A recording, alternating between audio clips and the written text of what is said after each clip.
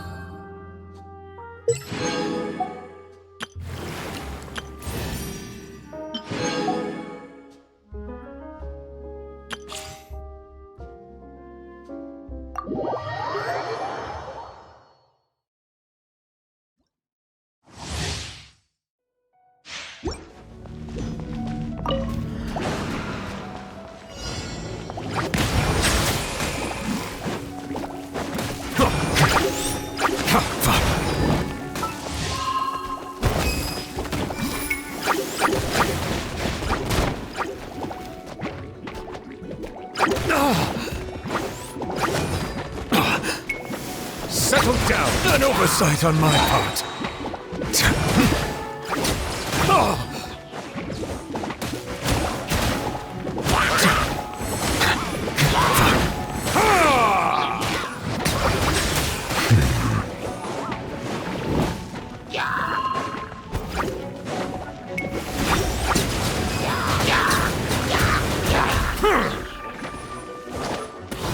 Silence!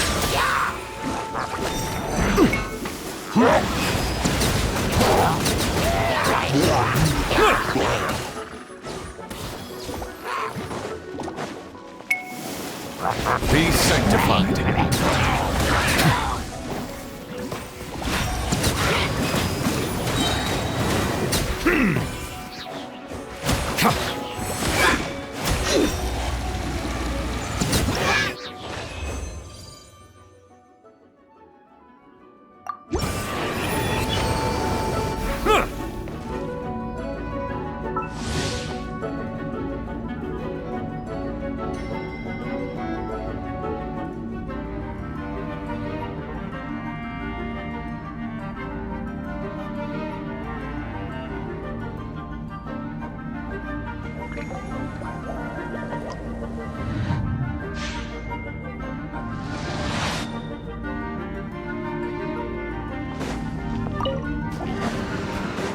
Bow your head.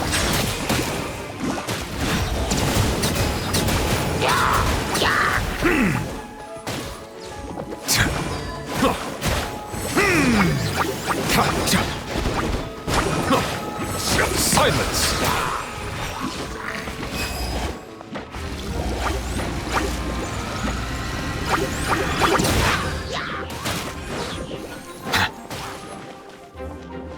Settle down!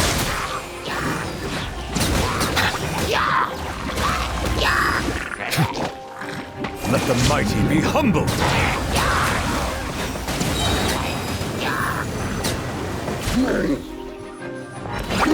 Justice is blindsided! Silence!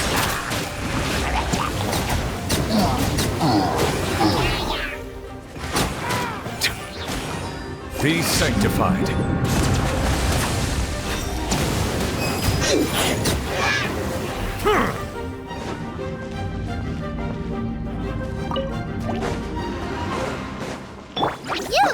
You're up!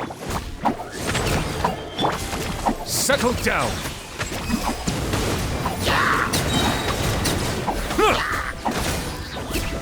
Let the mighty be humbled!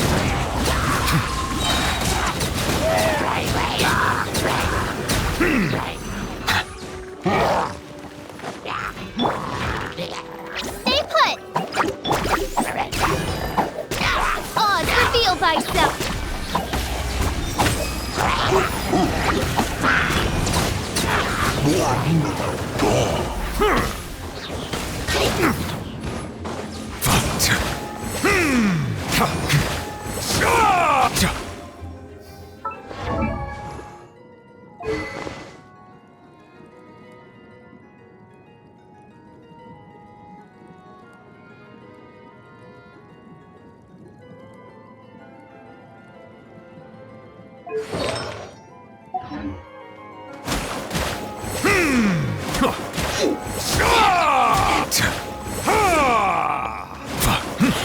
Silence!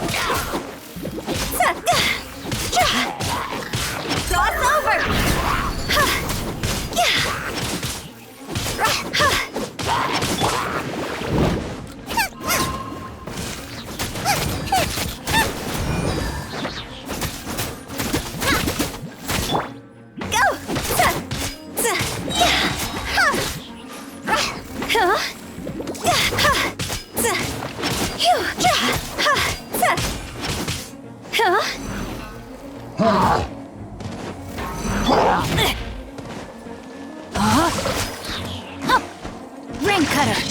Out of the frying pan, into the fire! Eat this! The night is cold.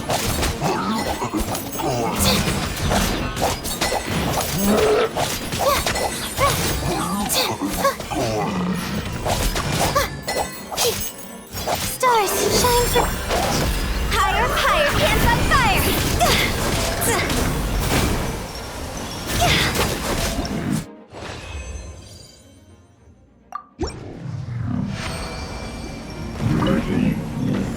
Booba, get them! You're toast!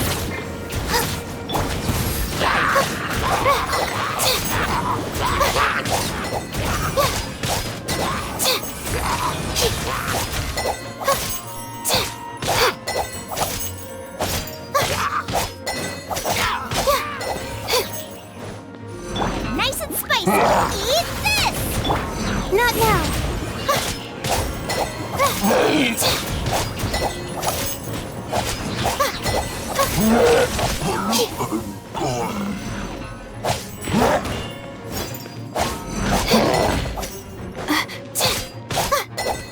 Don't be scared. Out of the frying pan, into the fire. Cross over. Go.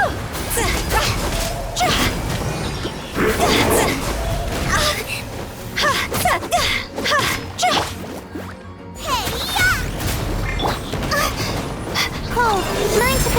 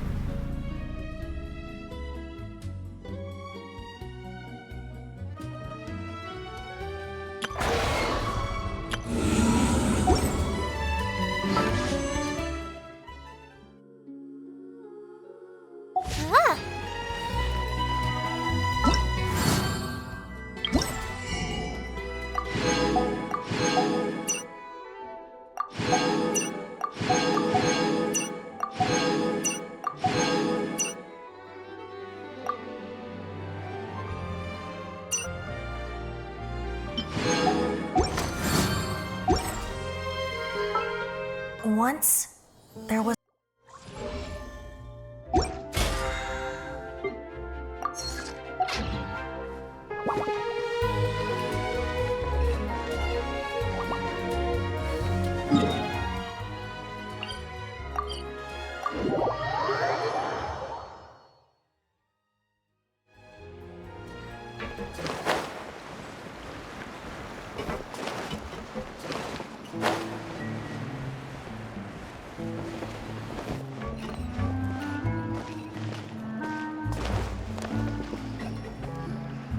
Yep, there's the room, and it's empty and waiting for us as promised. Navia is such a good person. Now that the serial disappearances case has been solved, no one's going to come after us for anything. Even without Silver standing guard, we can just completely relax. Why don't we stay and rest up here for a while? Even machines in Fontaine need to stop and recharge now and then. Oh, come on! This place isn't that bad. Besides, how often do we get to stay in an actual base? Oh, fine. Remember that detective story Paimon read before?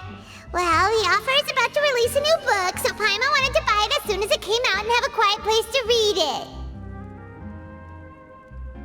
Yippee! Then it's agreed. Come on, let's get some sleep. We'll need to be up first thing in the morning to get in line and buy a copy.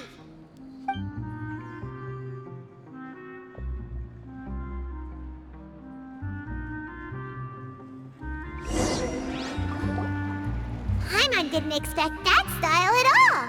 Even though it's a detective novel, it's also like a social documentary. Whew, it's actually pretty good. No!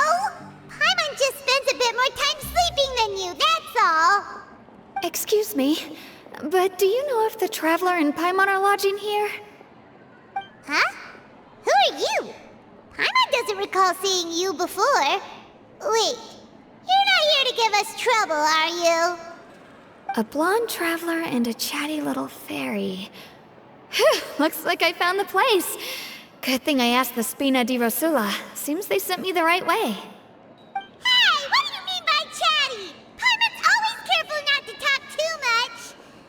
Most of the time, anyway. It's an honor to meet you both. I was sent from the Palais Mermonia. Monsieur Neuvilette wishes to see you. It seems he has something important to discuss in person. Neuvilette? He wants to see us again already?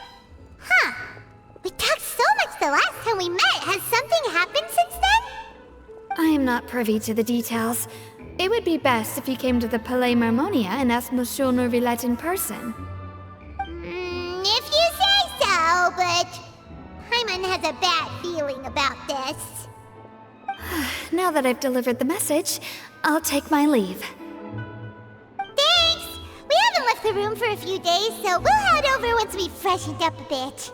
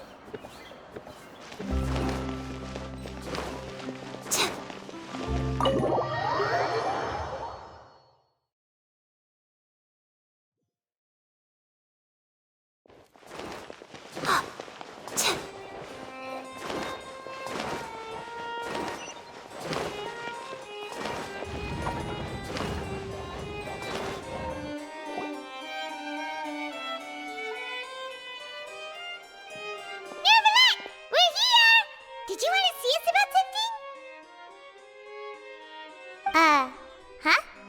Why were you just standing there? You daydreaming or thinking something over? Yes, I did send someone to fetch you. But as for what I'd like to discuss next, well, I still have some reservations. Given that we've already made the trip here, you should just tell us. Bet you need us to help you with something, right? I do indeed have something I'd like to ask you to do. However, You should wait until after I tell you the details, then decide for yourselves whether you'd like to help or not. The situation is this. It has come to my attention that the Snezhnayan harbinger known as the Knave wants a diplomatic meeting with you, correct? I heard that she was originally from Fontaine, but for her to suddenly arrive here and abruptly request such a meeting like this, I sincerely advise you to refuse her invitation outright.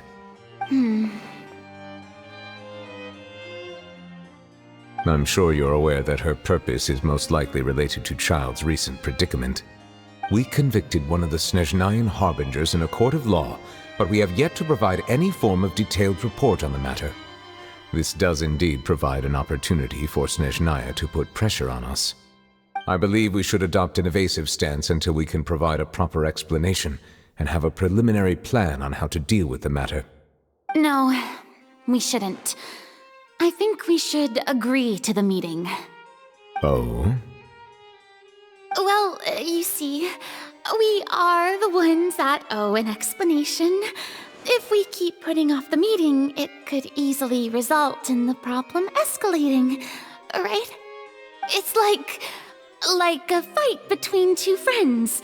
If they don't agree to see each other and talk in person, isn't it possible that the friendship could end entirely?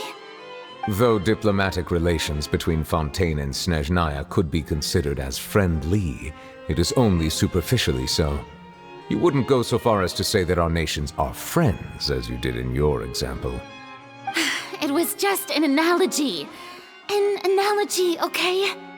Moreover, even if we were to talk in person, if we don't have sufficient information prepared, it is quite possible the result wouldn't be restored relations, but a complete falling out.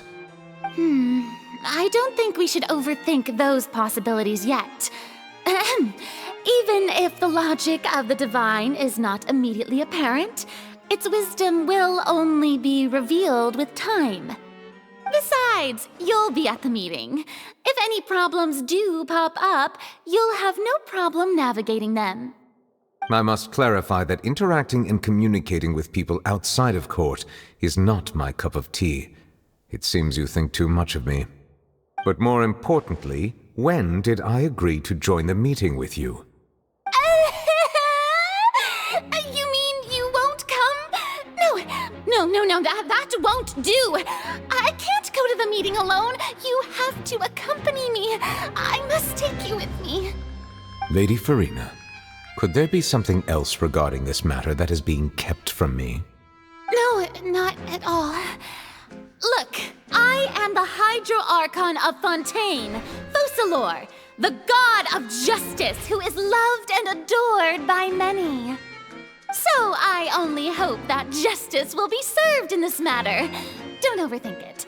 I'll go find someone to arrange the meeting.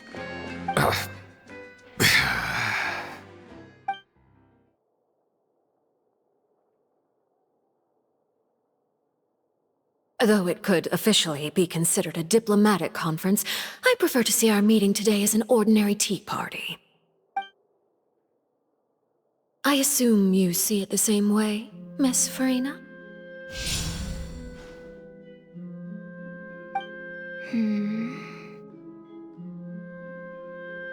Lady Farina? Yes, that's right. Just like you said, a tea party. I should thank you for providing the pastries. They look delectable. To make this tea party even more lively, I've invited someone else to join us today. It's a pleasure to meet you, Monsieur Neuvilette. I was born in Fontaine, so naturally, there's no need to introduce the nation's revered Eudex to me. Hello. The pleasure is also mine. First, I would like to thank the two of you. I'm often away on business outside of Fontaine, and I'm told that the children of the House of the Hearth have been well taken care of by you. Oh, I'm not referring to when my children, Lyney and Lynette, were falsely accused by you. Please don't misunderstand. The children of the House of the Hearth are often misunderstood. Perhaps due to the reputation of the Fatui. There's no getting around that. All I meant to say is that Fontaine has been stable in recent years. The people are well off and the children lead happy, fulfilled lives. That is something truly worth cherishing, and no one wishes to disrupt such peace. Now then, you have come regarding the matter of child, correct? Well, yes. It appears the ever-busy Iudex Neuvilette doesn't wish to waste time with diplomatic pleasantries, and hopes that we can get straight to the point of our talk. Yes, as you surmised, understanding Child's situation is indeed one of the goals of this trip. As we are both diplomats from Snezhnaya as well as Fatui Harbingers, Child and I have always been colleagues. Were anything to happen in Fontaine, each of us would serve as the other's attorney to resolve the issue. So now, in my capacity as his attorney, I request that Child be turned over to Snezhnaya. We have a responsibility to cooperate with Fontaine and resolve what has happened to him together. The rules governing attorneys only apply before a trial has concluded. Since a verdict has already been rendered, we see the case as settled. I apologize for being unable to grant your request. An outright refusal. Very well.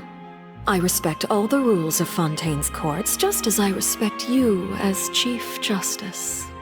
Okay, why don't we back up a step? You don't need to transfer Child to us. I only request to enter the Fortress of Meripede to see Child and confirm his condition. It's not like you couldn't even manage to fulfill a simple request like that. Right, Miss Farina? About that.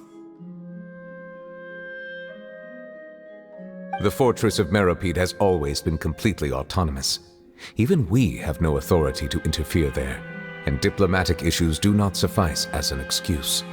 However, if you absolutely must confirm the situation of the Harbinger, I have a proposal.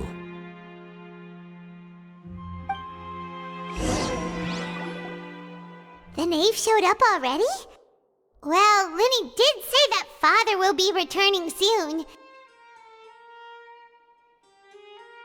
We didn't even know that Lyney was from the House of the Hearth at the time, so we kinda overlooked that information. Yes, thank you for your kind advice. I'm well aware of the situation. I also noticed that Lady Farina acts a little odd and unnatural whenever I bring up matters related to the knave. Could the knave be threatening Lady Farina or something? If that were the case, then why wouldn't Lady Farina inform me? And what means could the knave possibly have to twist the arm of an Archon? So maybe that's not very likely. Even though Farina can act a little weird at times, she's still an Archon. In reality, this problem is even more thorny than it appears. According to reports from the Fortress of Meripede, Child recently disappeared under mysterious circumstances. The details are still unclear. We cannot rule out an escape, but there have also been no reports of him outside of the Fortress of Meripede. Special guards oversee the fortress, and its internal systems are extensive. Combined with the special characteristics of the surrounding terrain, an escape should not be possible. I suspect that there's something else behind Child's disappearance. I was only willing to share this information with you because you are friends of Child, and it is my duty to see justice done. So this is what you wanted to see us about before. Yes. I would like you to go to the Fortress of Meripede and investigate Child's disappearance. This was my proposal during our meeting with the knave. Rather than allowing her to intervene, I offered to send someone to find out about Child's situation and report back to her in detail. The knave did not seem satisfied by my proposal, but she still agreed to go along with it for the time being. Her words were, "We will talk more once we have that report." So that means we bought ourselves some time. Firstly, you're already acquainted with Child. Your eyes may discern relevant details there that others would miss. And secondly, is the consideration of the unique nature of the Fortress of Meripede. Fontaine's prison? I would not define it so crudely. The Fortress of Meripede is not affiliated with the court system of Fontaine on paper. It has always existed as an autonomous entity. Early in Fontaine's history, criminals were punished with exile, not imprisonment. Even today, sentences against convicted criminals still include exile, just as before. The Fortress of Meripede may seem like a prison, but it should in fact be regarded as a gathering place for exiles. All we do is dispatch guards to keep watch and help maintain security, but we have no right to get involved with any other matters. Although I do have a personal relationship with the administrator there, neither myself nor the courts have the right to be directly involved with the investigation, no matter how serious the grounds. Oh, Paimon gets it now. That's why you need us to conduct our own investigation as a third party, right? Correct. I will arrange false charges against you so that you may secretly investigate inside the fortress during your detention. This will save us a lot of unnecessary trouble. So, are you two willing to accept my proposal? Yeah, no matter how you look at it, it seems we're the best choice. Alright, we hereby accept this difficult task. Reluctantly. You two have my sincere thanks. This matter is of critical importance to Fontaine's current situation. Also, I hope that both of you can keep this operation a secret. We will rendezvous at the Fortress of Meripede's entrance on Erinius once you've prepared yourselves. I will arrange for someone to take you inside. Prepared ourselves? Is there something we need to prepare? Perhaps you could enjoy a good meal and have a nice bath. I'm afraid that living conditions inside the fortress are nothing like those on the outside world. Oh, right! Even though we'll be there on trumped-up charges, we'll be in prison for real. On second thought, is it too late to back out? Please do not worry. Since you are sacrificing both your time and quality of life for the sake of delivering this report, you will be compensated according to the highest standards permitted to legal staff, regardless of the outcome. Now that's more like it! Come on, traveler, let's go eat the best meal we can find! We'll eat so much that we won't need to eat another meal for a whole month! You're a treat! Are you leaving now? In that case, please take this cake as a token of my personal gratitude.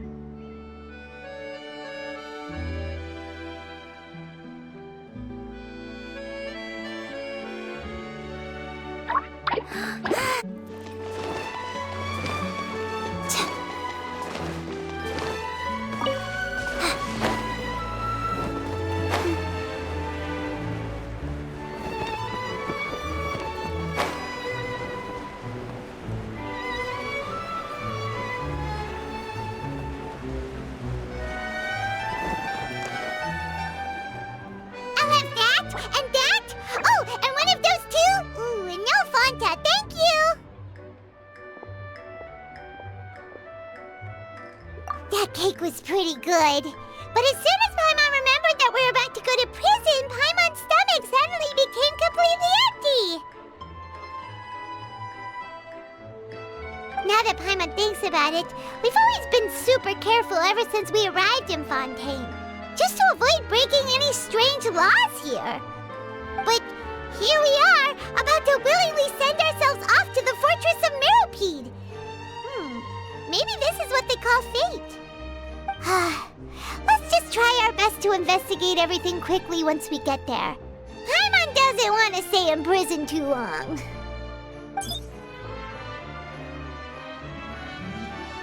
Oh, what is that I hear? Is it the taste of a breaking story? Hey! You can't hear a taste! And what are you doing here, Charlotte? Oh, don't remind me. I invited an eyewitness to a case to eat here, and I was planning to get some great material out of him. But he didn't even show up. Calm down, calm down. This is nothing new. As a journalist, you should be used to this by now. As long as you can score some juicy tidbits from the traveler, you might still be able to recover the cost of the meal. You know we can still hear you, Charlotte. Never mind. It's nothing. I just heard you mention the Fortress of Meropide. You didn't commit a crime, did you? Please tell me all about it. No way! We would never! We're just going there to...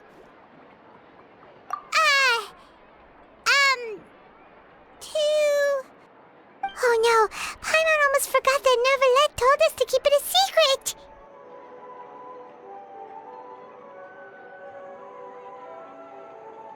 Huh? You're being arrested for that?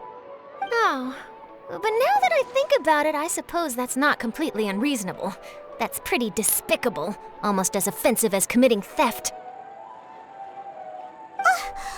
You mean Paimon really did something that serious? Sorry, Paimon really messed up. In that case, it's nothing particularly newsworthy after all. Oh, how disappointing. All right, there's still a chance. Since you're going to be at the Fortress of Meropide, would you be willing to help me gather some material for a story? About that, Paimon doesn't think we'll have any time. Oh, it's nothing difficult. All you have to do is think of a way to get some time face-to-face with the warden of the fortress. He was awarded the honorary title of Duke in Fontaine. Sounds really cool, huh? Only those who have made significant contributions to the nation have been conferred this title. It's incredibly rare. On top of that, the Fortress of Meropide has never been under the jurisdiction of the courts. Practically nobody, including journalists like me, knows anything about the person in charge there. Oh, if I could write an exclusive article about him, I bet it would sell a boatload of papers. You make it sound easy, but it really depends. Of course, I wouldn't ask you to do it for free, so this meal is on me. All right, you got a deal. We'll do anything you want. Then it's settled.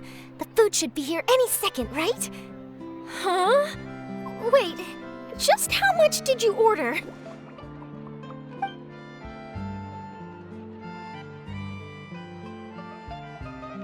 Oh, Paimon's so full. Well, guess we have nothing to regret now, so let's get going. Wait. Paimon just said something really ominous, didn't she?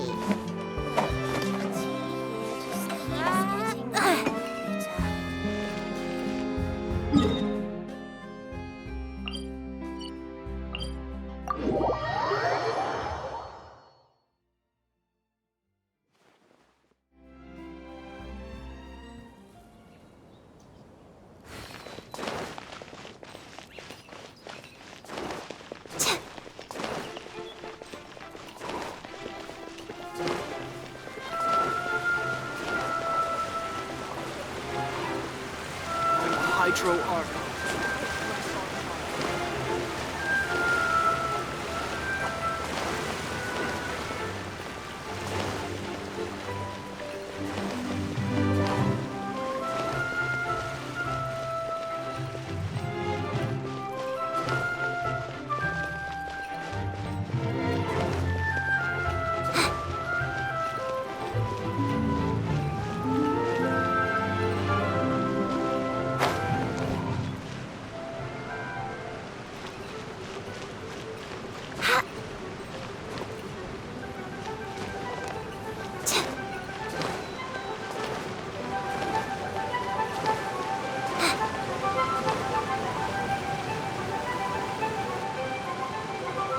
All right, Neuvilette, we're ready.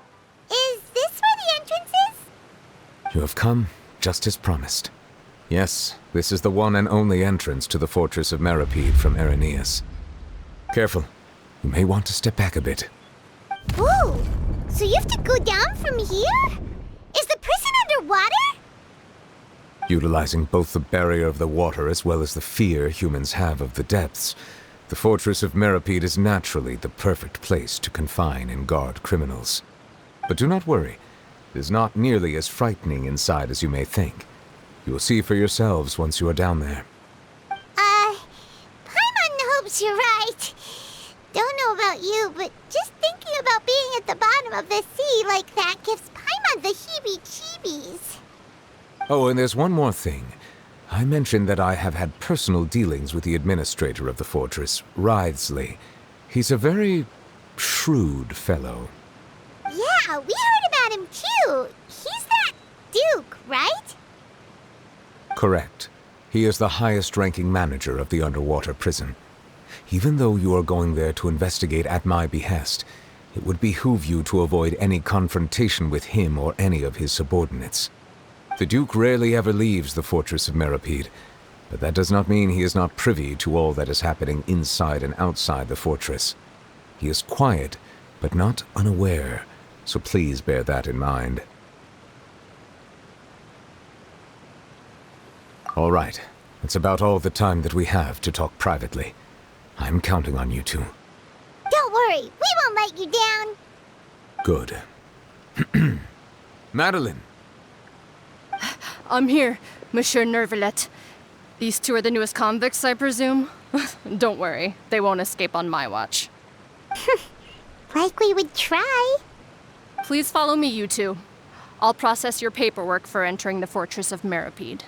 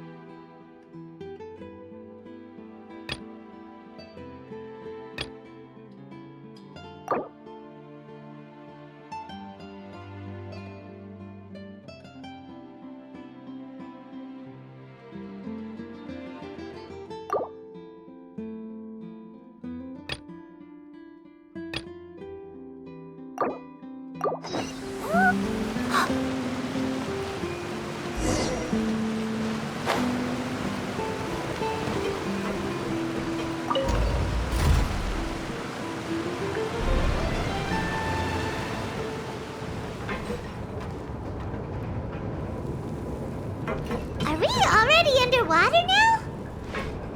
Huh. So this is what it feels like to be a criminal in Fontaine. You two seem to be taking this pretty well. It's rare to see convicts in such a good mood.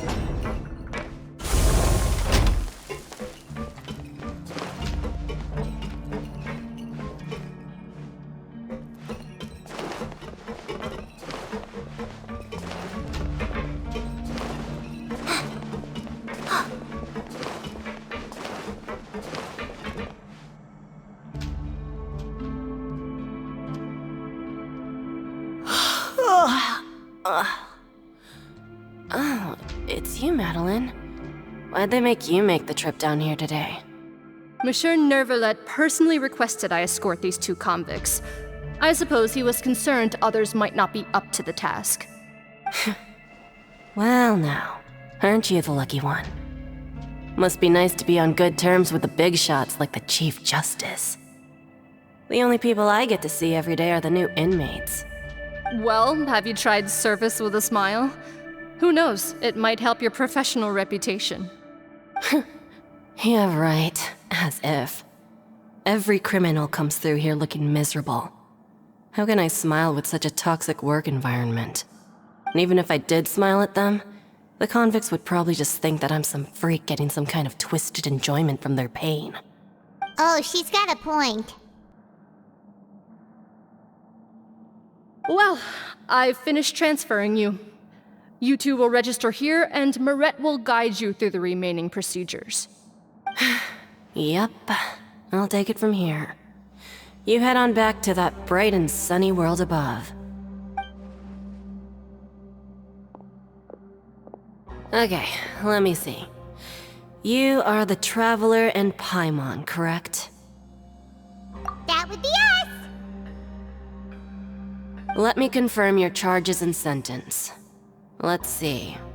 You 2 are charged with eating a cake specially prepared for the Archon by a Snezhnayan envoy without the Archon's permission, thereby incapacitating the political center of Fontaine for a brief period. Sentence: 45 days? Huh? Wait, you mean the cake that Neuvilette gave us was... Just looking at the charges, it seems you 2 are capable of causing some serious trouble. And considering how fond Lady Furina is of sweets, this crime is tantamount to trying to assassinate the Hydro Archon herself. Now I've seen everything. Anyway, we still need to finish processing you before you can enter the Fortress of Meripede. Please stand in front of the board over there. I'll take your mugshots with my camera. Oh, all right. But be sure to catch Paimon's good side.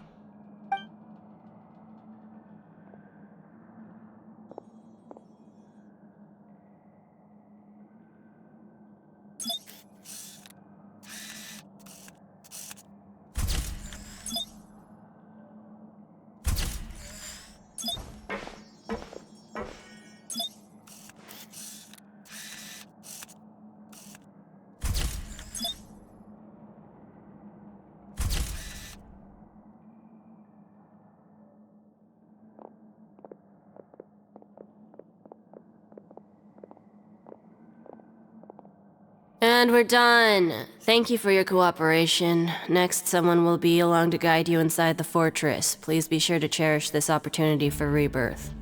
Huh? Rebirth? Isn't that a little much? We're only gonna be here for 45 days!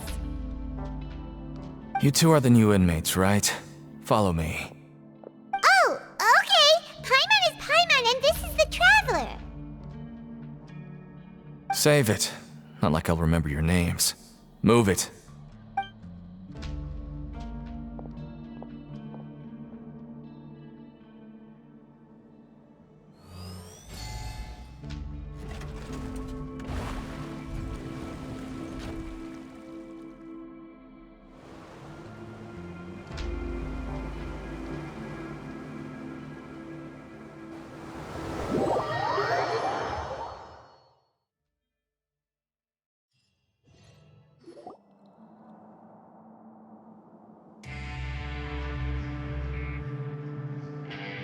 So, are you one of the guards here?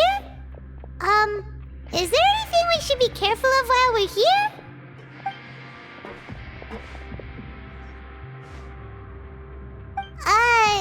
Did Paimon already ask something she wasn't supposed to? Why should I tell you anything? What's in it for me?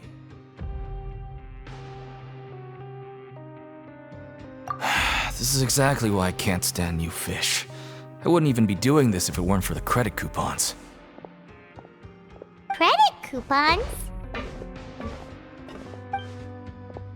Alright, seeing as you're not the annoying kind that's getting dragged in here crying and blubbering, I guess I can tell you a few things. But next time, it'll cost you some coupons. Mora means nothing here. Here, we use credit coupons. Coupons can get you almost anything in the Fortress of Meripede. Desires? Fulfilled. You want power? No problem. Coupons can even change fate itself. So, credit coupons are a currency that can only be used here? It's not as simple as that. Like Moret said, everyone gets a chance at rebirth. No matter how much money or power you had before, it means nothing once you set foot inside the Fortress of Meripede. You have to start over and earn your coupons. Everyone starts from the same place, and you have a chance at a new, less terrible life. I guess that's the real purpose of the coupons. They symbolize true fairness and true justice. And this is also exactly why so many criminals choose not to return to the outside world, even after they've served their sentence. Oh, so that's what the Fortress of Meripede is like. Huh. Paimon was under the impression that it'd be more like a prison. It certainly ain't all sunshine and roses here, but it's also not the worst place to be. You'd better take a good look at the scenery now. It'll be the last chance you get for a while. After being away from the sunlight for so long, even the terrifying depths of the sea start to feel like home. It just stops feeling oppressive, you know?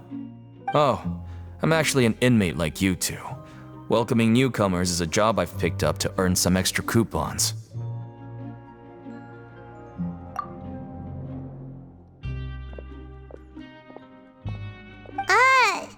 Why aren't you answering us again? I've told you enough for free. Any more info is gonna cost you. So all you care about is Mora! Wait, no. Coupons? Almost there. It's down through here. Your turn to give it a try.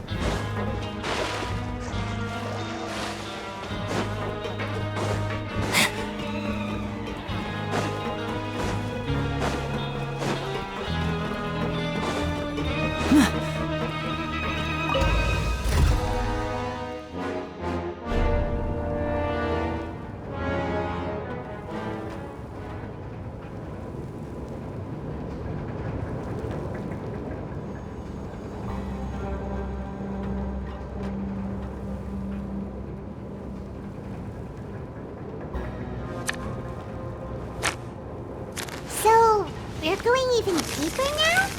Just how deep down are we? It's like a metaphor for your previous life, isn't it? Our lives weren't that bad.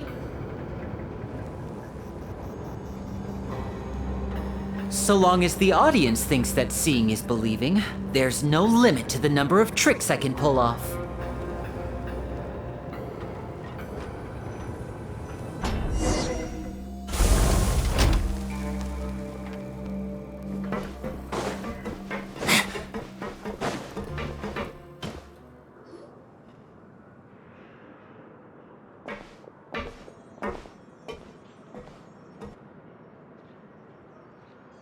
So this is the actual entrance to the Fortress of Meripede? Huh. It looks like there are other new arrivals, too. Oh, they sure don't look happy. Maybe we look too relaxed for fresh convicts. Oh, right. We're on someone else's territory now. We need to think of a good way to act like criminals to get by. If we're discovered, even Neuvilette might not be able to rescue us. Hey! Don't scare Paimon! Oh, Paimon! Look, I don't really know you, and I have no idea what kind of crime you committed, but you wouldn't have happened to anger someone important, did you? Someone important?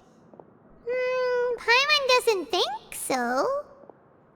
Wait, why are you suddenly trying to talk to us now? Now's not the time to worry about that. Anyway, it's over there, so you just go on over there by yourselves. I've done my job, so good luck. What was that all about? Wait a second. Are there usually so many garter mechs around here? They're already onto us? Prisoners numbers 7459 and 7560. Welcome. Oh, no need to be anxious. These Gardamex aren't here to attack you. In fact, they're here as your honor guard. When I heard that you were friends of Monsieur Neuvilette, I had the Gardamex come and wait in formation. Wait, you know about our connection with Neuvilette?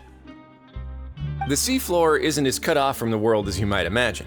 However, I'm afraid that I know nothing more than that you are friends of the Udex. And as you can see, committing a crime means being sentenced here, even if you're friends with the Chief Justice. Quite fair. The Duke! Greetings, Your Grace. Lovely weather today, isn't it?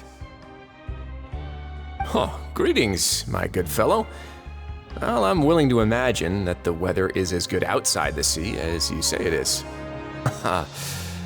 How great it would have been if only the Fortress of Meripede had been built on the coast, huh? It would have been so convenient to enjoy a nice chat in the sunshine. My profuse apologies. I just got so nervous when I saw you, So this is the Duke. He sure looks a lot younger than Paimon imagined. The Traveler and Paimon, correct? Mr. Deacon here was responsible for your welcome. I trust you were satisfied with his guidance?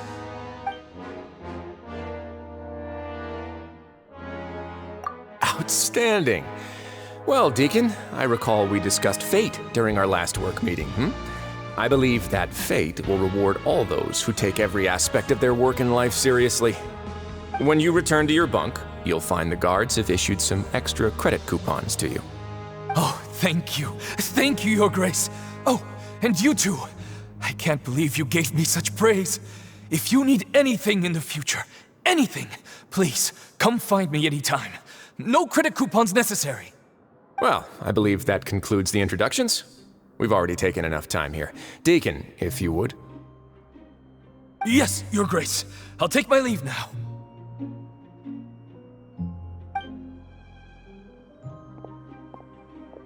Please, follow me.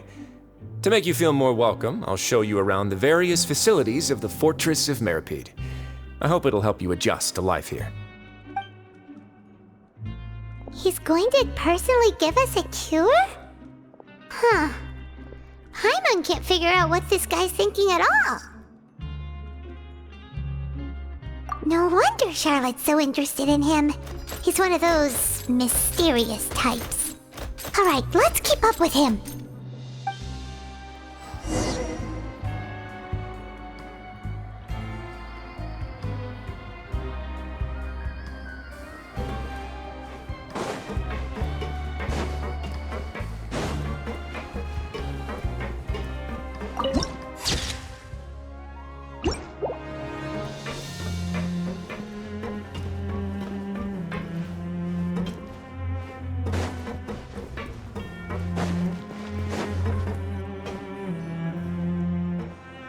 There's no need to be so reserved. The label of criminal is nothing but one of many identities, and being criminally inclined here at the Fortress is just one of many ways to survive. Is it really okay for the Warden to think like that? We're real criminals, you know. What if we're too difficult to handle?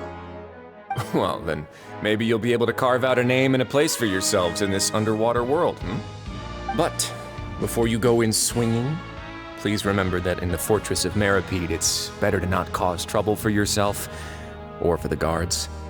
Now, we've arrived at a very important place, the Coupon Cafeteria. You can come here and claim one welfare meal each day. Welfare meal? You mean it doesn't cost anything? That's right. Criminals are essential to fortress operations, so we must guarantee that they at least have the basic means to survive. But that's not how it was. Back in the day, it cost your reward coupons just to get a cup of water here. For fish like you who just arrived with nothing, you'd have to go to work hungry until you earned enough coupons to eat. It was only after His Grace became the administrator that we got the free meal rule. Now everyone gets a square meal every day, even no-good slackers who've never picked up a wrench in their whole lives. Nobody starves to death here. In the Fortress of Meripede, credit coupons are the only currency, and everything must be purchased. In some sense, you could say using the coupons is a form of trade. But trade is always conducted by people. So if we want trade here to prosper, we need everyone to work hard and live their lives. If nobody could even afford a meal, then the whole fortress would be up in arms. And that would only make things more difficult for me. So, rather than saying that we're giving everyone a free meal here, you should say that everyone's hard work has improved the living conditions in the Fortress of Meripede.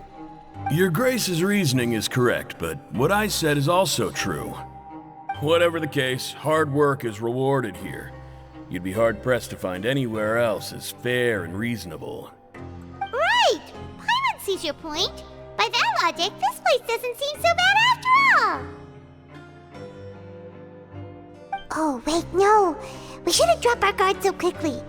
But it seems the inmates really respect the Duke because of his attitude, right? We should still try to verify the truth with our own eyes. Let's continue this way.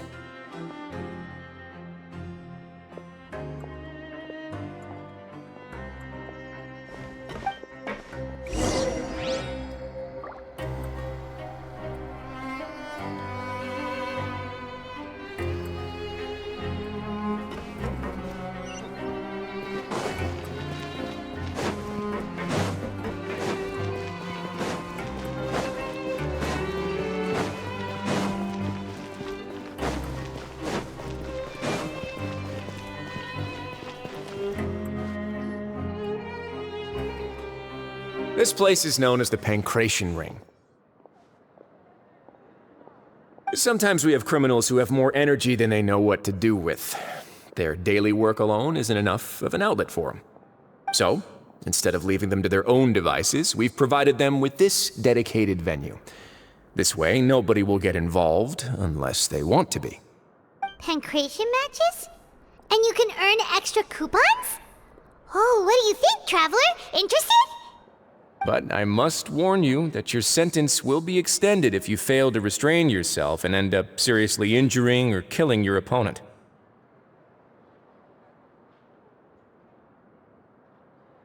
So, did you set this place up too?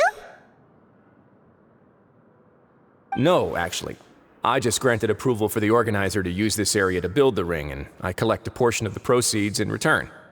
Of course, the fees are also quite useful. Oh. Do you mind if we ask what they're used for? Sure. Ensuring personal safety, maintaining the arena, and resolving any conflicts that arise. Why? Are you interested in how to manage a pancration ring? Oh, no. Paimon was just wondering if that's how you paid for everyone's welfare meals. A reasonable guess. I see you have a talent for entrepreneurship. Oh, you hear that? Paimon has a talent! So we can start a business here? That is something you can discuss between yourselves later. Let's move on for now.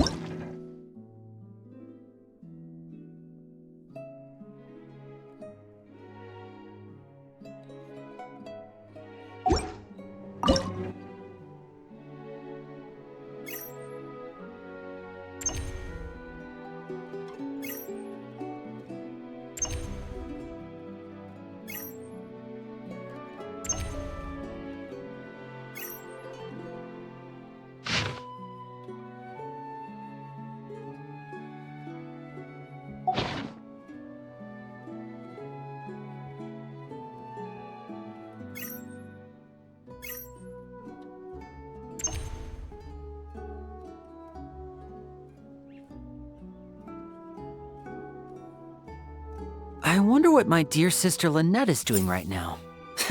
Missing me to death, I'm sure.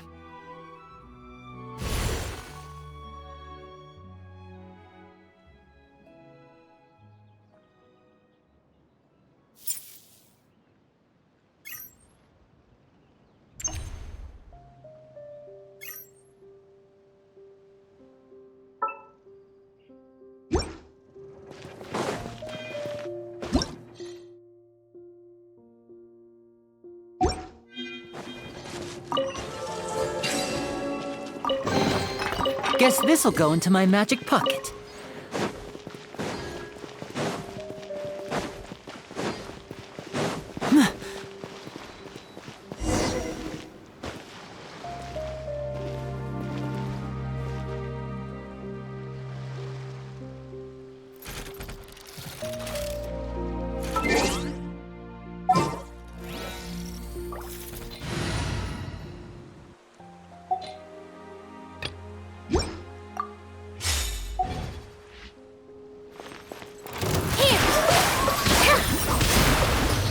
Here you are.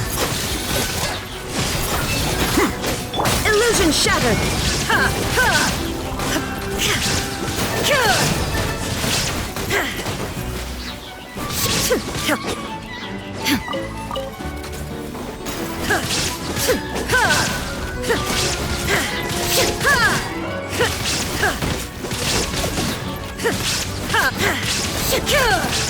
With all my strength!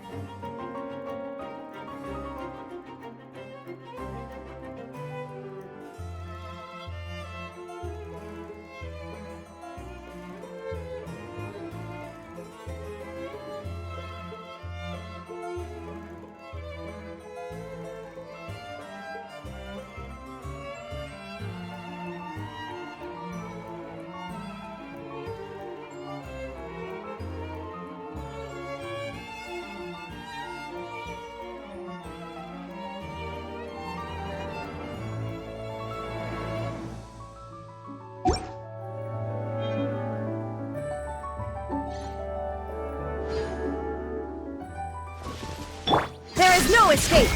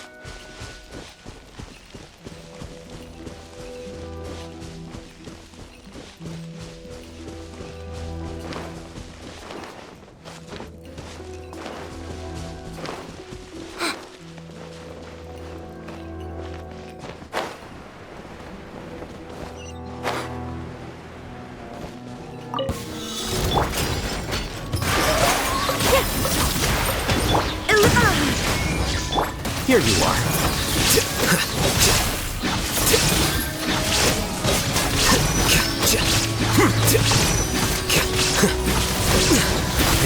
You play! You're up! All my strength!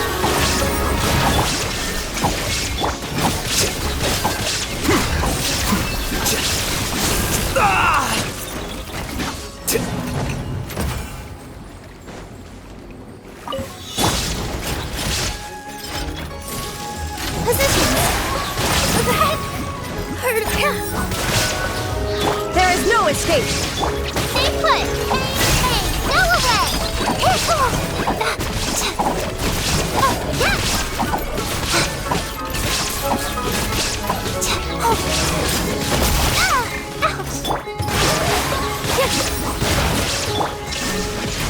Don't be scared!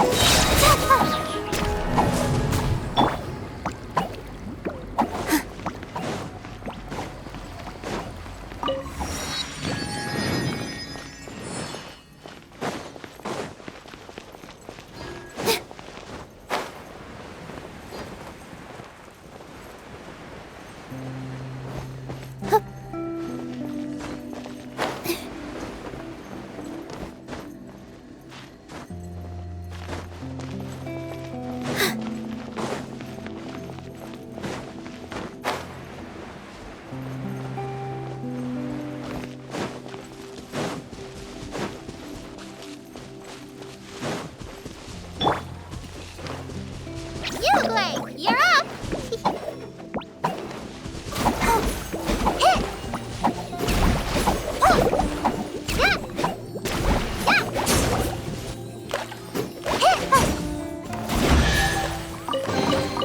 Pack everything up nice and carefully. Don't drop anything.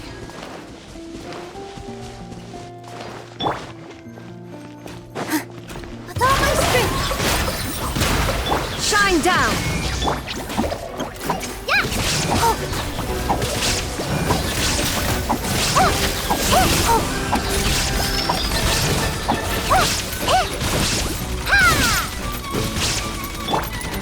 Positions. Illusion shattered. Flicker.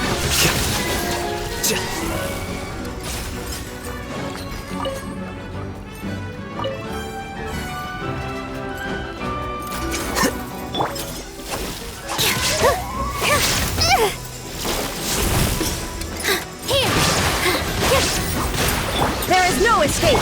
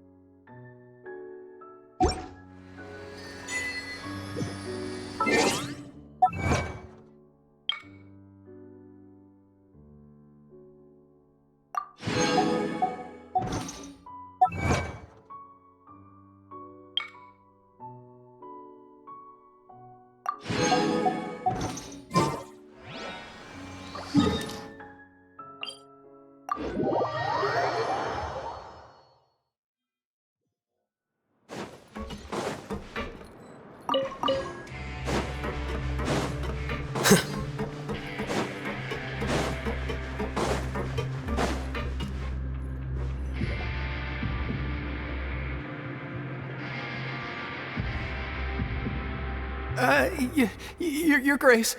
Good morning. I mean, good afternoon. No, wait, what time is it again? What time indeed? Time waits for no one, so it's best to keep an eye on it. My apologies, Your Grace. Jeez, that guy's so nervous he almost forgot to breathe. Sorry, forgive my manners. These are the dormitories, which is where inmates sleep. The guards will inform you where your bunk is later. In the Fortress of Meripede, criminals usually spend most of their time in either the production zone or the sleeping areas. The production zone? What does it produce? Is that where we'll be working? Not necessarily.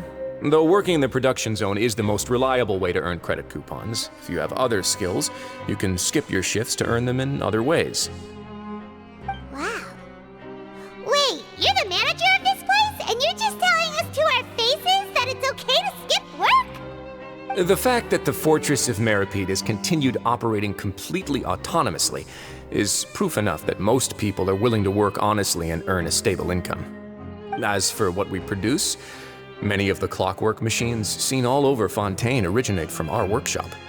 Therefore, the Fortress of Meripede is not only a place where criminals serve their sentences, but also a giant machine factory. There's no need for me to get into specifics about the production process now. You'll experience it all firsthand when you report for work tomorrow. Let's move on. The tour continues over this way.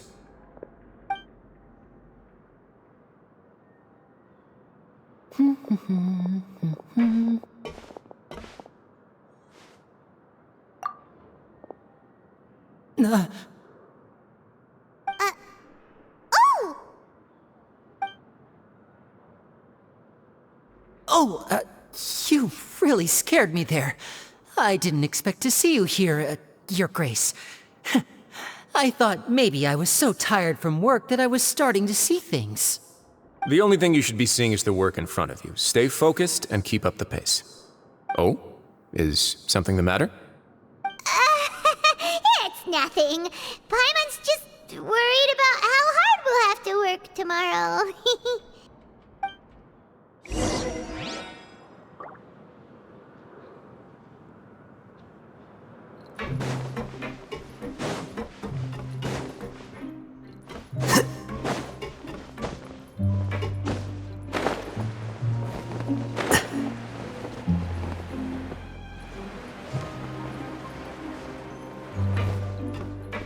Grab yourself a meal. Huh.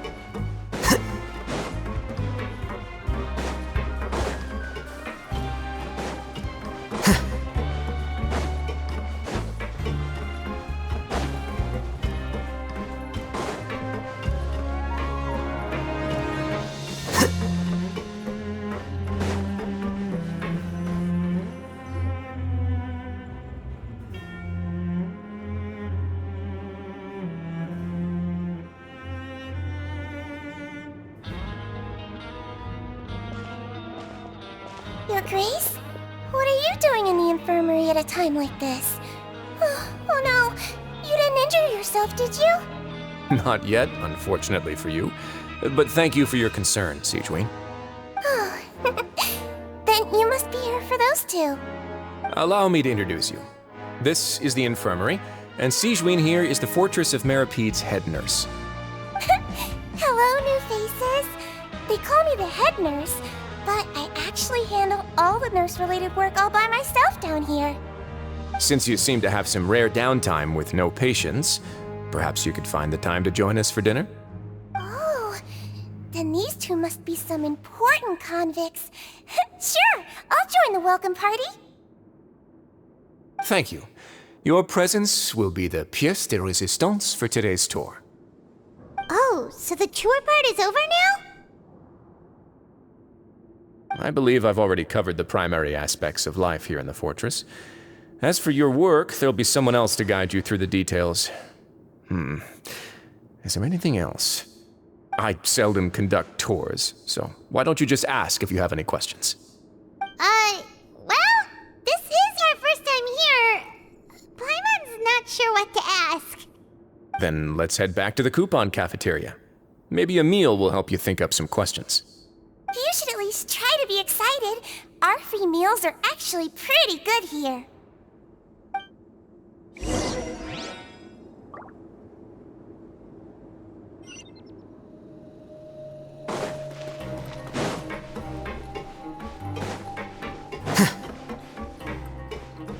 Kids these days, you just can't rely on them.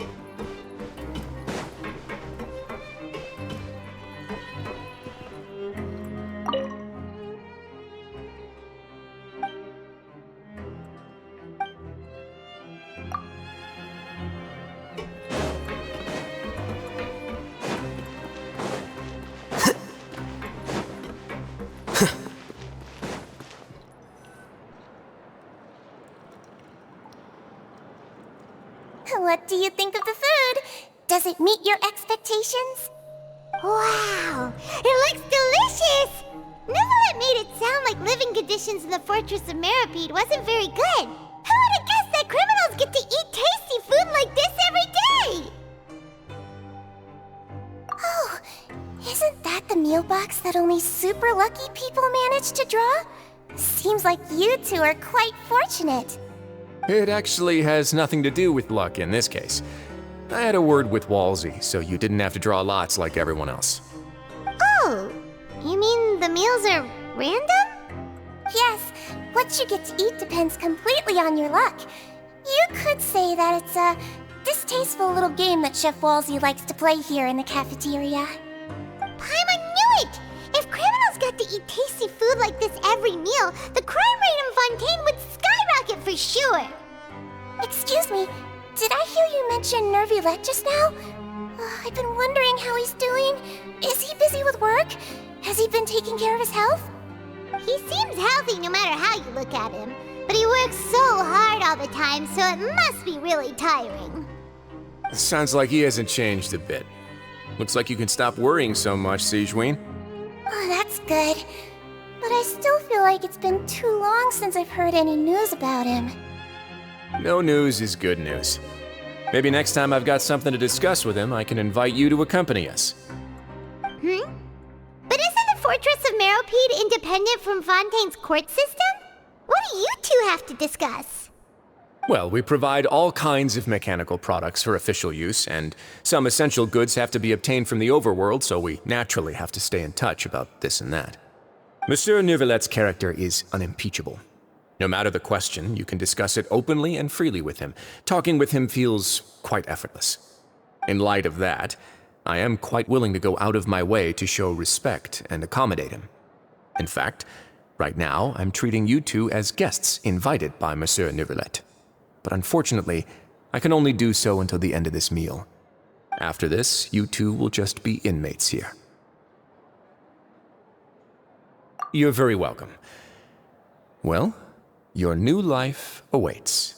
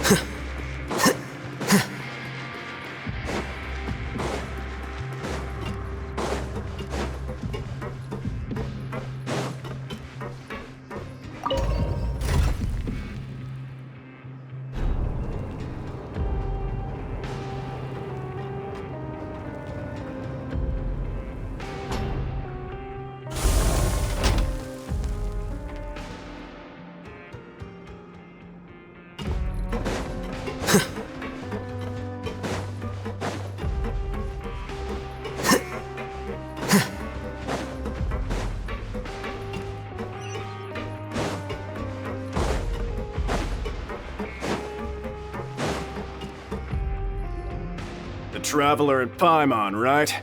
Listen up. As new inmates, the only thing you need to worry about is what to do and when to do it. Don't make any extra trouble for yourself. Your bunks are right over there. Follow me.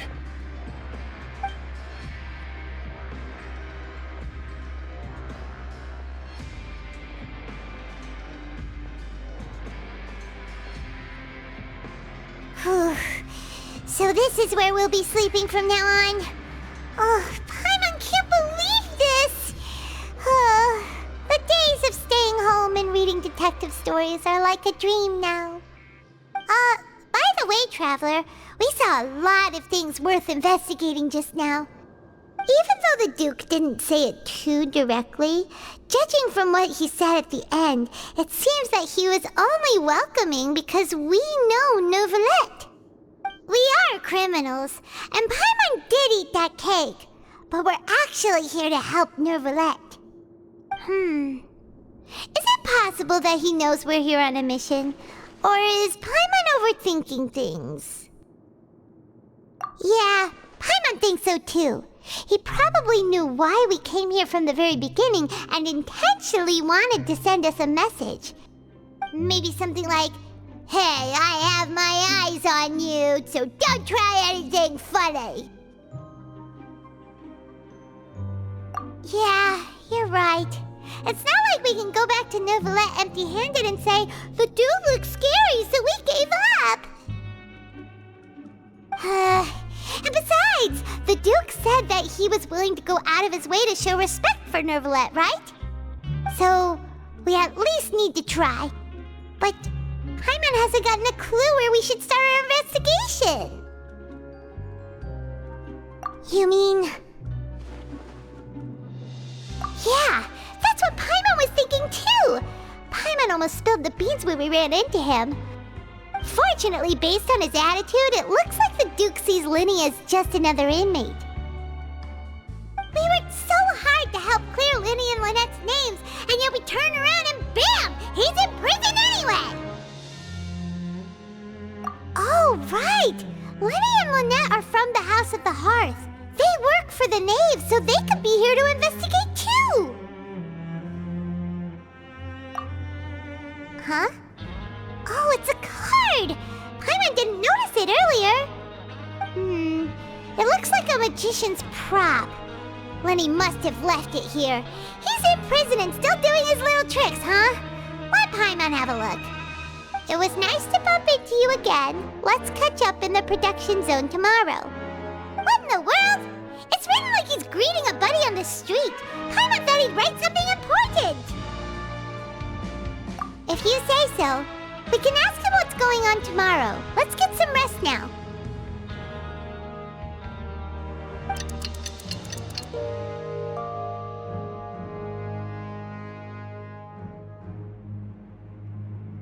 Hey, you're finally awake! Well, it's Paimon's first day as a prisoner. Last night, Paimon dreamed about getting interrogated by the guards until Paimon told them everything, and then Paimon woke up. Hey, come on! It's just a dream, okay? Paimon wouldn't really squeal. Maybe? Hey, lazy bones! What are you still doing here? If you don't want to starve, then get yourselves over to the production zone. Sorry! We're going right away!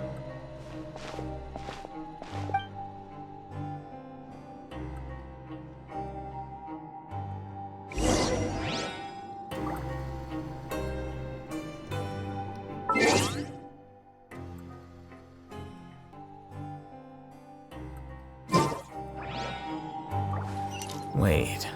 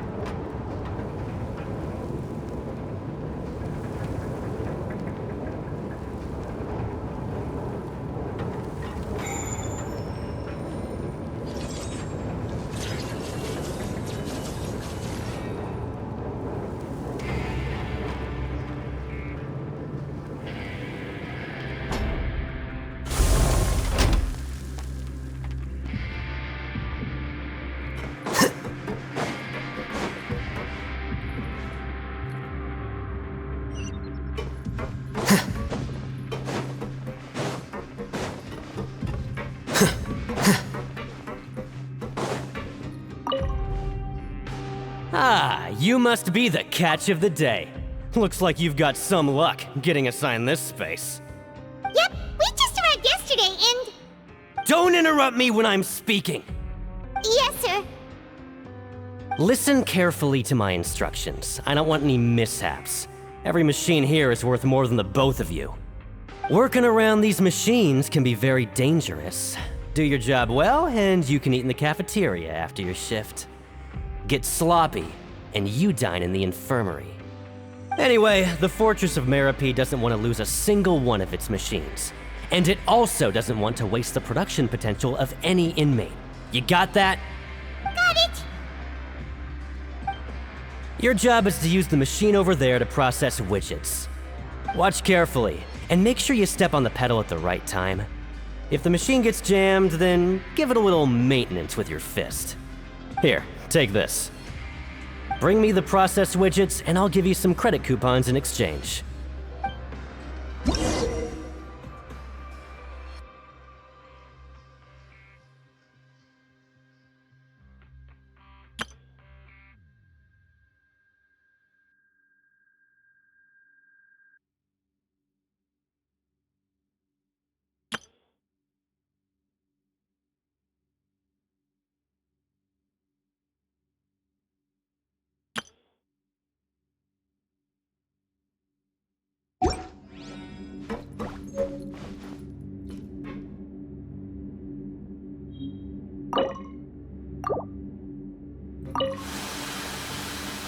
Once the widget is hot enough to blow, jump to step on the pedal and...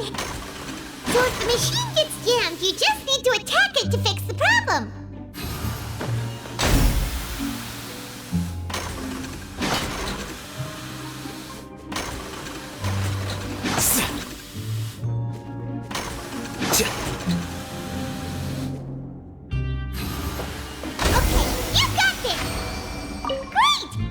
Report back to the foreman and give him the processed widgets!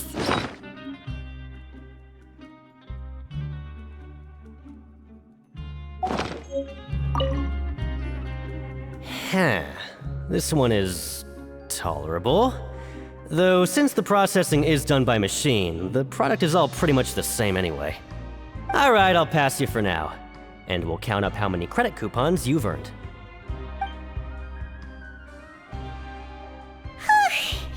Paimon's exhausted. We're done now, right? Oh, that foreman. He's so scary that Paimon couldn't even speak. Ugh. Even though Paimon's starving and wants to head straight to the coupon cafeteria, we still need to meet Lyney first, right? He probably just finished up his work, too. He should be around here somewhere.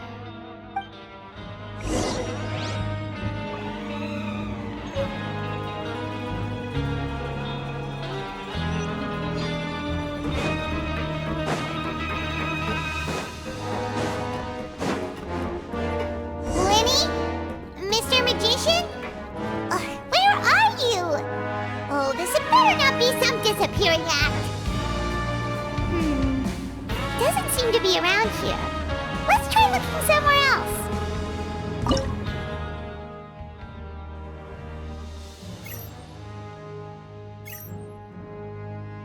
Wait. Huh? No. Whatever.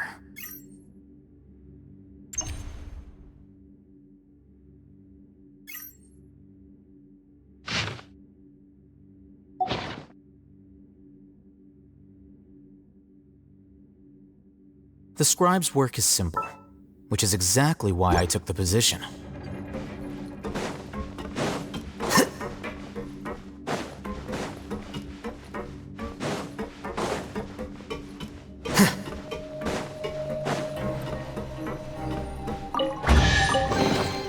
Don't let any of it roll away now.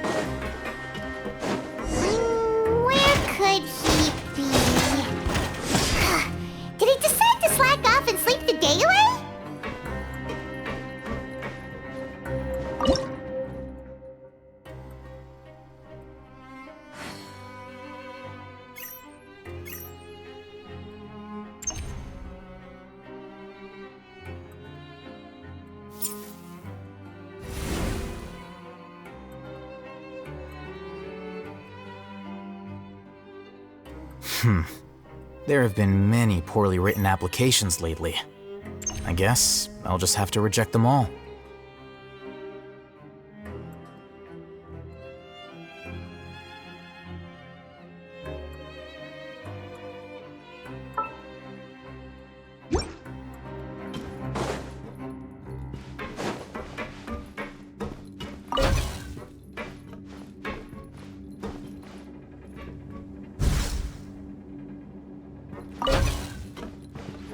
Learn the safety rules by heart. Wait, what was the second part?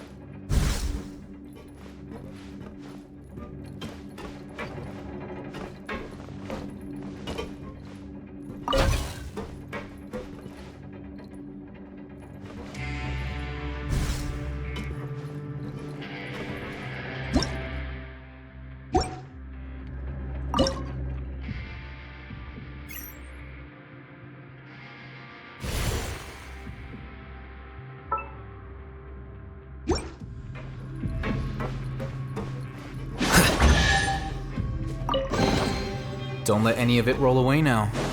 Learn the safety rules.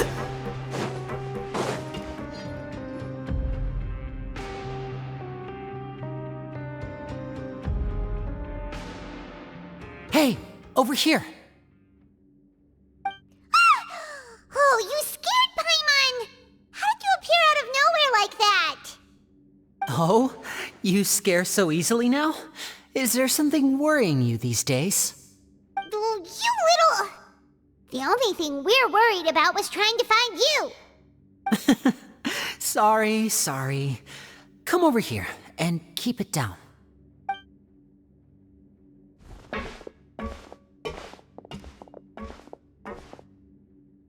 Oh, Lynette! You're here too!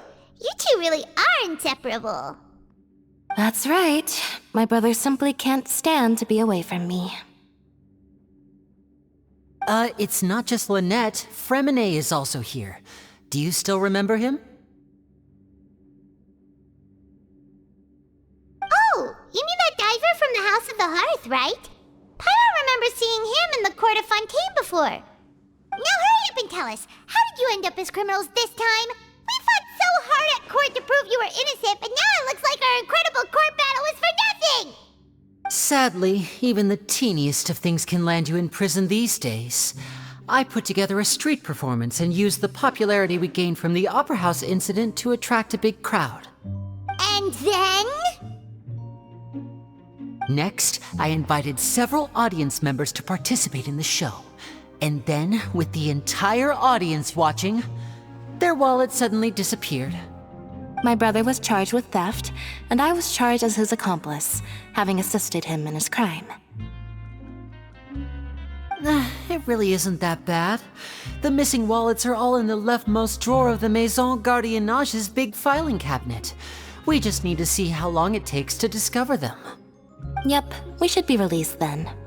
In terms of the magic trick itself, I think the performance went perfectly. Leave it to Lyney to magic himself into prison. Indeed. Last time I hid my identity from you, I promised that I'd tell you absolutely everything if you were angry about it. No more secrets. So I don't plan on keeping anything from you this time either. At the moment, the House of the Hearth's interests don't conflict with yours at all. We were instructed by the father of our house, the Knave, to come here and conduct an investigation. Told you so! See? Paimon guessed right. As for what we're investigating, perhaps you haven't heard, but the fortress of Meropide hides a secret. Some even say that the entire fortress exists just to protect it. The House of the Hearth has been investigating this for a very long time, trying to uncover its mysteries. But recently, all of our informants, including the ones that had infiltrated the guards, suddenly vanished and have not been heard from since. We believe that this is a direct provocation, and it's the reason why we came here. Father has somehow managed to confirm that Focalors does not have Fontaine's Gnosis. Huh? How did she manage to learn information that important? Father has her ways. Many of them are beyond our imagination, and we've never had the chance to see her at work. But we trust her conclusions. It was this information that led us to suspect that Fontaine's Gnosis might be in the fortress of Meropide and is related to that secret. So it's all about the Gnosis again. Well, that's about it from our side. How about you two? Did Monsieur Neuvilette send you here? Bingo! The Neva's been applying a lot of pressure. She wants to know what happened to Child, so we came here to investigate. Traveler, are we allowed to tell them? You don't need to worry too much about that. She's just asking for a report on Master Child's predicament as a means of pressuring you. Father used this situation as a pretext to negotiate with two high-ranking officials in the court of Fontaine. She actually just wants to be able to make concessions on this matter for gains elsewhere, almost like a bargaining chip. Sometimes you need an excuse to do things you otherwise couldn't. And a harbinger is more valuable than you might imagine. Of course, it's not a complete farce. If we do manage to find out what happened to Master Child too, then diplomatic relations with Fontaine could improve, and Snezhnaya might even be able to adjust its stance a bit. Is it just Paimon, or does it feel like we're the only ones who actually care about Child's situation? The relationship between the Harbingers must be as bad as ever. I wouldn't go that far. Father just has different standards than we do when it comes to what can be sacrificed for an advantage. By the way, I have a suggestion. Why don't we team up? Even though we have different objectives, we're both here to investigate the fortress of Meropide. It would be more efficient for us to work together. As you know, the House of the Hearth has many reasons to seek the Gnosis, but our highest priority remains resolving the prophesized crisis. You can trust us on that.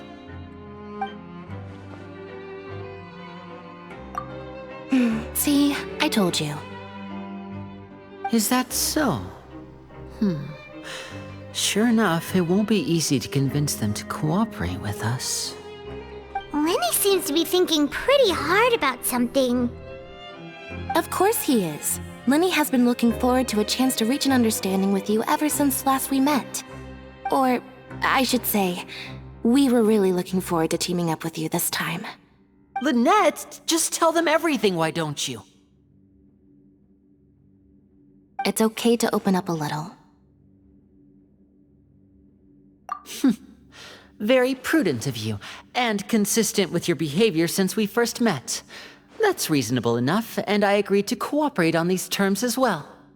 I was prepared for the worst, but you were actually more agreeable than I anticipated. All right then, there's no time to lose. I have some information to share, so listen carefully. Since Lynette and I arrived here, our investigation uncovered the fact that the fortress of Meropide has a forbidden zone. Most people just clammed up and wouldn't talk, but after asking the right questions, we were able to confirm the existence of the forbidden zone from the guards. You should be aware of that while you're investigating. A forbidden zone? Oh, could that be where Child disappeared to? You're right, we'll definitely keep that in mind. Good. That's the most suspicious thing about the fortress that we know of so far. We have a few other unanswered questions, and we'll be investigating those as quickly as we can. Anyway, I hope you find our information useful at least. Oh, look at the time. You two must be hungry. You should go to the coupon cafeteria and get something to eat. I'll use my cards to get in touch with you again in the future. Oh, that's just what Paimon wanted to hear! Paimon's starving after all that work today. We can talk more about the investigation later. Let's go get some grub! There's some serious noise pollution going on in the production zone.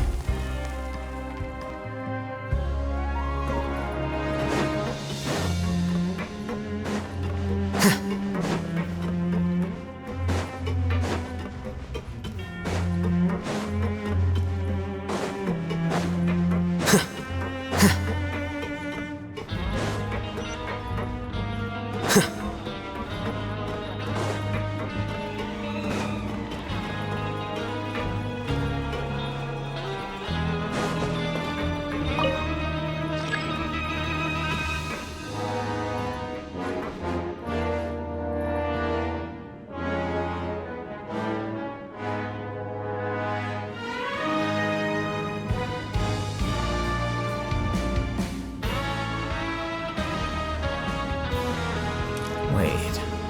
Huh? No. Whatever.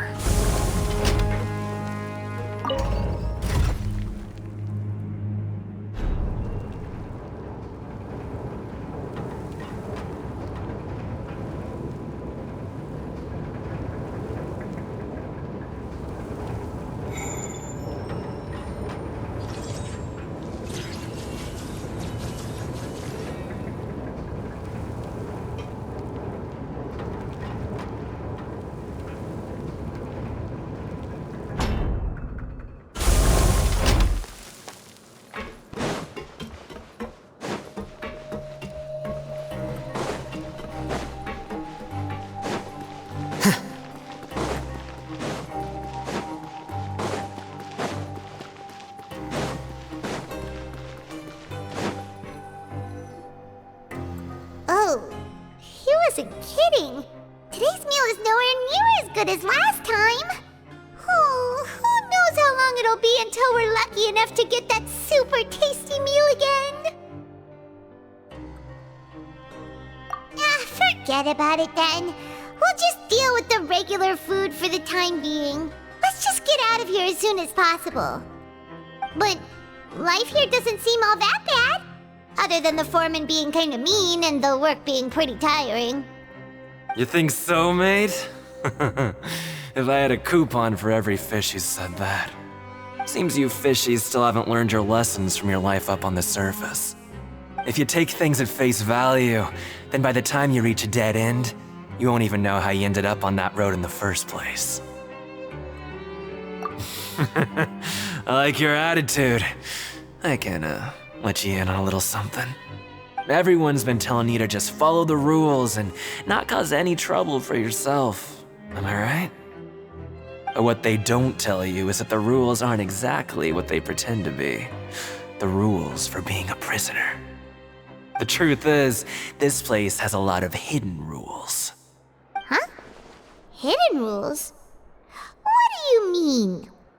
Not everyone knows about those rules, but whether you know them or not, once you break one, you might encounter something even worse than death. Really?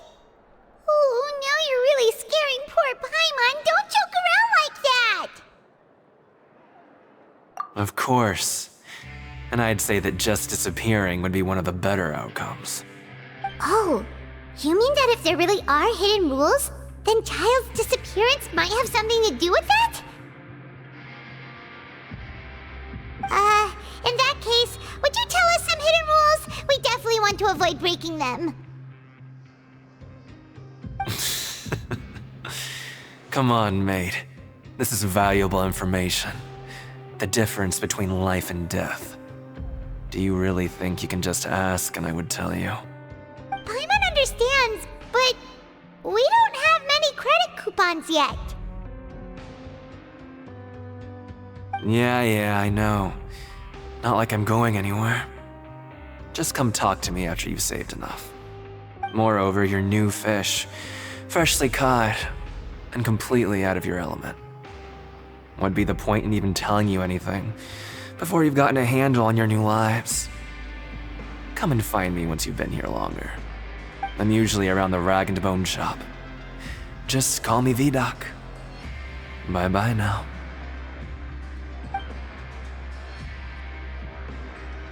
He left. Just like that. Huh. Do you think he's just trying to scare us into buying fake information from him? Yeah. It might be a good place to start in our investigation. Hidden rules, huh? But, like he said, we don't have any coupons and we're still not familiar with this place. Oh, there's nothing we can do about it now. We were so busy talking, we almost forgot to eat. Even if it's not the best, it's probably better while it's warm. Come on, dig in before it gets cold.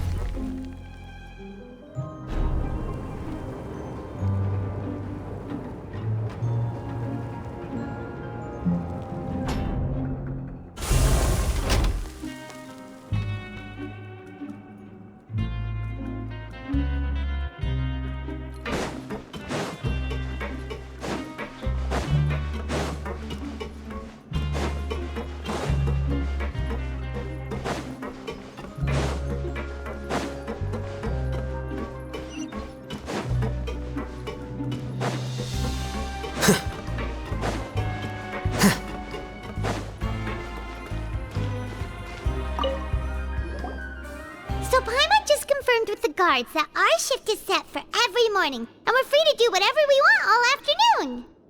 But it seems like most of the other inmates choose to continue working through the afternoon to earn more credit coupons. Oh, and they also said that you can use coupons to skip work in the morning and free up your time. They weren't kidding. Credit coupons really can be used to do anything here.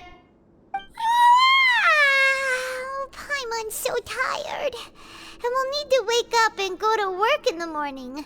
Without any credit coupons, it's not like we can really do anything else. Nighty-night, Traveler. Paimon hopes we can keep making progress on our investigation tomorrow.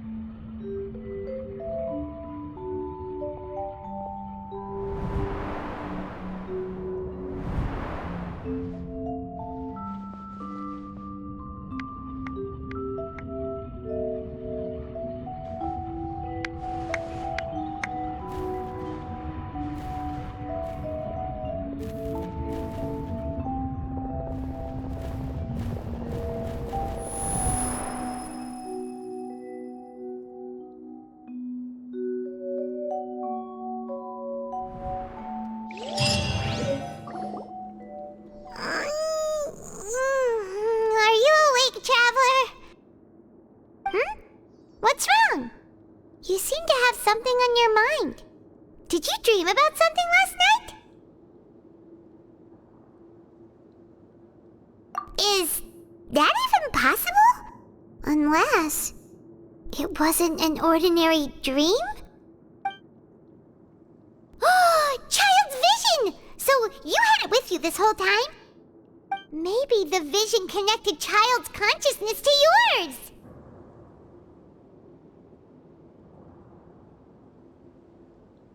And our investigation has its first major breakthrough! Good thing you brought the vision with you here. So what did you see in the dream? Do you know where Child went? Huh. Okay. Well, hopefully it'll be a bit more helpful in the future. What's more important now is that it's the start of another new day as prisoners. Let's do our best to earn more credit coupons. What's the plan for today? Let's go! It's time to start working. If that guard Fielding catches us skulking about, he's sure to give us an earful.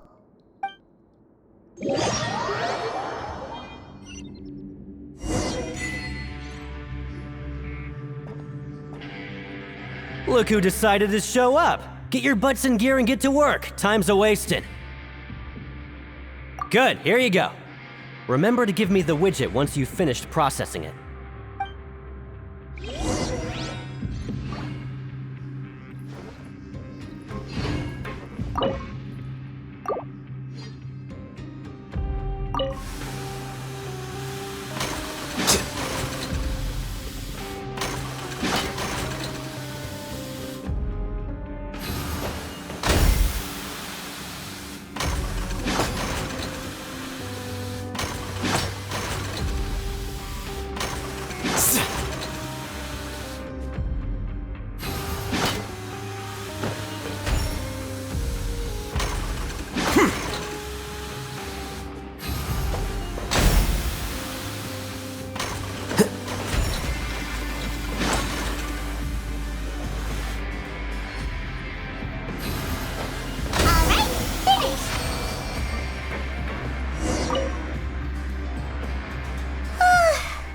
On speed.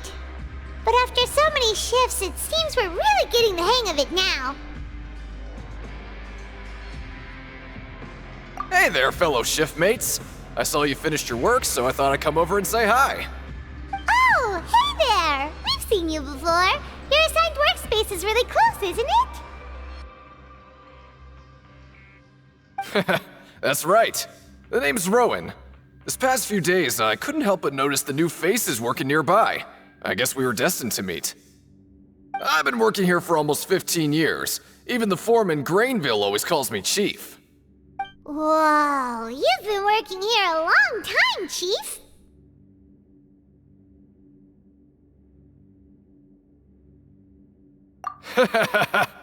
If there's anything you'd like to know, just ask me.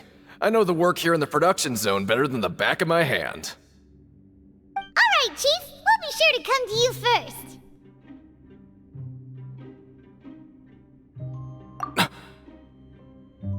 Did you just ask about the rules? Pretty sharp for newcomers. You've already heard about the rules, huh? Who'd you hear it from? Alright. Seeing as I'm the one who came over here, you're already calling me Chief. I guess I can tell you a little. Truth is, you two keep working like this, you might be putting yourselves in danger. Huh? Wait, there's even a rule about that? What would have happened if you never told us about this? Well, it's usually not that easy to break one on accident. The conditions of the hidden rules are usually pretty specific. But once you do break one, bad things happen. If you work continuously in the production zone for 3 days, and if all you do besides eating and sleeping is just work, then something bad will happen during lunch on the 3rd day. Huh? Like what? Oh, don't scare Paimon! If I knew that, then I wouldn't be standing here talking to you, now would I? You mean, even you have never tried working 3 days like that before? There's actually a legend about this rule. They say that there was a worker who worked way harder than me. He was both efficient and eager on the job, and most other workers couldn't hold a candle to him. One time, he tried to test his limits and worked as long as he could. Then during lunch on the 3rd day, he disappeared into thin air, as if he'd evaporated. Later, some people went and asked some of his past friends about him, but they said, never heard of the guy.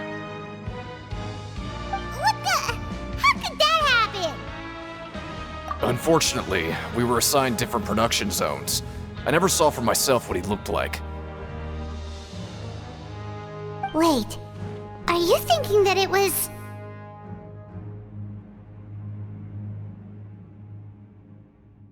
Huh? Oh? You... Listen, kid. This ain't the kind of thing you should be curious about. Let me tell you, you're better off forgetting about it and looking after yourself.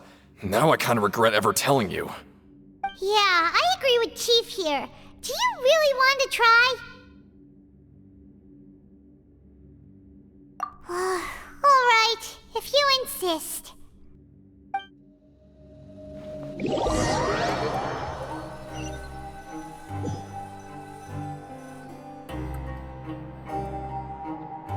Whoa! Isn't this the super lucky meal? Looks like hard work really does get rewarded.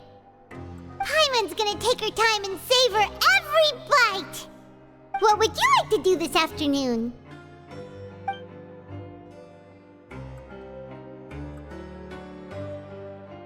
Right, we just need to keep at it.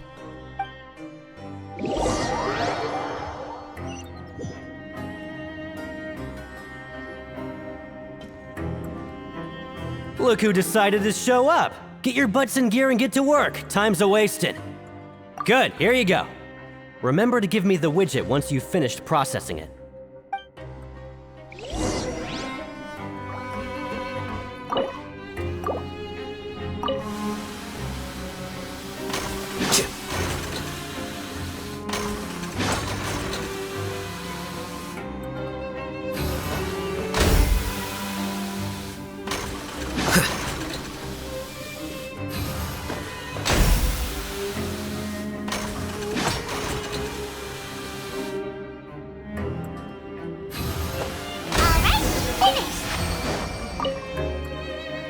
Let me have a look. Not bad. Right, here's your credit coupons.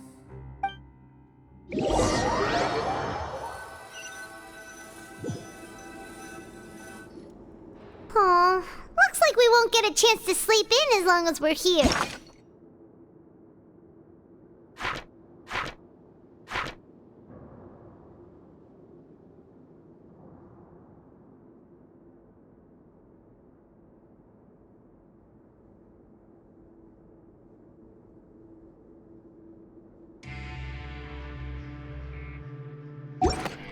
Let's get to bed early.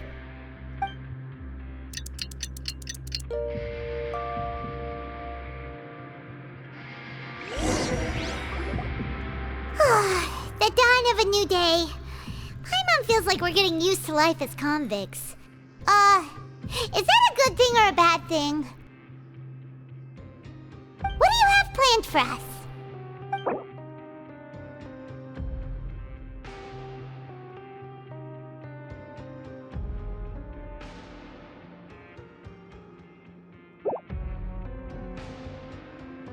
Right, we just need to keep at it.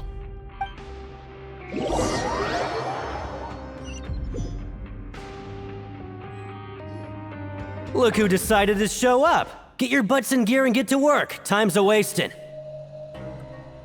Oh? What's with suddenly wanting to work so hard? You need coupons that badly? Sure. Let's just say we really want to test our limits.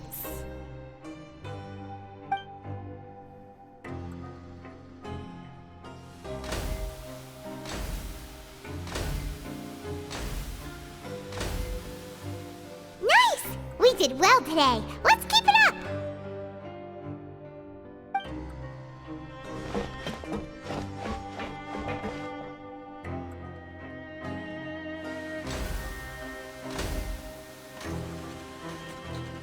Ooh, Paimon's had it.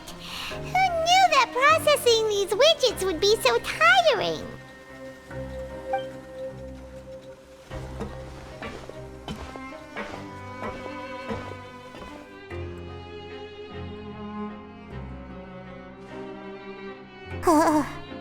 That's it.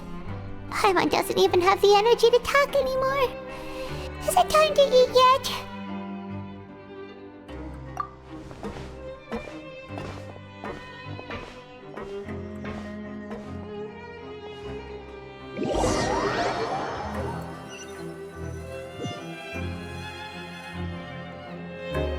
Oh, Paimon's exhausted. It's just work, work, and more work. Paimon's little body can't handle this much longer. Wait a sec. Now that Paimon thinks about it, haven't we been working non-stop for 3 days now? And now it's lunchtime. Oh, Paimon feels a shiver going down her spine. What's going to happen? But it doesn't seem like anything's changed at all. And we made it to the coupon cafeteria safely. Are the so-called hidden rules only a rumor after all? Well, there's no use to just guessing all day.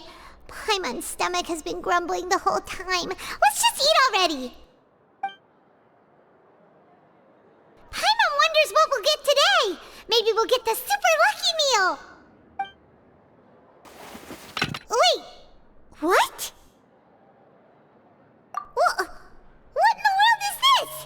What's with Paimon's food? And yours is the same. Is this stuff meat? But it looks and feels so bizarre. What kind of chef would make food like this? What do you think is going on? Is this the bad thing that Rowan was talking about? No, stop right there. Paimon gets what you mean, just don't say it. Hey, isn't that Woolsey over there? He must have made the food, right? So let's just ask him about the food and be done with it.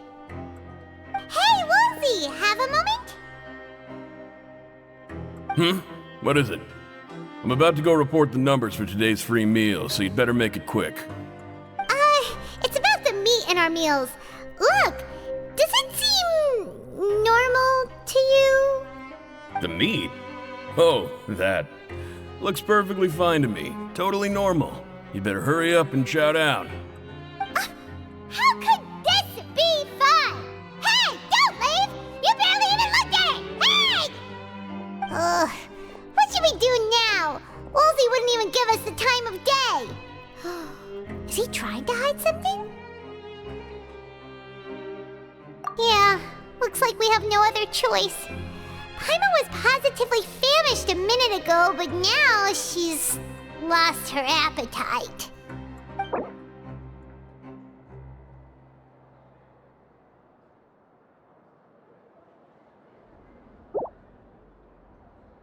What would you like to do this afternoon?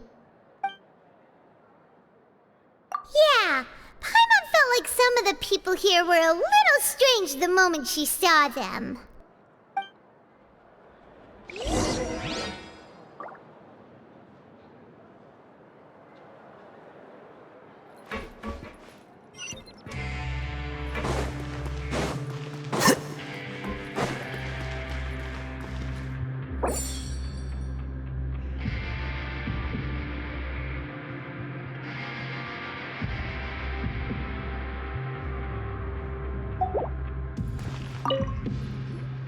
Oh, hello. You two are the ones who were with His Grace. No need to be so nervous. Sorry, I couldn't help but think of His Grace once I saw you, and I... well, it's hard to say. Maybe I am. He's got a very overwhelming presence. It makes me feel like I'm just some insignificant little bug. Wait, seriously?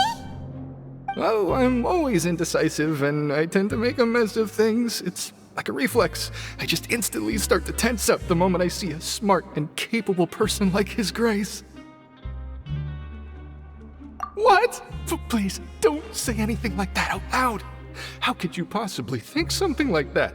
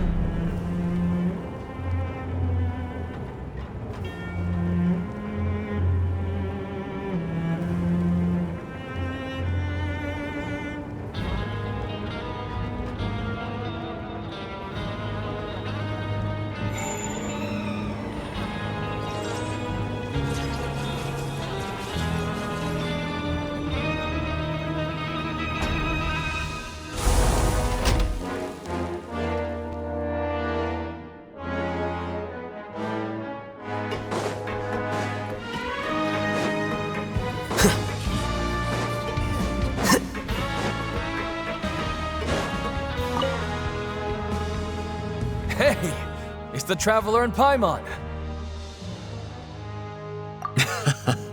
No need to tease me, okay?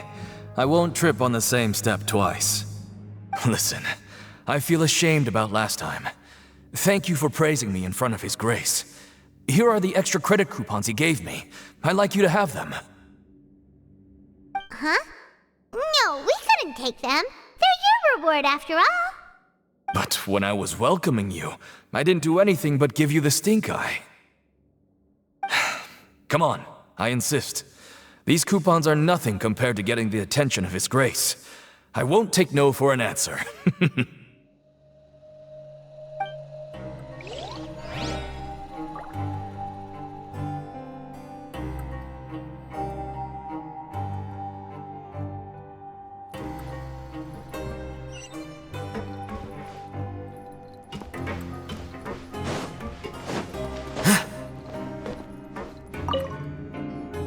Siegewing?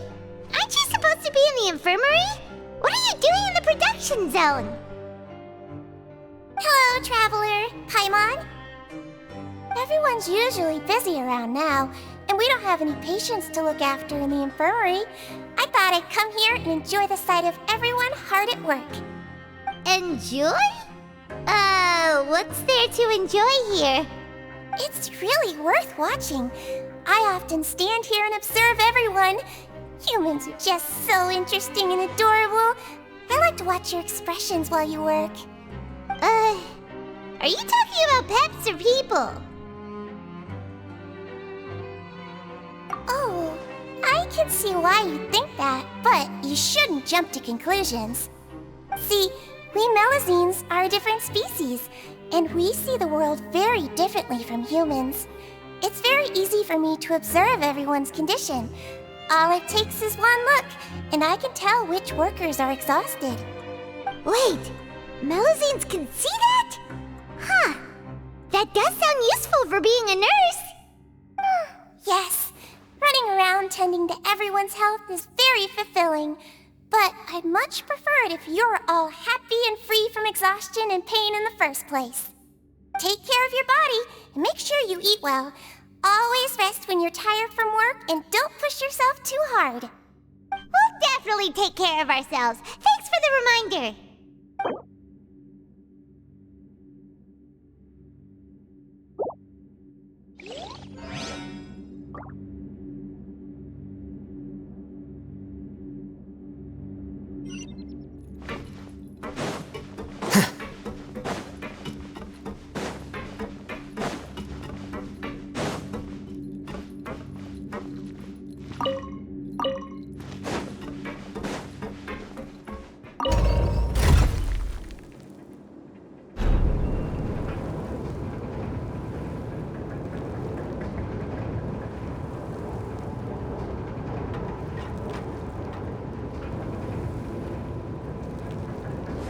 Wait.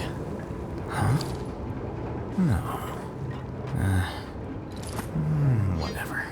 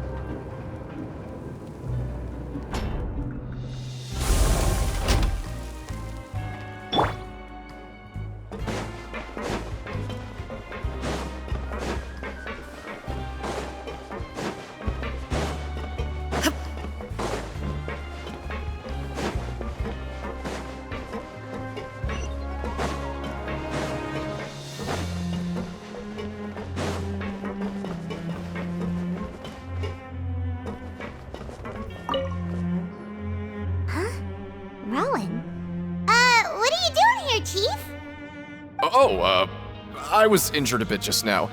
Nothing major, I think I just pulled something. Little mishaps like this are unavoidable at work, you know? Huh. Paimon wouldn't have thought someone as experienced as the Chief would still get hurt on the job. I just knew you would say that. This is pretty embarrassing. Where's Siegeween when you need her anyway? The one time I need to make a quick trip to the infirmary. Oh, you mean she wasn't in the infirmary? Yeah. The rumors say that there's never anybody in the infirmary in the half hour before lunch, and nobody knows where Siegeween gets off to.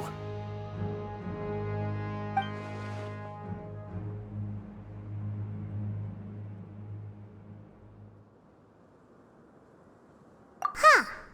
That's actually really strange. Siegeween's always super dedicated to her work. Where else would she possibly go? Forget it. I can take care of a small sprain like this on my own anyway. No need to trouble her.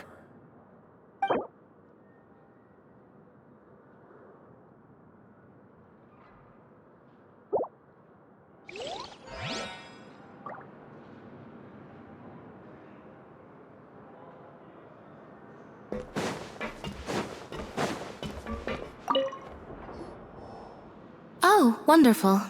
I was worried that you'd be busy trying to earn reward coupons all the time, but it seems like you haven't neglected your investigation work after all. Paimon likes having more coupons, but no one wants to work all the time. Have you also been investigating the area, Lynette? No, I was just slacking off, and you happened to catch me. My brother is still obsessed with anything remotely related to the Forbidden Zone. But knowing him, it won't be long before we get more leads. Oh, before I forget, this is for you. Huh? Credit coupons? Why are you giving us these? I've been here longer than you. Coupons aren't a resource in particularly short supply. What is in short supply are interesting people to talk with. Aw, that's so nice of you, Lynette. We'll be sure to make good use of these coupons then. Thanks a bunch!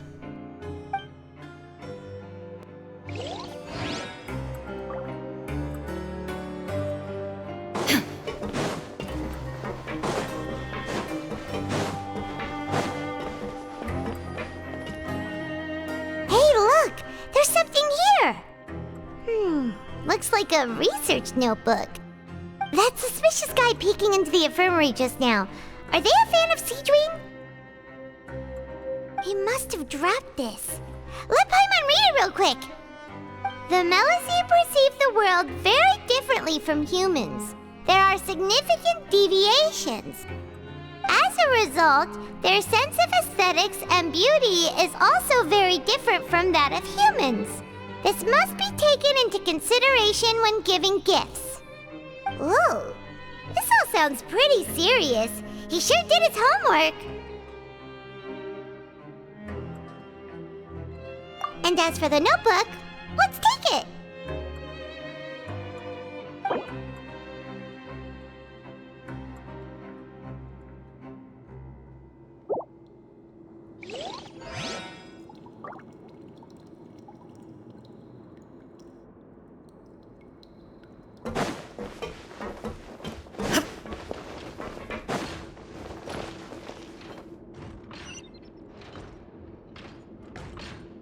A couple more paragraphs is what I heard, right?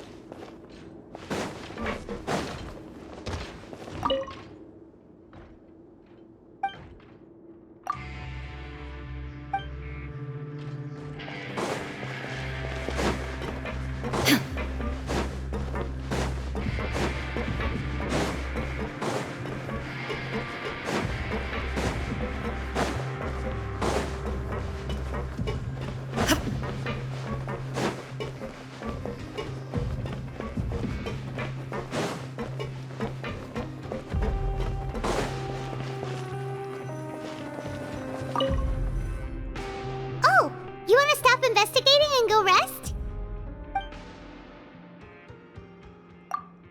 Okay, you should rest up. We'll be back at it tomorrow. So after working a few days straight, we got some strange meat in our lunch. What was that all about? Has our investigation turned up anything useful recently? Really? Then it looks like that part of the investigation has hit a dead end. Well, we'll keep searching for more clues tomorrow. Good night, Traveler.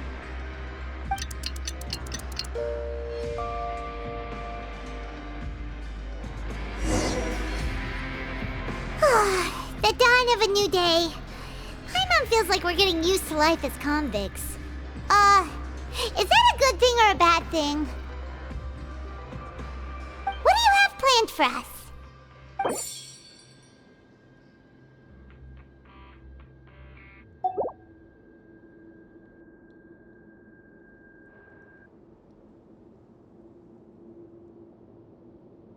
After working here so long, we're really starting to get the hang of it. But doing the same thing all the time can get old pretty quickly. How are you holding up? Yeah, it's good to kick back and relax once in a while.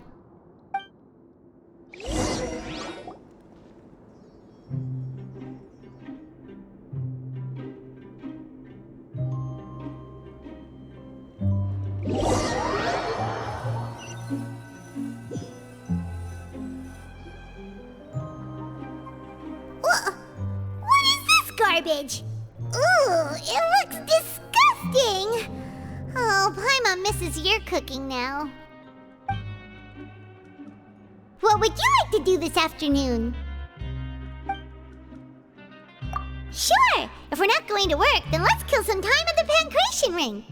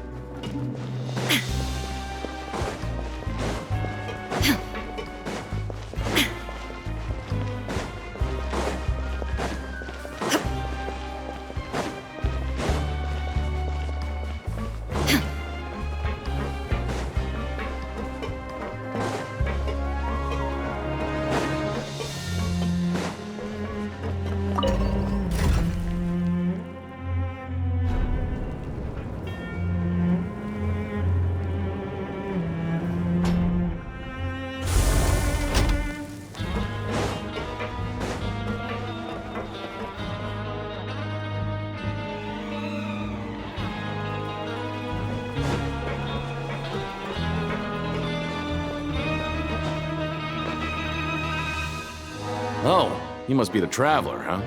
Sorry, mate, but competitors as strong as you are prohibited from participating. I don't make the rules, mind you, but I was given very specific instructions.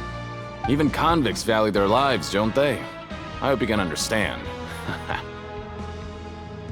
But we have a game here that'll let you show off your strength, and you'll even earn some credit coupons in the process. What do you think? Interested? And if we lose the game, will it cost us credit coupons? Of course. That's the cruel reality facing every competitor in a place like the Pancration Ring. Okay, great. Let me walk you through the rules. The targets in front of you will pop up one after another. You'll need to hit the targets in the same order that they popped up. If you can complete a few rounds in a row with no mistakes, then you'll win credit coupons. But the second you mess up the order, you'll lose. Game over. The game costs 300 credit coupons to have it go. So, you up for it? Thanks for your patronage, mate. Now, let the game begin.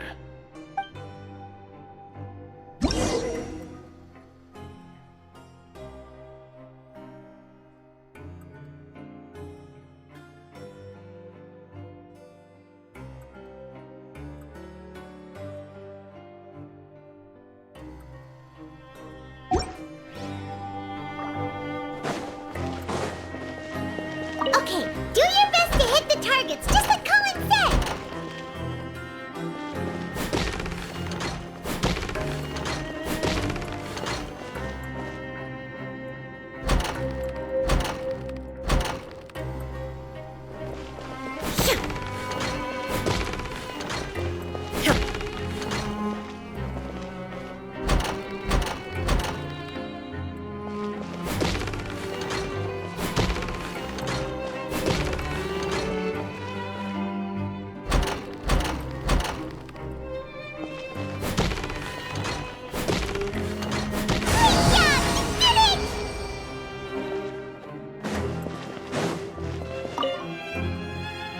Your strength really shouldn't be underestimated. Now I get why you're prohibited from participating in any official fights. Nobody who values their life would be willing to get in the ring with you. However, you two haven't tried betting on the outcome of a Pancration match yet, have you? Just go talk to Rusimov. Buy a ticket for whichever fighter you think will win. There's a big payout if the fighter you support comes out on top. But we don't know anything about the fighters. How can we possibly know who to support? That's normal. Just watch a few matches and get a feel for the fighters. It won't be long before you can pick winners in your sleep. He's got a point. Why don't we give it a try? If we have enough coupons, we could probably bet at random until we figure everything out. Bet at random, huh? Well, how should I put it? It's not like you can't do that, but I'd advise you to give it some more thought first. Huh? We shouldn't get too carried away. What's the problem? What? I never even picked a boxer before, and you already know about the rules? You're not just strong fighters. Seems you're pretty perceptive, too. Might as well tell you about it, since you already know that much. Plus, I think you've got the potential to be one of my greatest customers. I think I can let you in a bit. Besides, I don't want to risk ever losing a customer like you. Is it that serious? Okay. The hidden rule here is, if you buy both boxers' tickets and support them both, something bad will happen the next morning. So the rule is that we shouldn't pick both boxers in the same fight. But if anyone actually did that, wouldn't they be guaranteed to lose coupons? Who would do that anyway? And what do you mean by something bad will happen? How would I know? Not like I'm stupid enough to do that. But I've heard a story about the rule. According to the rumor, there was a masked boxer who possessed incredible skill and power. None of his opponents even stood a chance against him.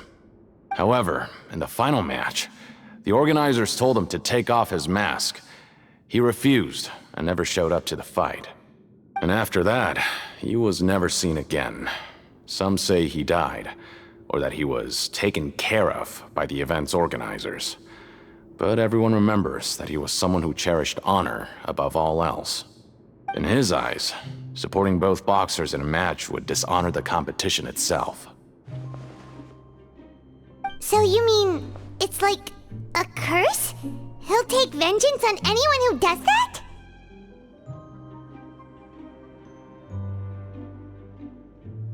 No, he was always wearing a mask, like he was intentionally trying to hide his identity.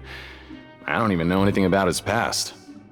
Traveler, do you think that boxer was... Huh?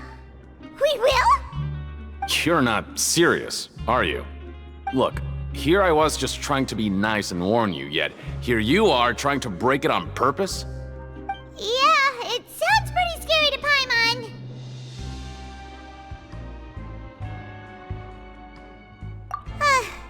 Seems you've made up your mind. Just be sure to protect Paimon, okay? Betting on both fighters will set you back about 3,000 credit coupons. If you have enough, then go ahead and give it a try. Just don't come running back to me if something happens.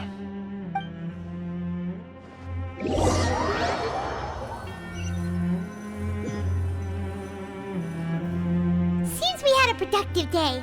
Hope we can make even more progress tomorrow.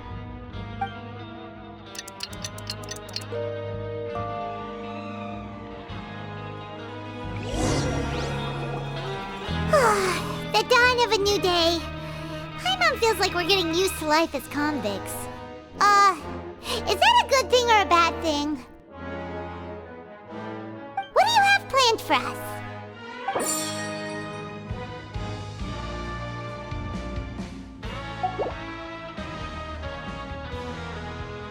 After working here so long, we're really starting to get the hang of it. But doing the same thing all the time can get old pretty quickly. How are you holding up? Yeah, it's good to kick back and relax once in a while.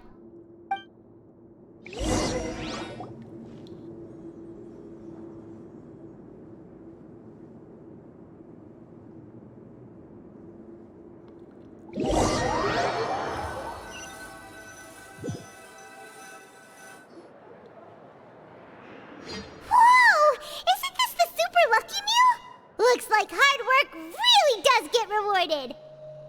Paimon's gonna take her time and savor every bite. What would you like to do this afternoon?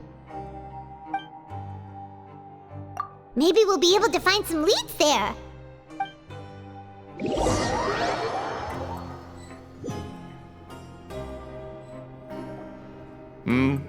Are you two here to buy tickets? Better be quick about it. Another match is about to start. Who are the boxers in the next round? We have the reigning champ, Le Grappler, versus a contender from the Eastern Prison Block, Demon Horde. Are those their nicknames, or did they choose those names themselves? Either way, super weird.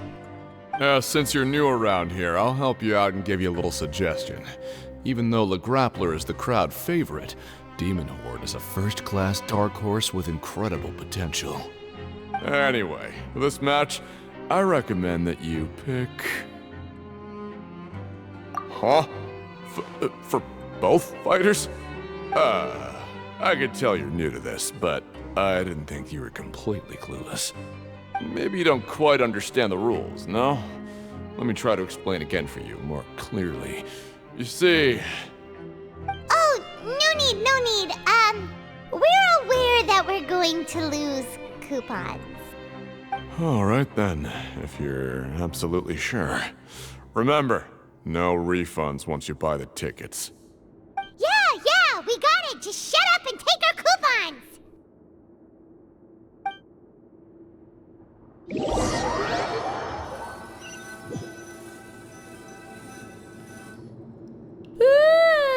We woke up so early today that Paimon's been nodding off all afternoon. Good thing it's finally time for bed.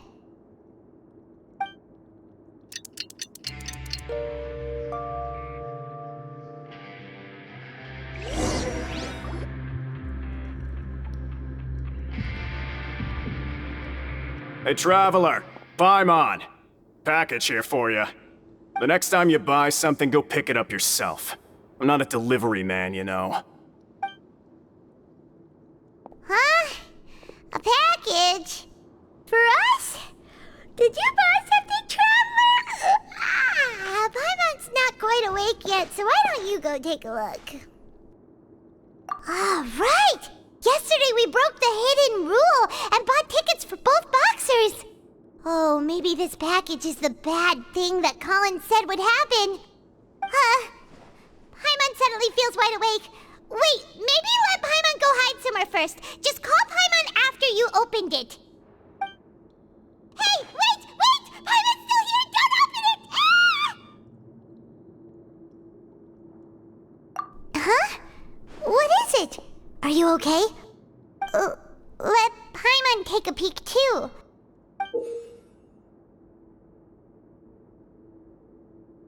Oh, it's just a small bottle. But the color of the liquid inside looks so wrong. Almost like... Alright, that's enough of that. No need to say it out loud. Paimon already knows what you're trying to say. Ugh! No way! Get that stuff away from Paimon! Paimon thinks we shouldn't open the bottle until we figured out what's going on. Just trust Paimon on this one, okay?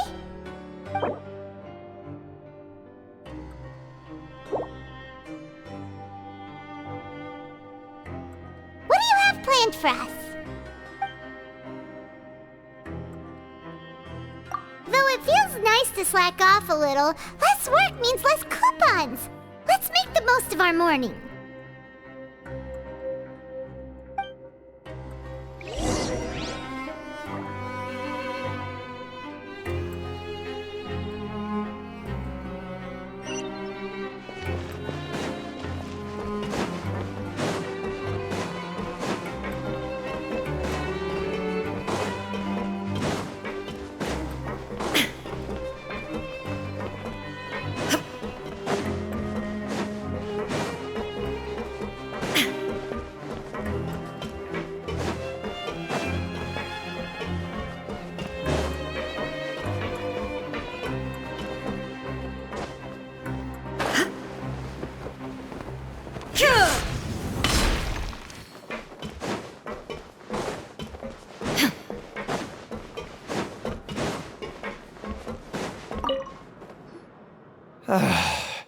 If there's no way to send it all out, then maybe I'll never get a chance to leave. Who are you? We've never seen you before, and you don't look like a fellow convict. I'm not! Of course I'm not. Please, don't mistake me for a criminal. I'm a good, law-abiding citizen. Then what are you doing here? You sure seem anxious about something. I'm a promoter for Fontico, and I'm usually responsible for promoting our drink products. I thought I could complete my task here quickly and return to headquarters, but I've been here way longer than I anticipated. Oh, a promoter from Fontico? So what kind of problem did you run into? I'm so upset. It's all because of that Duke. After discussing the company's promotional plans with him, he told me outright that my project was worthless. However, in light of our long history of successful collaboration, I still tried to patiently explain the details. However, to my surprise, he just cut me off while I was speaking. Let me take a moment and recall his exact words. I'm just gonna stop you there and say no. If anything, I'm saving you time. It seems you don't fully understand the value of credit coupons here, nor do you understand the value of your own products. The former is because you are from the overworld. That's understandable, and I don't blame you for that. But as for the latter, only someone monumentally stupid, so breathtakingly stupid that they were completely ignorant of the value of credit coupons, despite living in the underworld, would ever possibly consider buying your drink. Let's just forget it. Anyway, that's how he rejected my proposal and asked me to come up with another solution with the condition that it doesn't cause any trouble for him. Can you believe that guy? Well, he is the head honcho here. Not much you can do about that. We met him too and could tell that he's the kind of guy that's hard to pin down. Fine. I know I should just let it go. I'm on his turf after all. His house, his rules.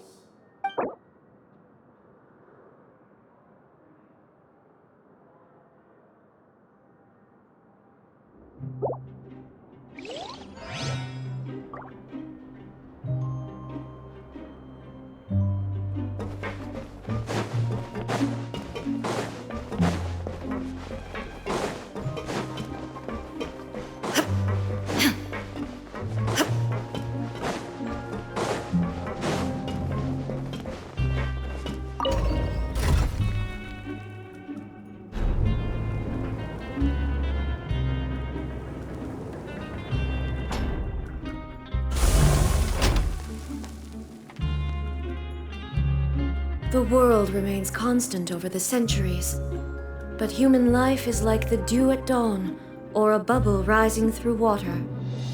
Transitory.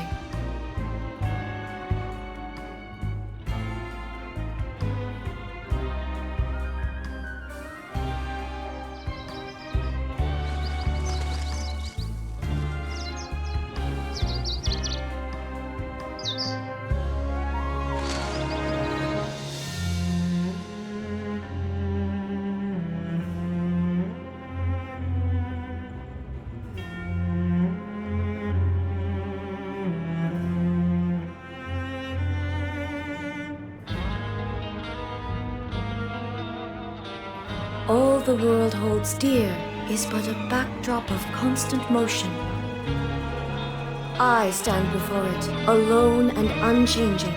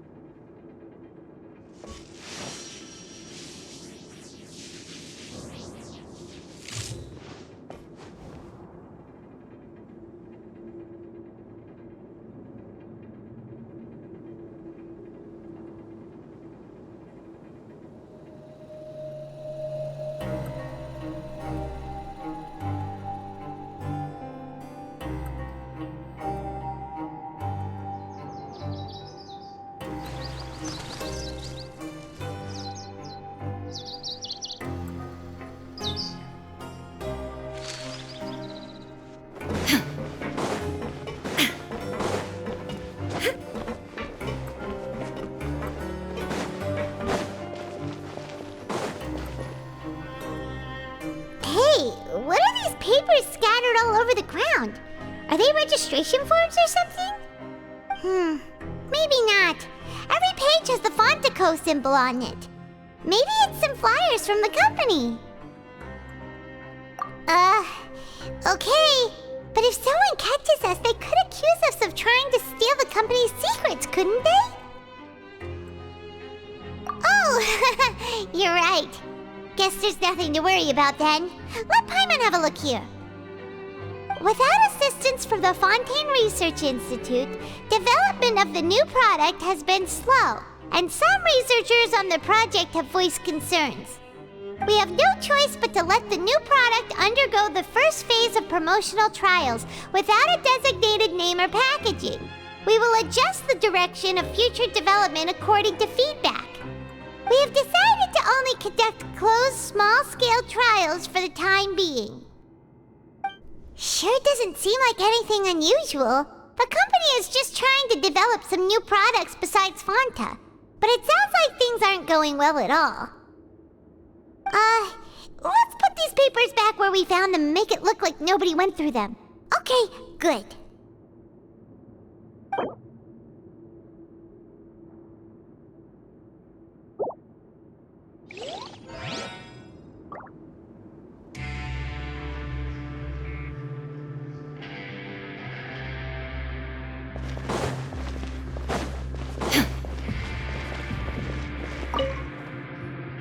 Hey, I heard you crazy fools really did it. You bought tickets to support both fighters, didn't ya? Well, did anything happen? Well, the next day we received a mysterious package, but we still haven't made any sense of the contents. So it is real. You didn't become cursed or anything like that, did ya? Are you both still okay? Wait, are you sure that it's still you controlling your bodies right now?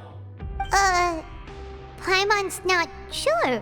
What do you think, Traveler? Is Paimon still Paimon? Oh, okay. Well, that's good. Yeah, you two don't seem to have changed at all. But I wouldn't let your guard down just yet. Still, I didn't expect you would actually do it. You'd actually throw away coupons like that just to satisfy your curiosity? Even if we bought tickets like everybody else, it's not like we could hope to earn any coupons. When it comes to things like this, it's always the organizer who makes the real profits. Hey, just what are you trying to imply? The Pancration Ring is an honest business, and we really don't make much from selling tickets. We make so little that even the current tournaments can only be held thanks to funding from the producer of Fanta. Oh, so it's the company that manufactures Fanta sponsoring the events? Paimon thought all of this was thanks to the Duke's support. Let's just say it's a mutually beneficial arrangement. They reached out to us first, hoping to promote Fanta products in the Fortress of Meropide. Anyway, you try and take extra good care of yourselves these next few days, you hear?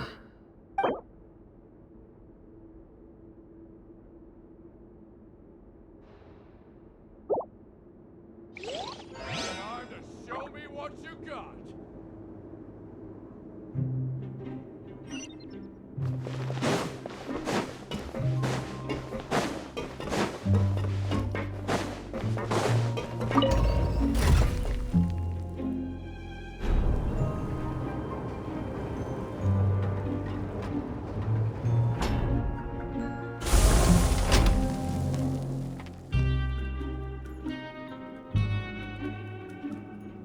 The world remains constant over the centuries, but human life is like the dew at dawn, or a bubble rising through water.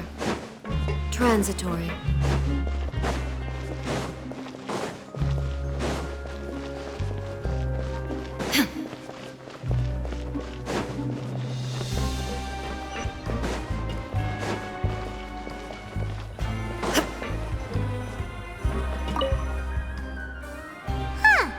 We ended up here without even thinking about it. Wanna grab something to eat? Alright, but remember that we bought this time with coupons, so let's make better use of it next time.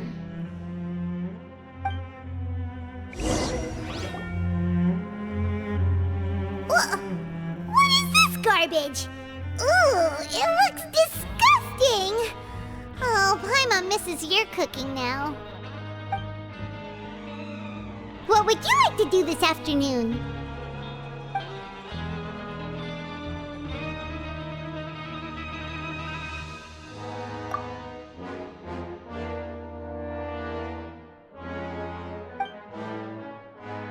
After working here so long, we're really starting to get the hang of it.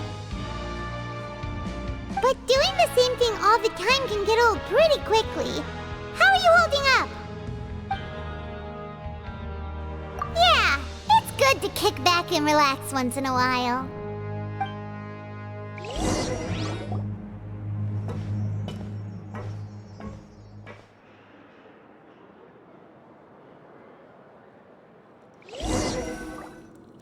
A mysterious box? A bottle of crimson liquid? Paimon still doesn't know what to make of it. Do you have any ideas, Traveler? Really? Then it looks like that part of the investigation led us nowhere. Well, maybe we'll have better luck tomorrow. Good night, Traveler.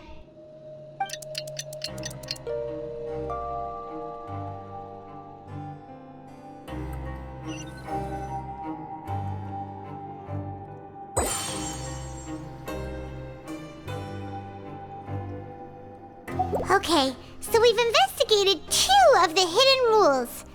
Paimon didn't think this prison would have so many weird things going on. We'd better pick up the pace with our investigation, otherwise we'll never get anywhere. Yeah, let's skip work for now and put our time to good use.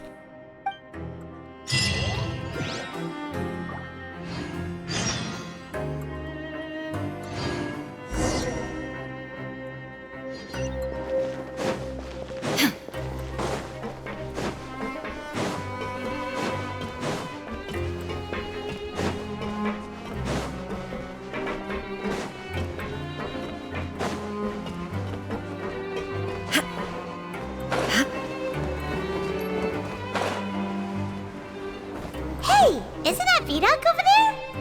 Huh. Is it just Paimon, or are there fewer people than usual here today?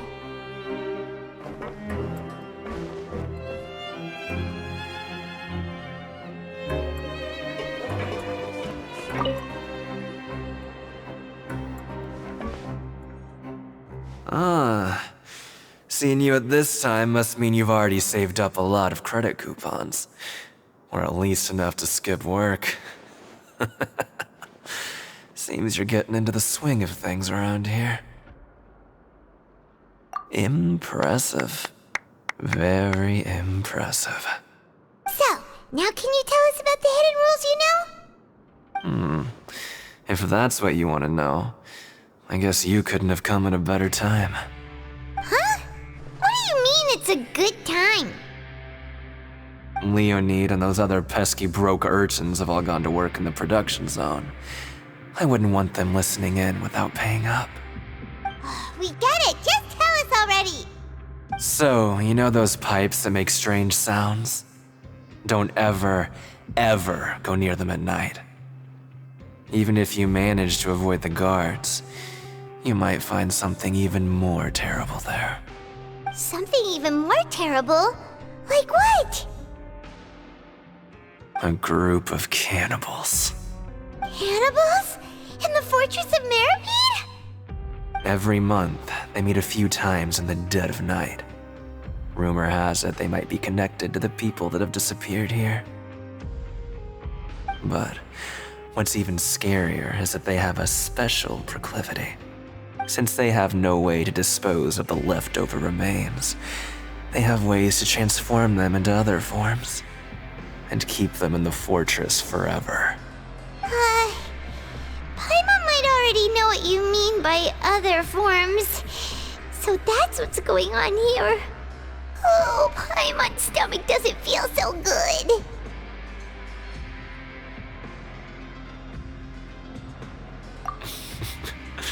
You two look pretty skeptical. No matter, learning the truth behind dark secrets isn't necessarily a good thing. I've got things to do too. I suggest you just act like I never told you anything. Traveler, can we just trust him on this one? Oh, Paimon doesn't want her blood and flesh entombed here for all eternity? Oh, so that's how you see the situation. Huh. You know, Paimon does feel a little better about it now.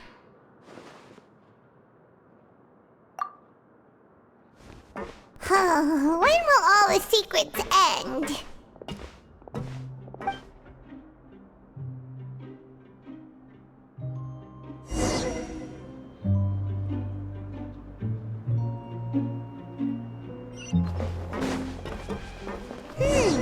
Vidok isn't here.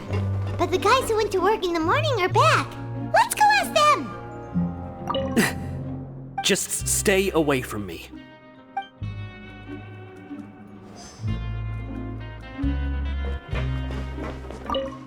What? What are you saying? You shouldn't go around saying stuff like that.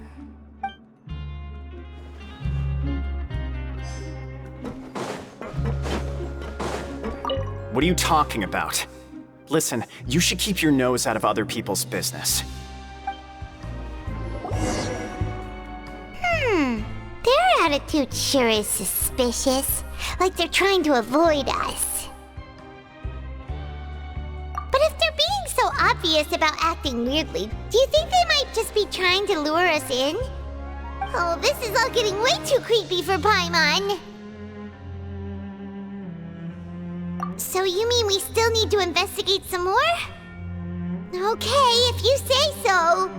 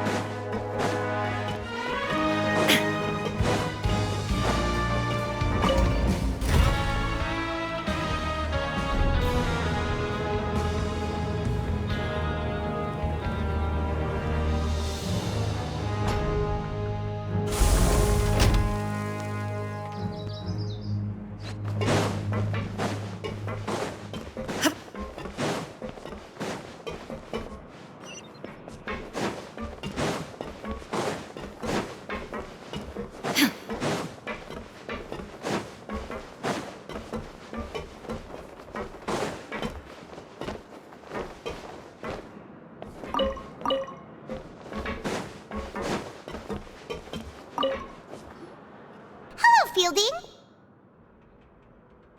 What do you want? Criminals like you ought to be working right now. Catch my drift. We just want to ask you a simple question. Have you ever discovered anything odd during your nighttime patrols? Why are you asking about something like that? Whatever happens at night isn't your concern. All you need to worry about is getting enough sleep. Well...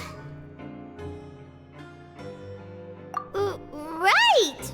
We've heard it happens a few times every month. Paimon has sensitive ears, so it makes it hard to sleep. Really? I see. But it's not like I'm on duty every night. And now that you mention it, I recall my colleagues talking about something like that before. They say that strange things tend to happen at night on pipe cleaning days.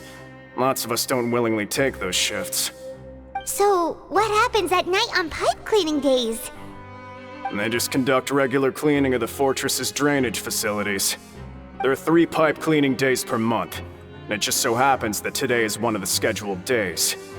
You can try to confirm the sounds tonight if you want, and if they're real, then I can report the issue to my superiors for you.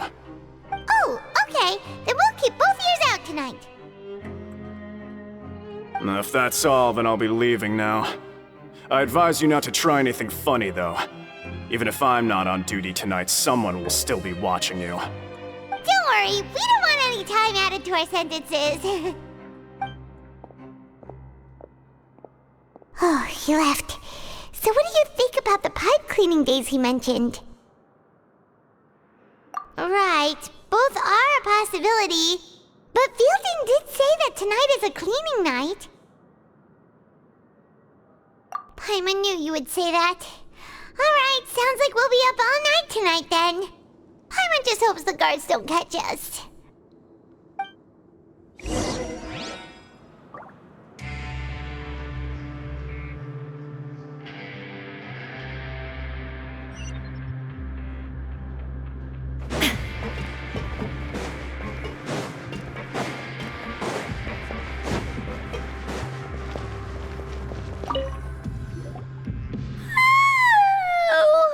I'm so tired.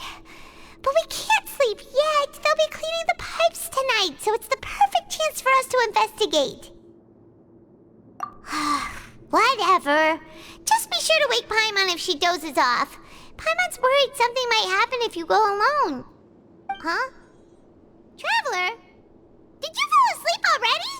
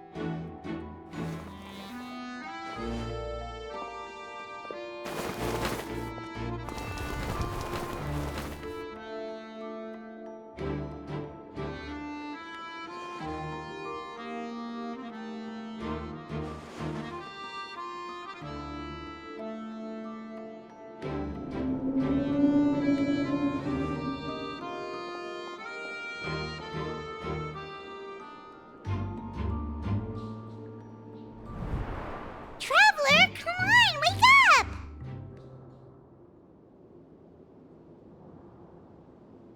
Oh, it looks like you were just peacefully sleeping to Paimon. Well, what did you see this time?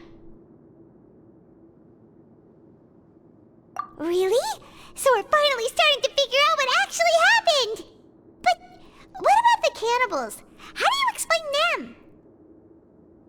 Okay, well, it's about time for us to get moving. Just be careful to avoid the patrolling guards.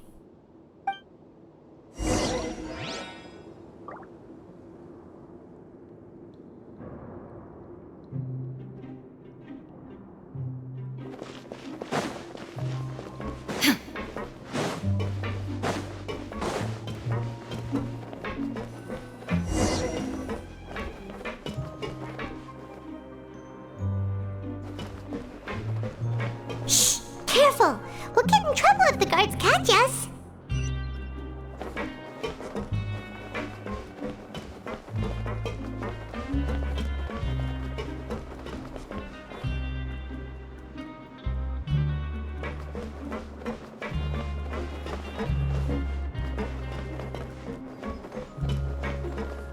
Uh-oh! They spotted us!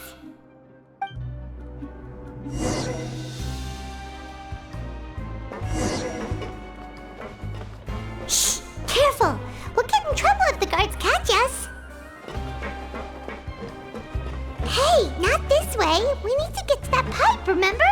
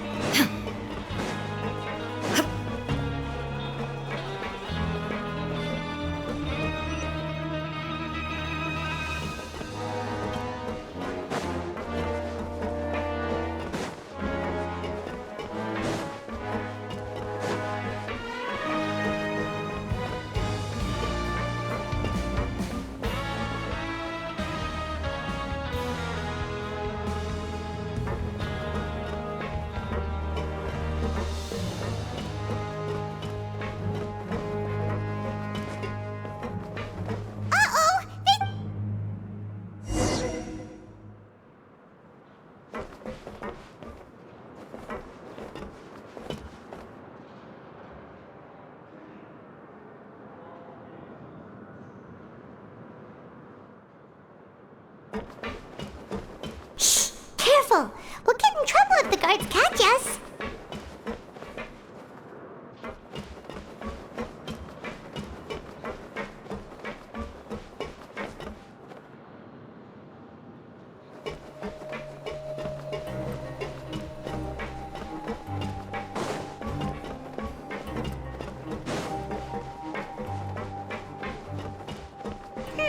This should be the place.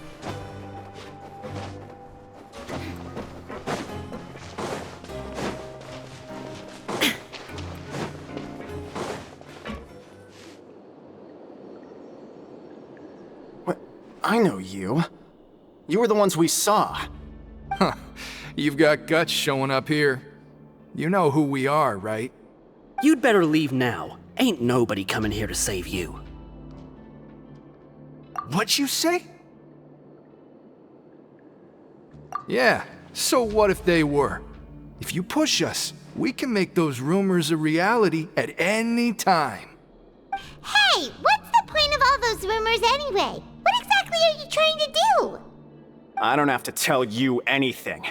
If you turn around, go back to the dormitories, and act like you never saw anything, then I'll pretend that you never showed up here. Yeah, scram. Nothing worth seeing here. Huh? What did you say? Isn't that exactly what Boss said when he left? Hey, do you know our boss? Whoa. We had no idea our boss was such a big deal. He always kept his identity a secret. So, did he have you come here to find us? Oh, so your child's crew here? Seems like he had no problem fitting in. We're the only ones who heard him say those words when he left that night. So unless he somehow told you those exact same words after that... All right. I guess that's proof enough for me. I believe you. Wow, those dreams of yours sure come in handy. We gave him the business for a while and would always give him a hard time when he first came to the Fortress of Meripede. But here in the fortress, the strong will always earn respect. He was working the longest hours and racking up wins in the Pancration Ring. You could always see how amazing he was, even when he was teaching us a lesson. So eventually, we all decided to follow him. But one day, he suddenly told us that he had to find a way to escape this place, no matter the cost. He said it was because he heard that call again. And as his crew, if the boss wants something, then it's our job to get it done. So, we got to work, and used the hidden rules that were here to make up and spread the rumor about the cannibal rule. We just wanted to give him a better chance of escaping on a night after the pipes had been cleaned. Oh, thanks to your rumor, nobody would want to come anywhere near here, prisoner or guard. Wow, it sure is easy to exploit people's fear of the unknown. But hasn't Child already escaped? Why are you all still coming here after pipe cleaning day? Because as far as we know, the pipe he went into isn't actually an exit. It should be a dead end. It leads to an abandoned factory area, and even if there were a way to escape from there into the sea, we're still way too deep. No one could ever reach the surface alive. But Boss still insisted on going in. It's like he was obsessed about it. So we told him that we'd pretend as if he never existed while he was gone. And that if he wanted to come back, he should wait for nighttime on a pipe cleaning day. That way, we could meet him here and help cover the whole thing up. So you come and wait here through the night a few times a month just because of that promise? Yeah, but it's been so long now. We already know in our hearts that he must have managed to escape somehow. Is it also possible that something unfortunate happened to him? Nothing could ever defeat Boss or slow him down. It's one thing we know for sure. Okay. Paimon was just brainstorming possibilities. All right. Keep quiet and follow us.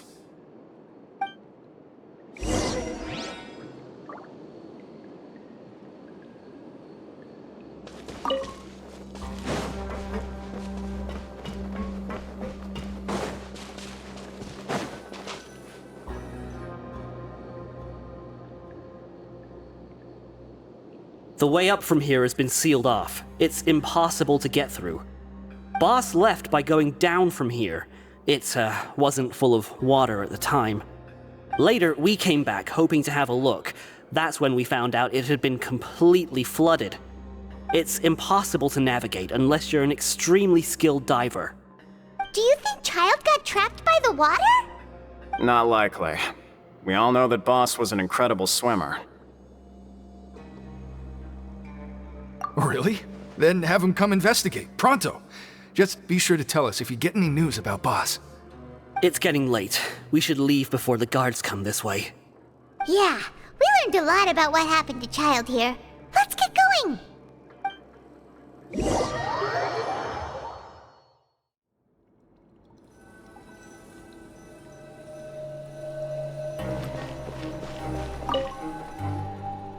Whew.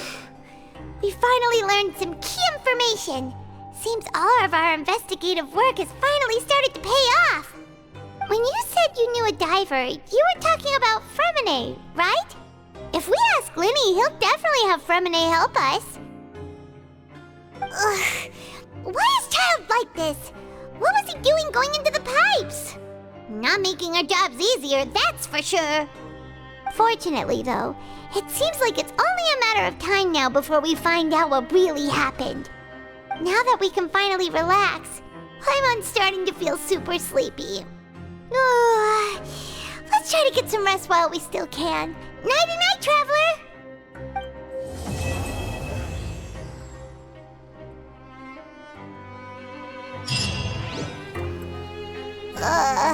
It's morning already? Paimon still needs more sleep.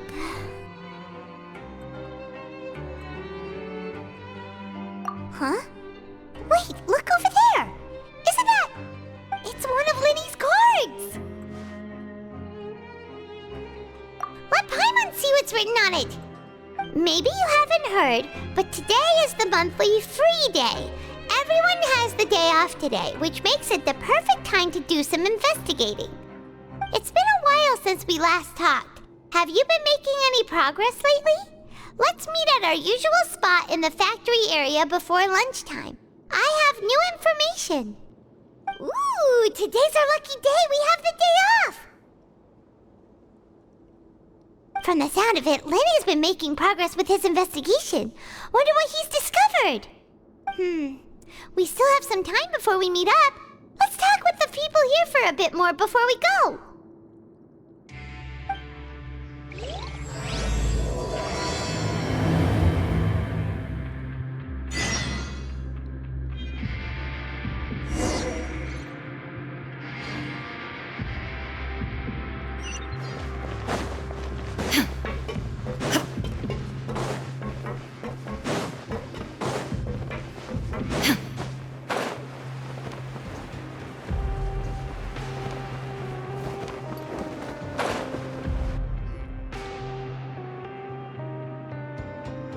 Look, there are some people talking over there. Let's listen in on the conversation.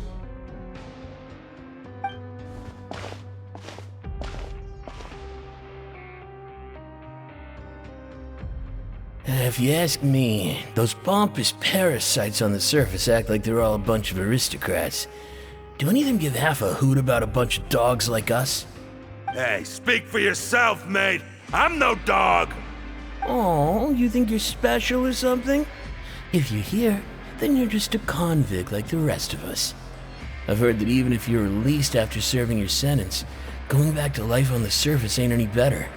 Once a criminal, always a criminal. We're marked for life. I don't buy that. Hey, how cool would it be if the whole world was destroyed by a giant flood and everyone had to start over from nothing? What kind of filthy bilge water you spewing? I have family up there. You best shut your sewer hole with talk like that. Listen, things ain't so great on the surface, but who says that you have to leave? I've heard that you can still stay here and work even after you've served your sentence. Not bad if you ask me. Who wants to live in the ruddy overworld anyway? And what makes you think they want to hire someone like you? It's one of the great mysteries of the universe, how someone as useless as you is so confident. Whoa. Sounds like they're really unhappy about the overworld. Speaking of which, Paimon never heard anyone use the words overworld or underworld when we were living up there. Is it only something the inmates down here say? That's true.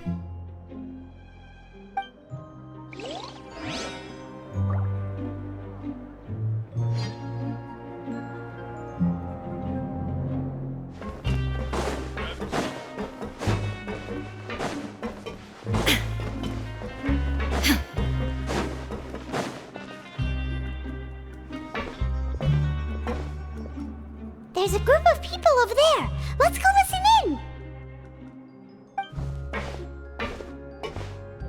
So I said, that's not a faucet. Hey, who are you two? Why'd you come over all of a sudden?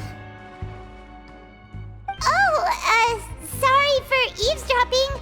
Sounds like you were talking about something private.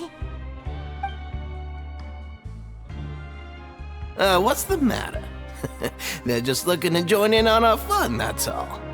Hey, don't pretend like it's okay for them to just interrupt us like that. Yeah, fine. You're lucky we don't mind extroverts that much.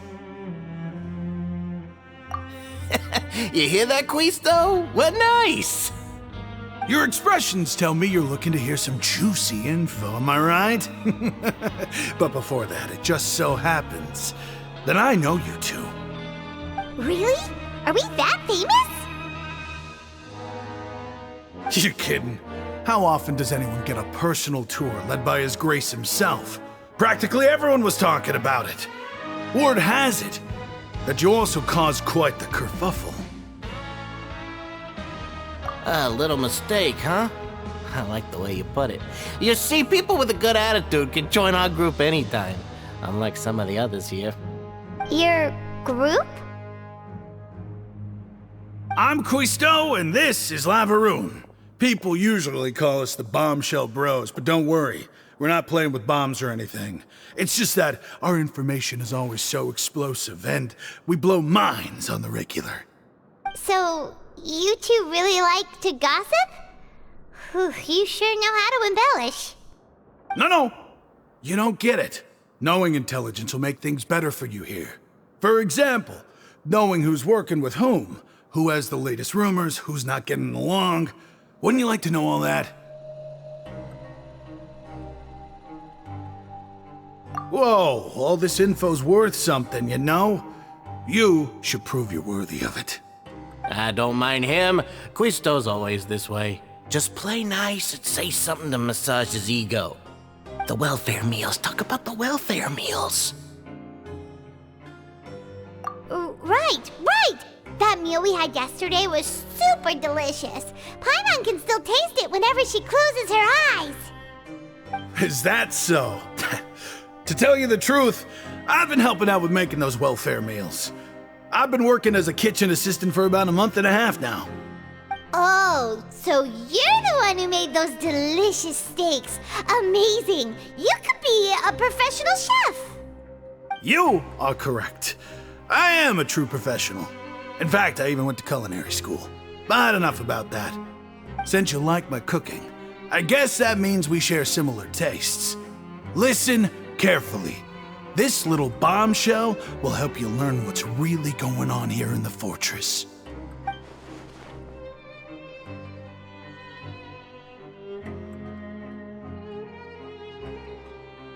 Listen, kids. The power structure within the fortress is quite complicated. The overworlders couldn't care less about us down here. We're basically dogs to them.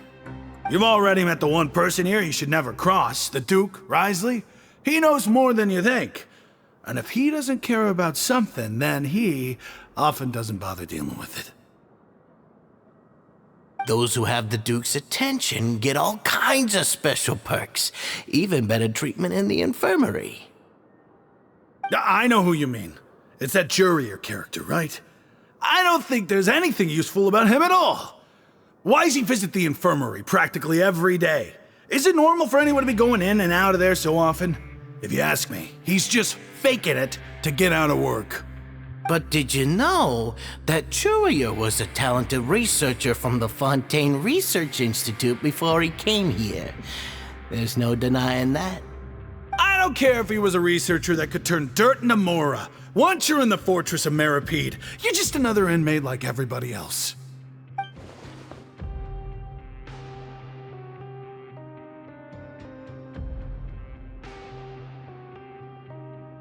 Speaking of which, the last time I saw him, he was passing by in the corridor with Lorvine. I also heard they started arguing in the library and got into a fight, right? Guess that's just how terrible of a guy he is. You mean he hit a woman? Wow, I never imagined he was that bad. But that Lorvine's also quite the odd one, you know? She's always gabbing away, got into a fight with a man, and she also got sent to the infirmary. Come to think of it, I always see her going to the sick bay every couple of days, too. Huh. Wait a second. You don't think? Do you think could it be that they're secretly meeting there to go on dates? But it's really hard to imagine. After all, I do remember seeing Lorvine beat Jiraiya to a pulp that one time. And we might be overthinking things.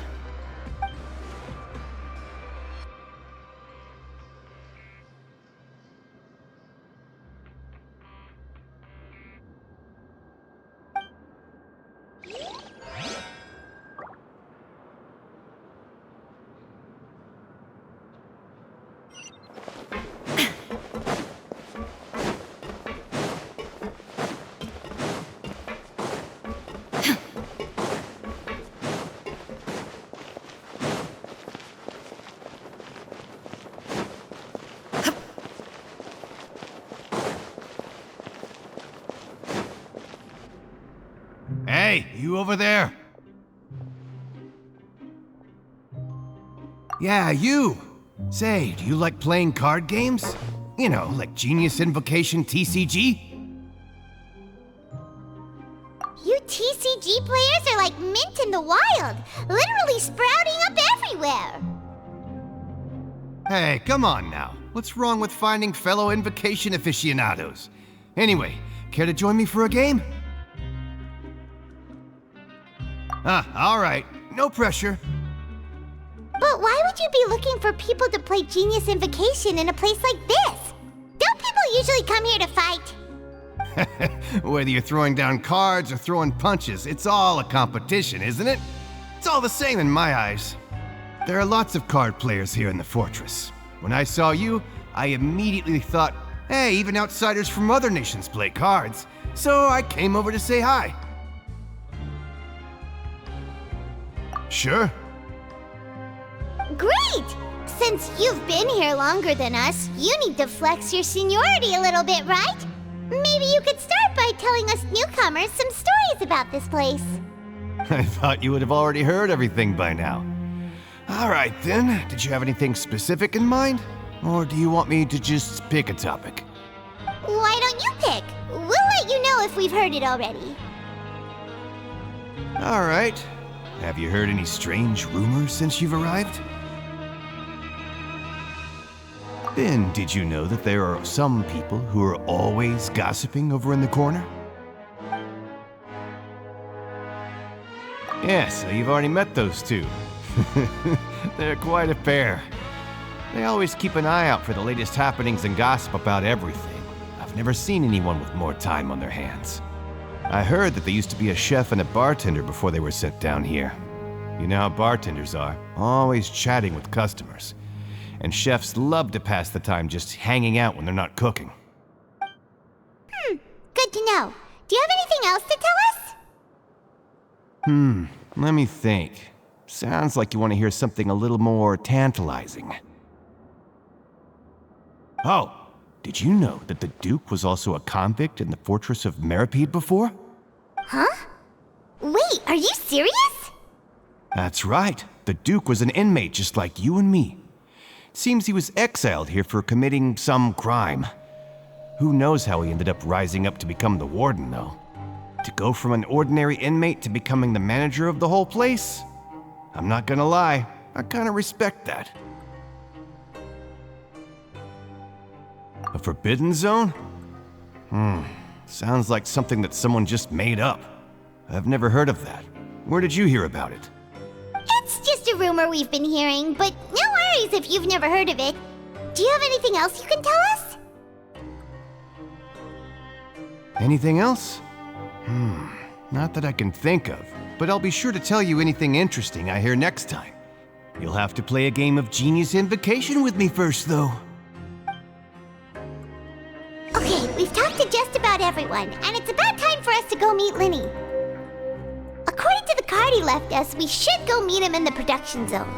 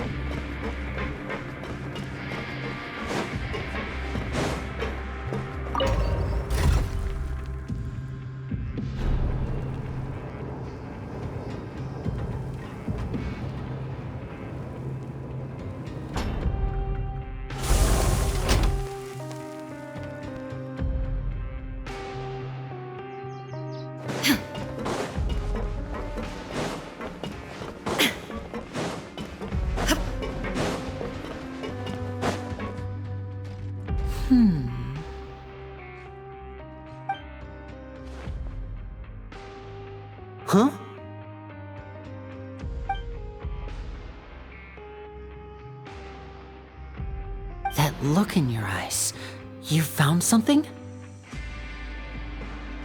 Hey, this is no time to be modest. Just tell him we found a boatload of information. Oh, as expected of the legendary duo, you have my full and undivided attention. Huh. I'd have never guessed that myself. The rumors swirling about this place are unreliable after all, and Master Child probably went missing because he found a way out. He is a harbinger after all. I suppose he's much more resourceful than I initially gave him credit for. Unfortunately, this isn't enough for our final report to Father. We need to find out Master Child's exact whereabouts. Father told me that even though Master Child said he was just coming to Fontaine for a vacation, he actually had some personal reasons. His agenda might be linked to his disappearance. His escape route is already flooded, so we'll have to task someone with professional diving skills to chase after him. Well, when you put it that way, it's obvious that only Fremine would be up to the task. Bingo! Is he around? He's working today. Coming here as a group would have attracted too much attention. I'll talk to him about it later. It's the least I can do. We're all in this together, so it's only fair for us to fulfill our end of the bargain. Honestly, I'm far more impressed by you guys managing to collect all this information right under Risley's watchful eyes. Collecting information has always been our strong point. Now, let me think. To find out more information, Fremine will have to retrace Master Child's original route. And if he's to do that, he'll have to set out on the next pipe cleaning day at the earliest. That's 6 days from now. And after that, he'll probably take another 2 or 3 days to return. You can even estimate how long it'll take for him to get back? We've been working together for a long time. We know each other's capabilities like the backs of our hands. Traveler, what say you to meeting here 9 days from now? We'll be able to pick up Fremine while we're at it, too. Oh, and there's just one last thing we'd like your help with. Though we can just sit back and wait for Fremine's report on Master Child's whereabouts, we still need to make more progress on the investigation of the Forbidden Zone.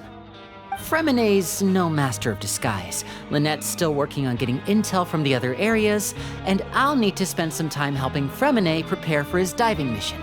So, you are the only ones we can count on. What do you want us to do? Will it be hard? Well, I won't call it easy per se, but I think you'll be able to pull it off. Listen carefully. You'll need to find an excuse to get into the infirmary and investigate the room and environs. You've mentioned several sketchy-looking people always meeting at the infirmary earlier, so it probably has something to do with the secret we're hoping to uncover. You've already met the head nurse, so she'll be less suspicious of you. Investigate the internal structure of the infirmary and any active dealings within, and pass those on to me alongside anything else you're able to discover. But also, there's no need to take risks. Don't forget, safety always comes first. No, when it comes to intelligence gathering, I'd never consider you to be an amateur. Didn't you say it yourself? It's always been your strong suit. I'll believe anything as long as it comes from you. So, please prove your prowess to me once again.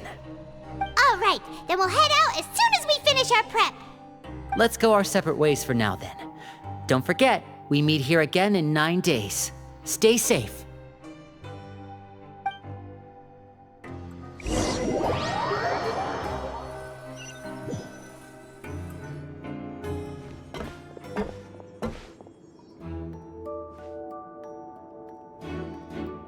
Hey, stay here for now. Paimon will take a peek. There seem to be several people inside.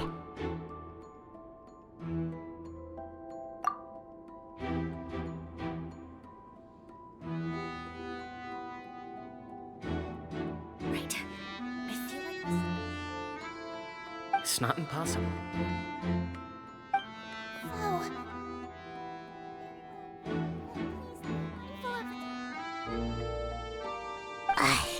It's a bit hard hard to understand them from here. So, why don't we just try to talk to them in person?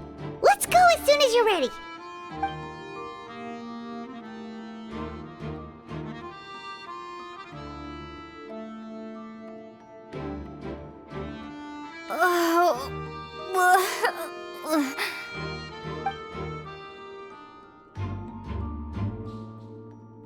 Someone, please help! She's sick!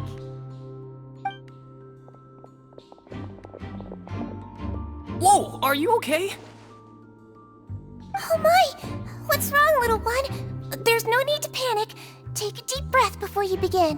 The traveler started complaining of a stomachache, and then nausea, and then collapsed onto the ground. Paimon doesn't know what to do! Freezing limbs, twitching fingers, and pale complexion? Could it be poison? Let me take a look. Please, lie down over here.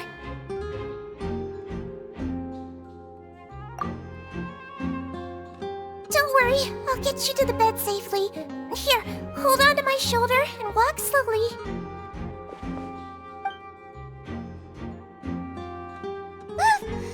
You can do it, traveler! Don't apologize. You're sick after all.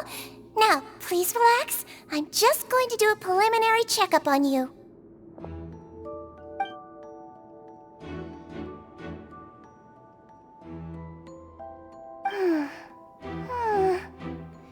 I see now. My checkup has confirmed that she's not in any mortal danger. That's our worst fear out of the way. Eh? Oh, that's good. But... I'll continue my diagnosis of the patient now. Please, relax and take a deep breath.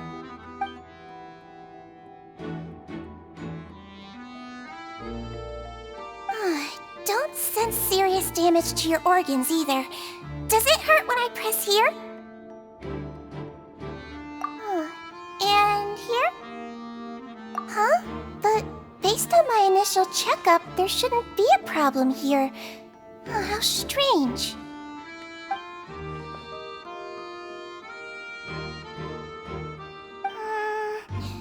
What about here? Does this hurt? Oh, I understand. So that's what it is. I think you just ate something that disagreed with you. That's all. Nothing too serious. Outside of a pretty bad stomachache when it decides to act up. So that's what it is. Thank goodness it's not anything more serious. And there have been other inmates complaining about the food recently. I'll inform our head chef, Mr. Wolsey, of this problem as soon as possible. Congratulations! The health risk is incredibly low, so you should recover within a couple days.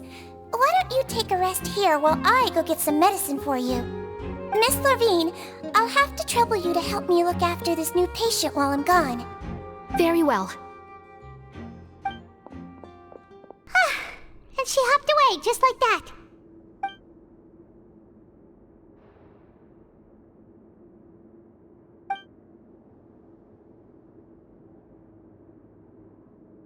Hello. So how are you feeling now?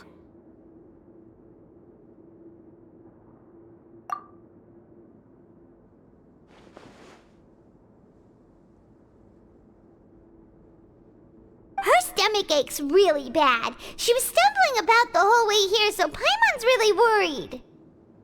If Miss Sijuin says it's not a serious problem, then there's no need to worry. She's the best medic we've got down here. But it also looks like she's the only medic you've got down here. Well, that's true. What do you mean, that's true? That's really misrepresenting the situation. Of course I can't speak for the whole fortress, but it's not like everyone imprisoned here is useless, you know?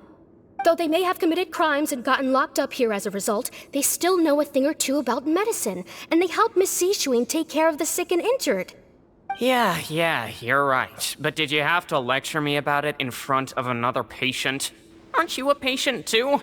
Where did all your energy come from? That's correct. Sorry, I got a bit ahead of myself. Are you two also sick? We've been sick a while. I come back every once in a while for checkups, and to pick up the medicines Miss Siegewien prescribes for us. That's just the nature of chronic illnesses. As for her... you could say she fancies herself as Miss Siegewien's capable helper because she learned a bit of medical knowledge ages ago. Please watch your mouth, Mr. Jurier. Don't forget that you are the primary reason I have frequent heart palpitations. Hey, don't start arguing now! Please, keep it civil at least!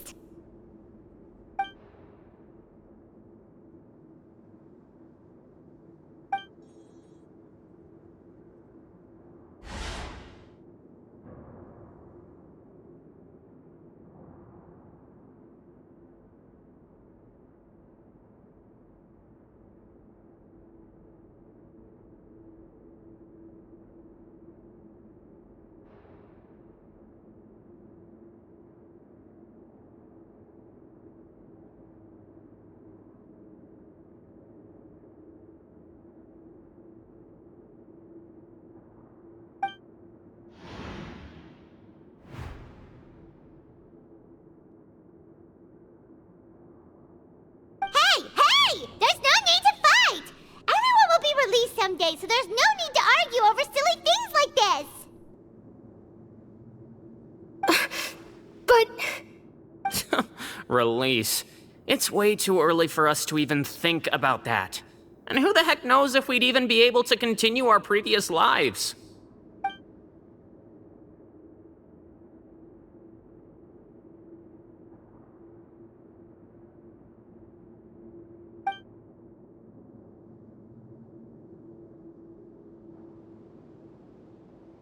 Please allow me to end this boring and useless conversation. Oh, and Mr. Jurier, I don't want to see your face here again anytime soon. And same to you, Miss Lorvine. Anyway, that was more than enough rest for me, so I'm going to get out of this excessively noisy place. See you later, everyone. He just slowly walked off like that? That's just what he's like. I'm sorry you had to see all of that. I'm Lorvine, and that's... Well, his name is Jurier, but I hope you'll never have cause to remember his name. You really can't stand him, huh? I mean, can you blame me? Who would like someone who's as arrogant and obsessed with weird research topics as he is? But there's no need to keep dwelling on him. I'll accompany you two for a while. Miss Siegewien should be back soon, and I'm sure you'll feel better as soon as you've had some of her medicine. No, it's nothing. I'm back! Did you rest like you promised? Thank you for getting our medicine, Miss Siegewien. Did you all cooperate with your bed rest? I trust that nobody got up to walk around. Good. Here, this should be 2 days' worth of medicine for you. Take 1 pill now, and then continue your bed rest.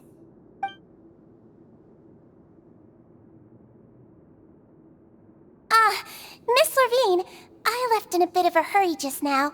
Do you still remember if we discussed the color of the pill that you should be taking today? I remember. You said it should be yellow.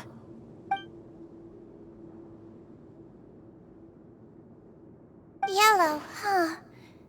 I understand. These are yours. Please, make sure to go to bed early after taking them tonight. You'll benefit from a good night's sleep. All right, then I'll also be on my way now. I hope you feel better soon, too. See ya! I'm going to fill out your medical record now. You're widely known as the Traveler, right? I just want to double-check a few details, if that's all right with you.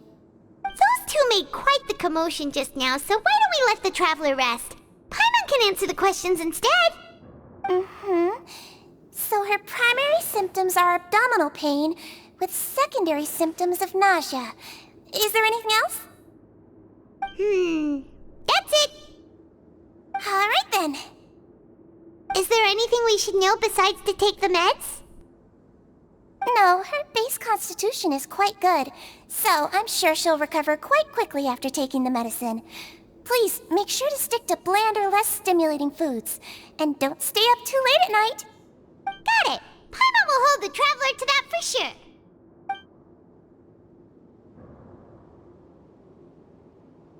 Oh, you're going to take a nap already? Okay then, you get some rest.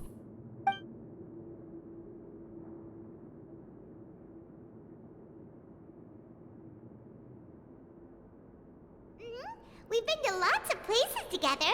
She may look a bit under the weather now, but she's actually super strong. Oh, so you're the best of companions. Well, don't worry, she'll recover soon.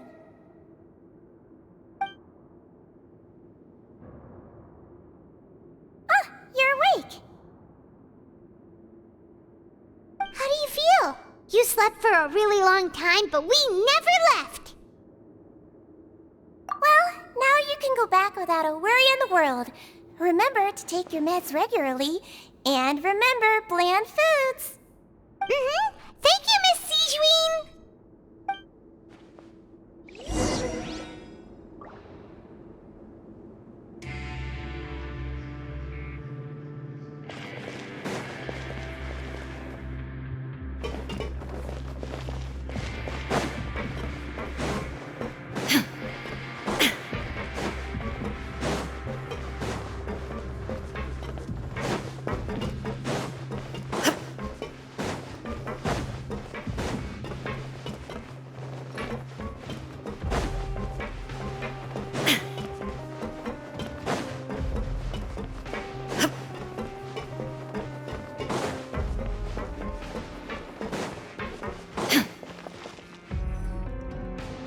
Are something. To be able to fall asleep like that and even sleep talk the entire time, you scared Paimon half to death! No, but you kept mumbling things along the lines of, Pyron, don't take my grilled fish, and put down the Adeptus Temptation now! Paimon talked with Sijuin the entire time you were asleep. She seems like she's just a sincere nurse, and Paimon didn't notice anything unusual in the room. Are you sure we're not going off track with the infirmary?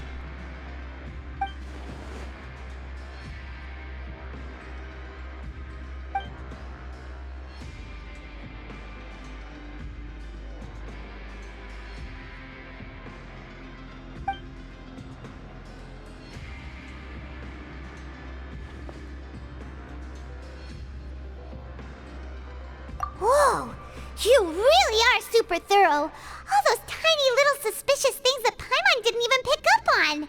We've gotta give the info to Lyney!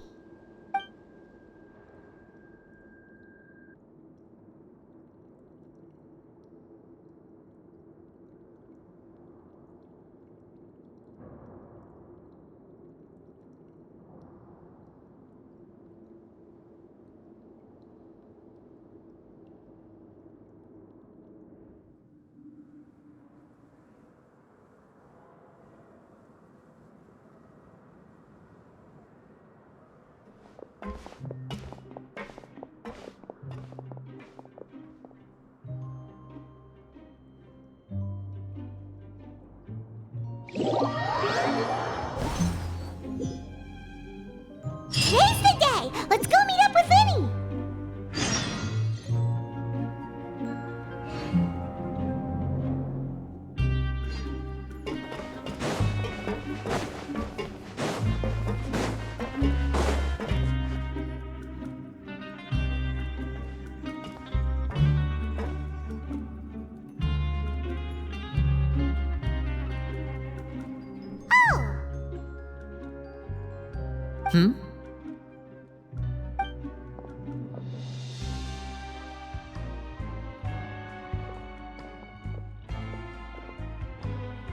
Did you two run into any trouble over the past few days?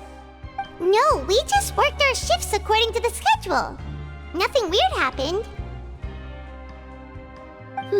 That's good. That means you didn't raise any suspicions when you infiltrated the infirmary. We've taken a look at the slip you've sent. Fremine successfully left the grounds via the pipes 2 days ago, and as of last night, Lynette has also infiltrated the infirmary after faking an illness. Wait, why is she getting involved as well?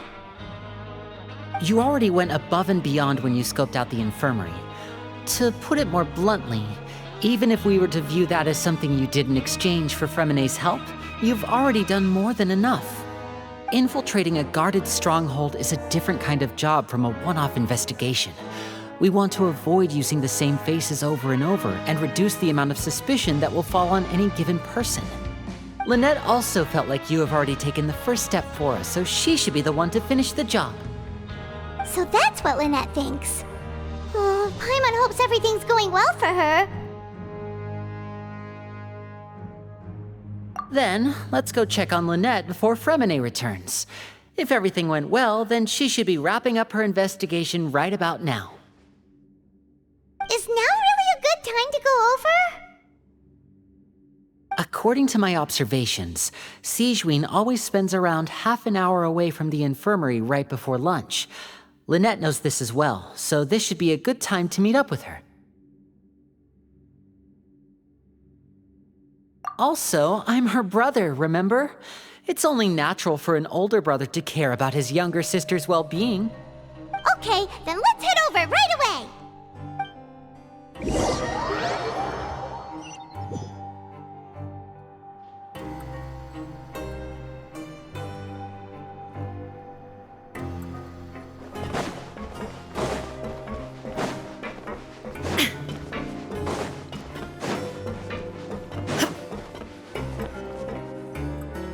Lynette should be here right now. Huh. Strange. Lynette? As expected, Sigewinne isn't here, but why isn't Lynette here? No, Lynette rarely deviates from the plan. We agreed that if she were to make changes on the fly, she'd find a way to let me know. Unless... Let's see if there are any clues around here. We can look while we wait for her. Who knows? Maybe she'll be back soon. Okay.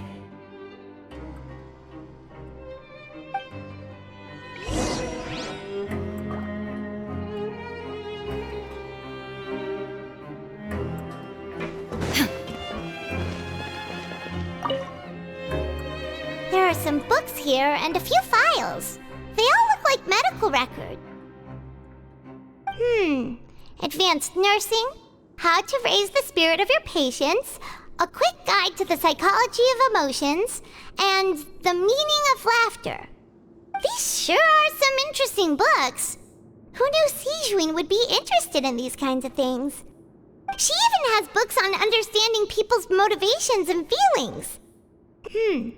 Is it because she's a Melusine? Or does she have a need to understand her patient's emotional state? Seems quite normal to me. These are skills that would come in handy for a nurse from time to time.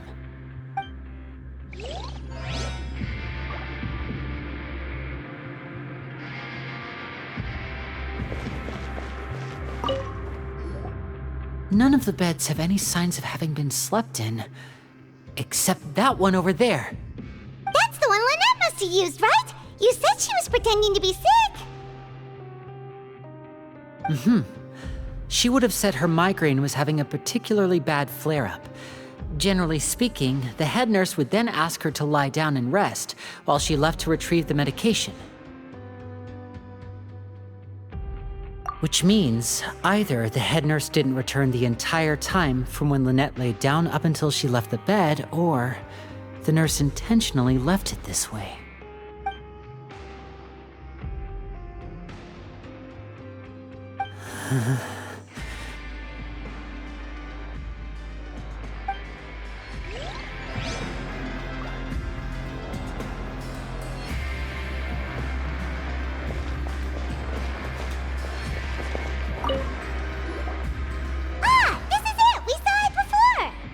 Wait, this thing? It doesn't look like it's been disguised that well.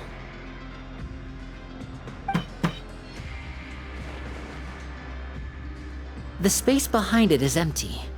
From its size, I don't think it's an entrance that is meant to be taken apart. There's probably a mechanism around here somewhere. Could Lynette have tried to get inside? But if that's the case, she would have contacted me for sure.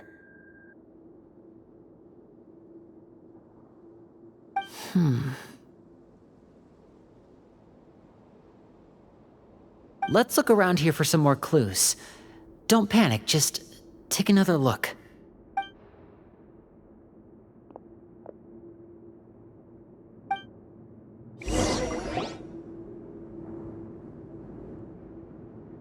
Hey, you guys, there's a slip of paper over here!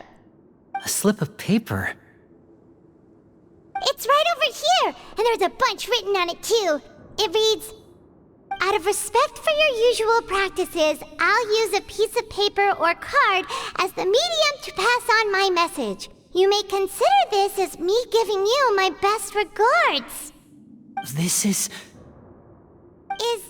Is that all? The back. This is... Show me! Now!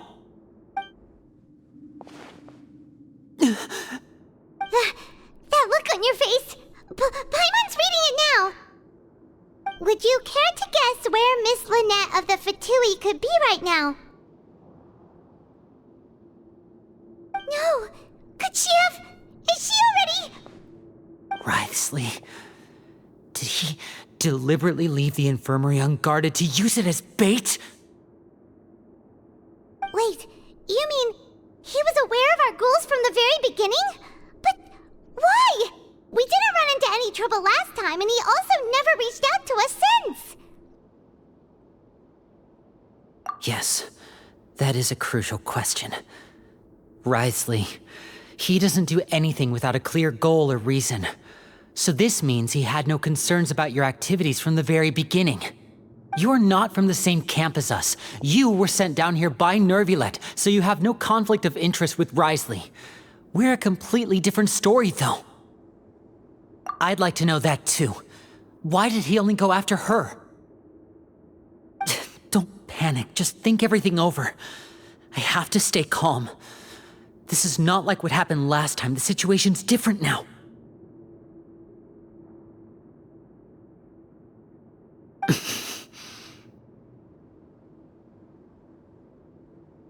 Wait, you're right. Wait, but that means... The fact that Fremine was able to leave the grounds, could Writhsley have let him go as well? But what does he gain by letting Fremine leave like that?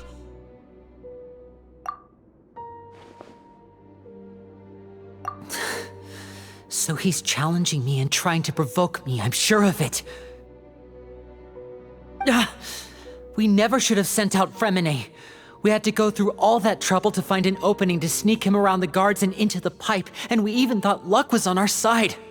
If Writhsley let him leave on purpose, then he's probably in a terrible spot now as well. Lenny's getting more and more panicked. We have to calm him down. Don't be like this, Lyney. Fremine wouldn't have left if we hadn't told you about Child. That was our fault. No, I'm the leader of this operation, and I'm the one responsible for this team. I was the one who failed to protect them. I'll go talk to Writhsley. Hey, don't be reckless! Traveler, please talk some sense into him. I simply cannot allow Lynette to be abducted again. I have to go. I'll find a way to get them back. He's rushed out the door! After him!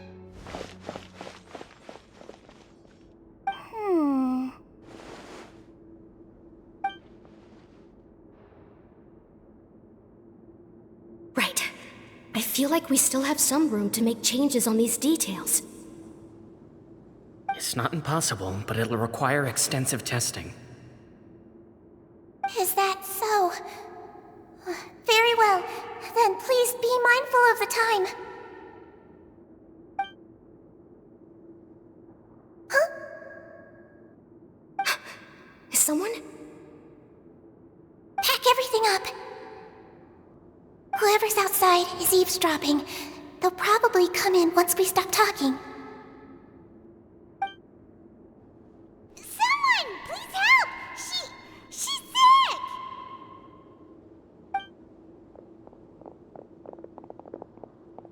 Whoa, are you okay? These two. As expected, they've already found this place. Oh, they are quite sharp. What a delightful turn of events. I like smart people, but I also like playing dumb. I like the feeling of being trusted. Oh my! What's wrong, little one?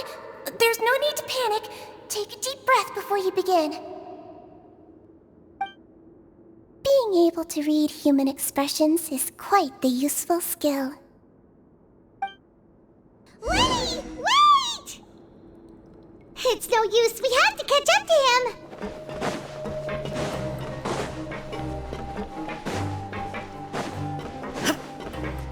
He's already out of sight. How is he so fast? Let's go head him off at Risley's office.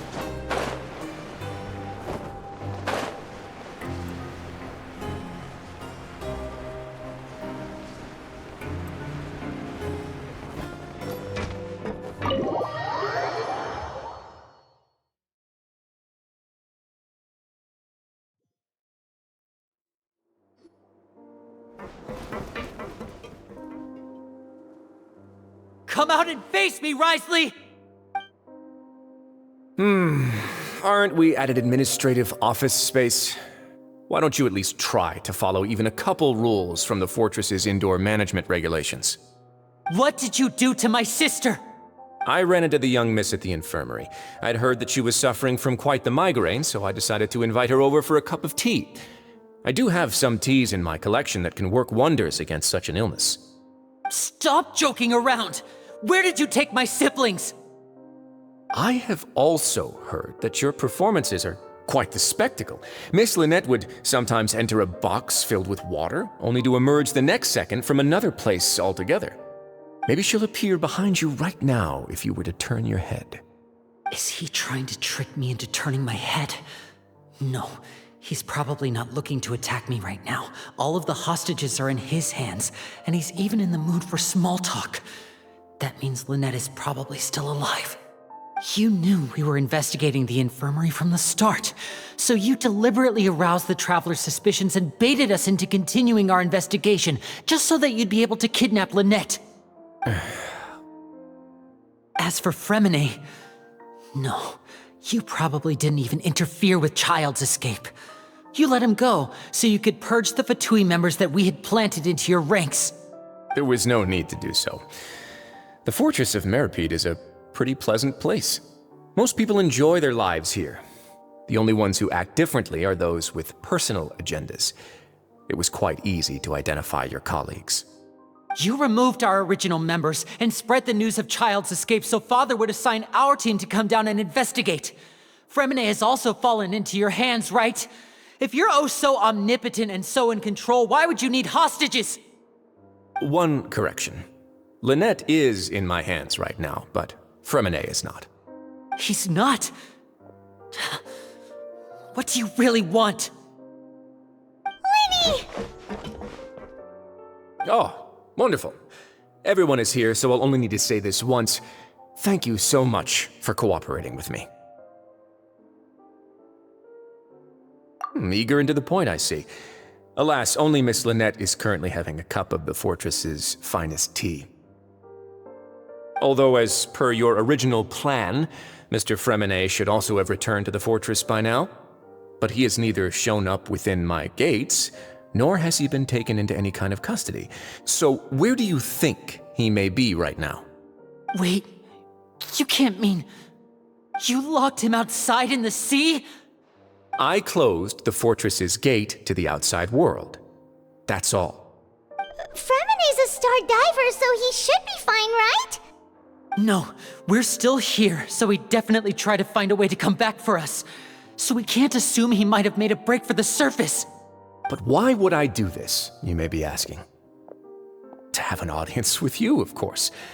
My intel tells me that Mr. Lyney is a great magician, so it's only natural for me to want to have some cards of my own when it comes to negotiating.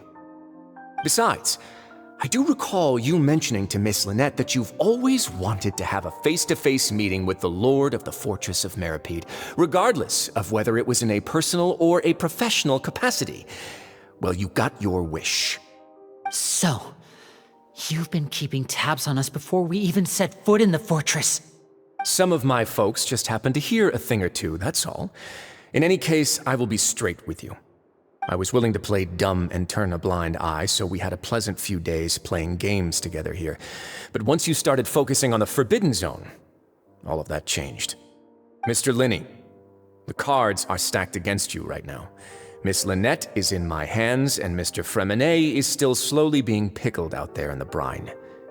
You know just as well as I that he cannot last out there forever. You need do but one thing to guarantee their safety.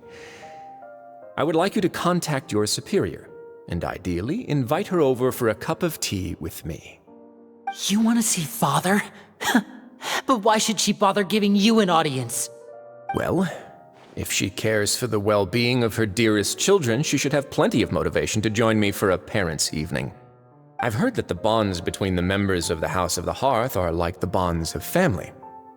I don't see why she would refuse. Why did you think Father sent us to handle the Fortress of Meripede? This place is basically a no-man's land. It wouldn't be fitting for anyone as important as a harbinger like Father to come here in person. Oh, I see. So it's because she doesn't care for my place here. That's such a shame. After all, I've amassed quite the tea collection. I was looking forward to sharing it with her. Both Monsieur Neuvilette and Lady Farina have already received many samples as gifts. Was this the extent of your master plan to get to Father? No matter how much pressure you may put on me, I won't allow you to use us to blackmail her. You people really are difficult to get along with. All I'm asking for is a face-to-face conversation. Does she truly have no interest in the fortress's secret? Mr. Lyney, you have one last chance to invite your father here. If you refuse... Lyney!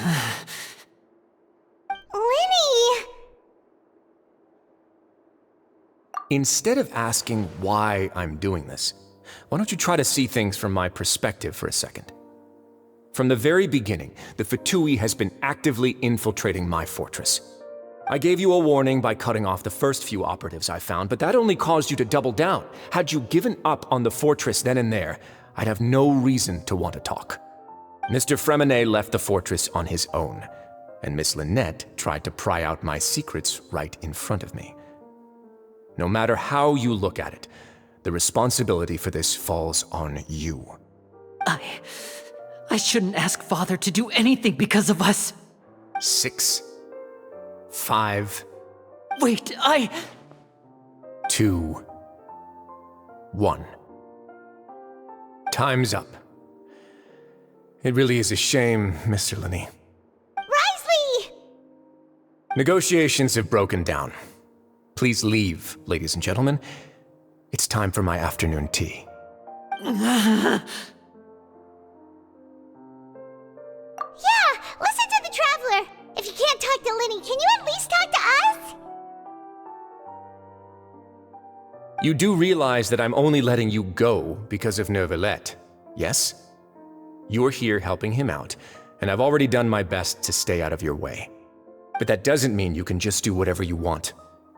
The fortress may be small and remote, but it still has its own set of laws. Then how about this?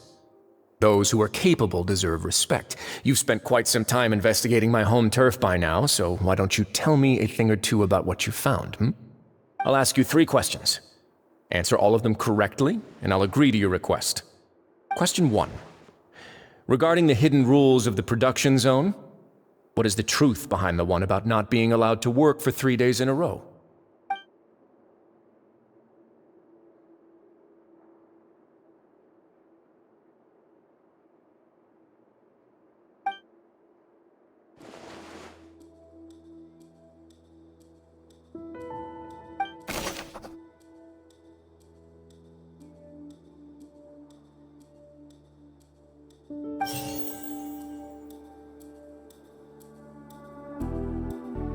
Fonta's internal reports suggest that they're starting a new trial. We often see Miss Sijuin observing the Fonta promoter has been struggling because I've been told that the infirmary is always... According to Collins, the Pancratian The research note said that the Melusine race perceives the world very differently from humans. Because of that, the Melusines have also... Fonta's internal reports suggest that they're starting a new trial of an unnamed and We often see Miss Sijuin observing the prisoners that The Fonta promoter has been I've been told that the infirmary is always empty for the half hour just before lunch. But what could Sijuin be doing during that time?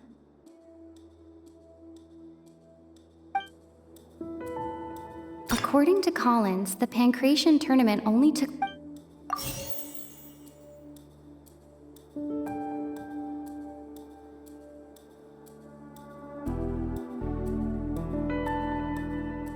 According to Collins, the Pancratian... The Fonta promoter has been struggling because he doesn't... We often see Miss Sijuin observing the prisoners at work.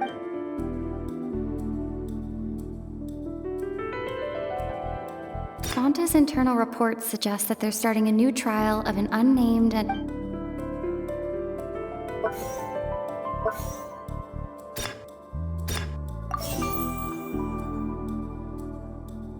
The research note said that the Melusine race... We often see Miss Sijuin observing the prisoners at work near the production zone. It seems like she can perceive the general state of a...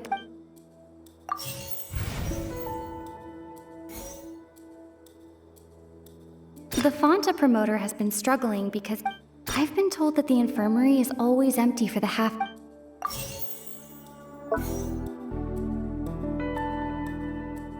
We often see Miss Sijuin observing... The Fonta promoter has been struggling because he doesn't recognize the real value. The research note said that the Melusine race... According to Collins, the Pancratian tournament... The research note said that the Melusine race perceives the world...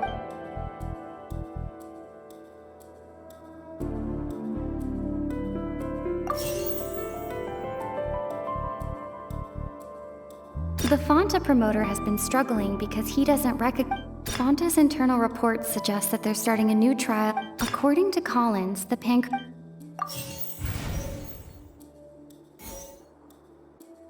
The Fonta promoter has been struggling because he doesn't recognize the real...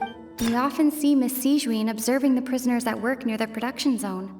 Fonta's internal reports suggest that they're starting a new trial of an unnamed and unpacked... We often see Miss Sijuin observing... Fonta's internal reports suggest that they're starting... I've been told that the infirmary is always empty for the half hour so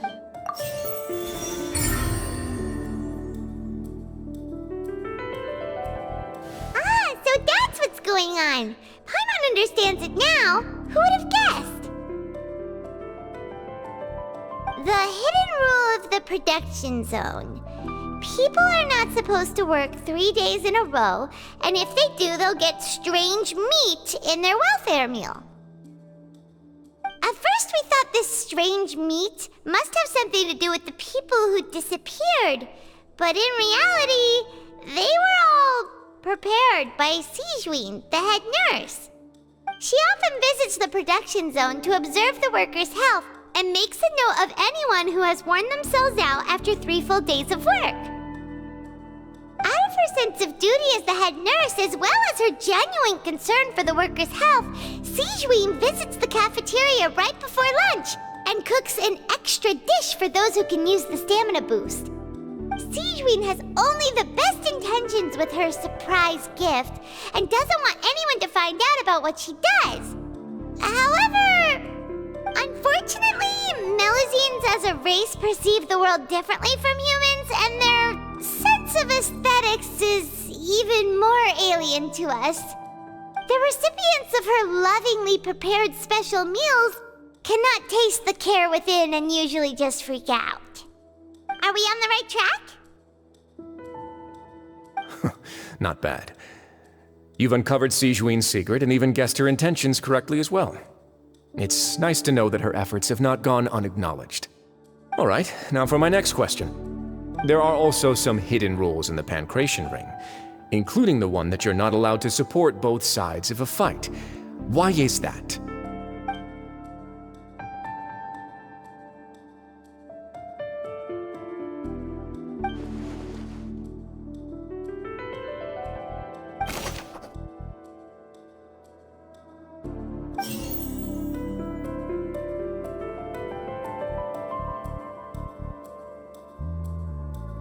The research note said that the Melusine race... The Fonta promoter has been struggling because he doesn't... We often see Miss Sijuin. According to Collins, the Fonta's internal reports suggest that they're starting... We often see Miss Sijuin... According to Collins, the Pancration tournament Fonta's internal reports suggest that they're starting a new... The research note said that the Fonta promoter has been struggling. We often see Miss Sijuin According to Collins, the Pancration tournament only took place...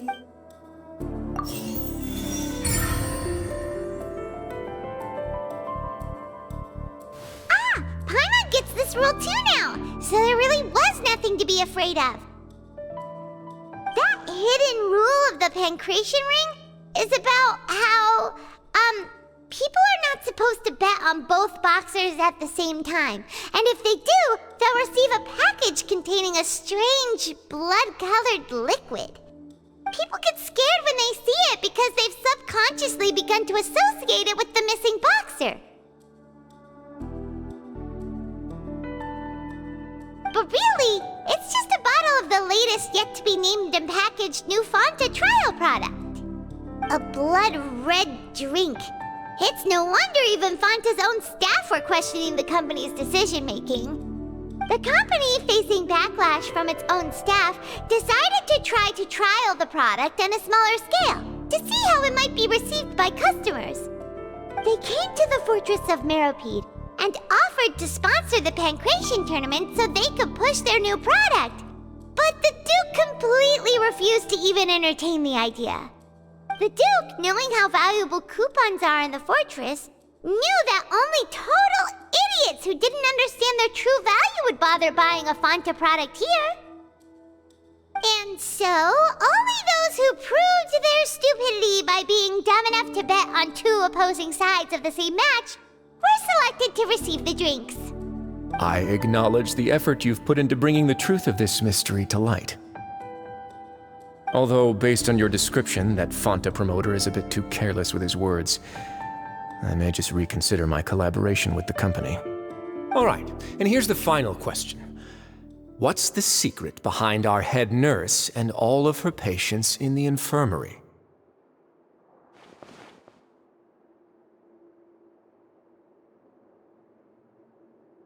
Stop your cruel and pointless games, Risley!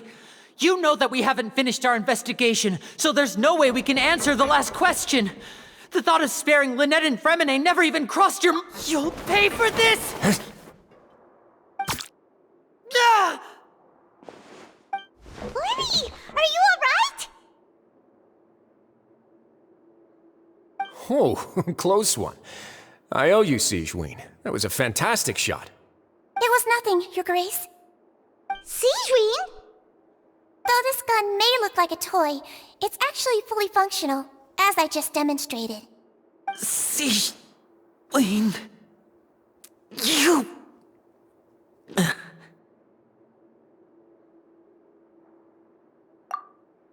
Not at all. I am merely a resident of the fortress, and thus protecting it is my duty.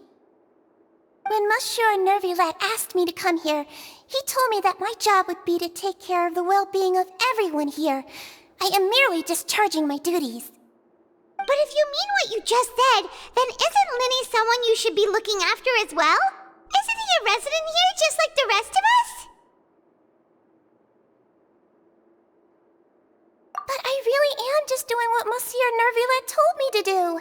Everything I did, I've done to protect them. Had I not, they would be in far more dire straits right now. His Grace knows it too, right? Your Grace? Mind proving my innocence to them? My dear Sigewinne, whatever shall I do with you? Would it have killed you to just wait another minute or two? Well, it's nearly time after all. The way you do things can be truly frustrating sometimes, Your Grace. I figured I should try to talk some sense into you. What are you talking about? What time? Take me if you want. Let them go. How touching. Can you just give me one more minute? Don't be like that, Your Grace. All right, everyone, calm down. 2 more visitors will be arriving any time now. I'll go get a cup of tea. Miss Sigewinne, I leave Miss Lynette in your care. You... What are you doing? I believe I hear footsteps.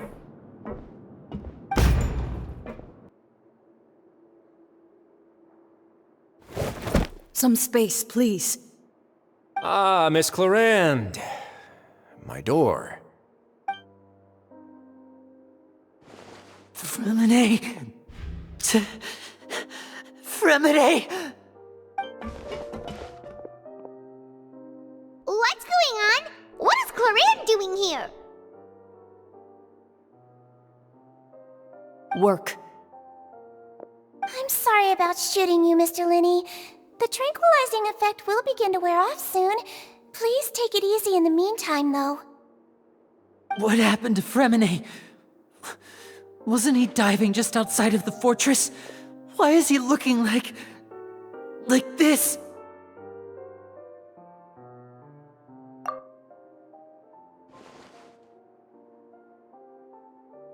A flushed face, an accelerated pulse. He must have consumed primordial seawater. What did you say? Please, make some space. I'll need to give Mr. Fremine a more thorough checkup. Your Grace, I'll leave the rest to you. I'll talk to Clarande while you get Fremine to where he needs to be. Everything else can wait.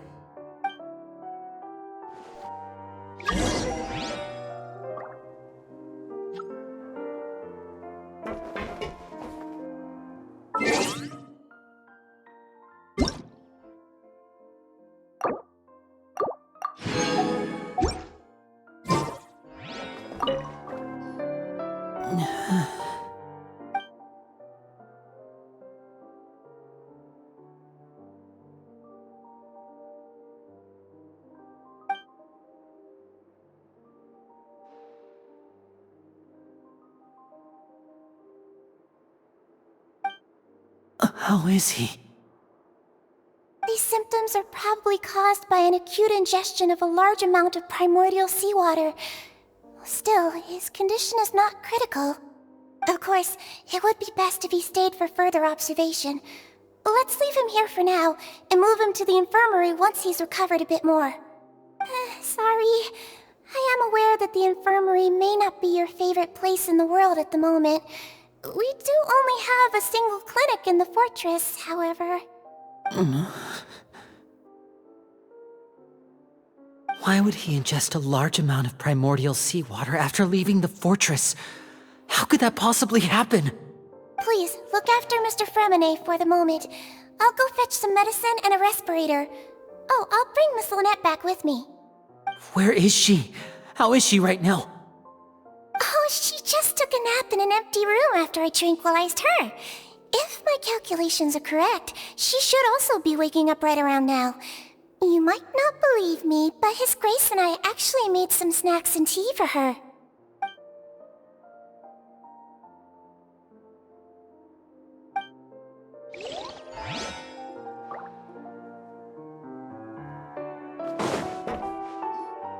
What's that look on your face? I thought I made good time on the way back. Oh, I'm just admiring your punctuality. Had you arrived just a few minutes later, Sigewinne may have been forced to shoot Mr. Lyney again. How's the situation out there? The water has changed. It's pretty much as expected. The concentration of primordial seawater has increased significantly. I was only out there a short time, so it wasn't too bad. But if one were to stay for any significant amount of time... well, you can see how that boy's doing. Where was he when you found him? The abandoned zone at the end of the pipes. A good distance into the water. Closer than I thought. He must have recognized it early on and tried desperately to swim back. Locking the door was necessary. I don't think we could have saved two. Well, I did try to convince him that I had my reasons. Never seems to work, though. It would probably work on Neuvilette. He has a knack for picking out who had good intentions, even when the outcomes were all terrible. It's a bad sign if you're having to plead your case to Neuvilette. Want some tea?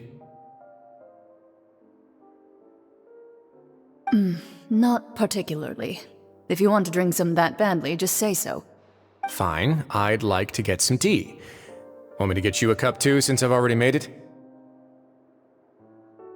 Might as well then, I suppose. Actually, do you have a towel? I would like to dry my hair.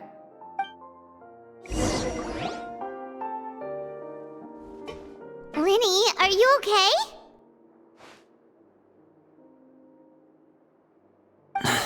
I'll be fine. They're all here now. Don't worry about me. Are you sure? You don't look alright. My hands and feet are still a bit weak, but that's probably just the residual effects of the tranquilizer shot. I'm back, everyone. Lyney! Oh, Traveler, Paimon, you're here too. Freminet? Is he... He'll be fine.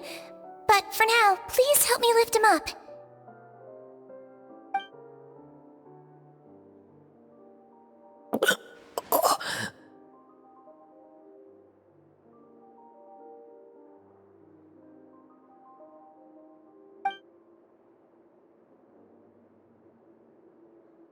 His breathing's beginning to slow down. Give me a hand and help me get him to the infirmary.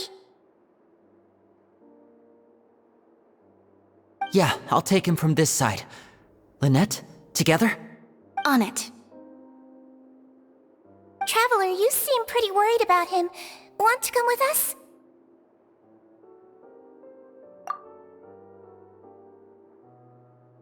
The Duke and Clarande are gone. They probably went to get some tea. The Duke will explain the truth in just a bit. Miss Clarande will need a break, since she only just returned from rescuing Freminet out of the sea.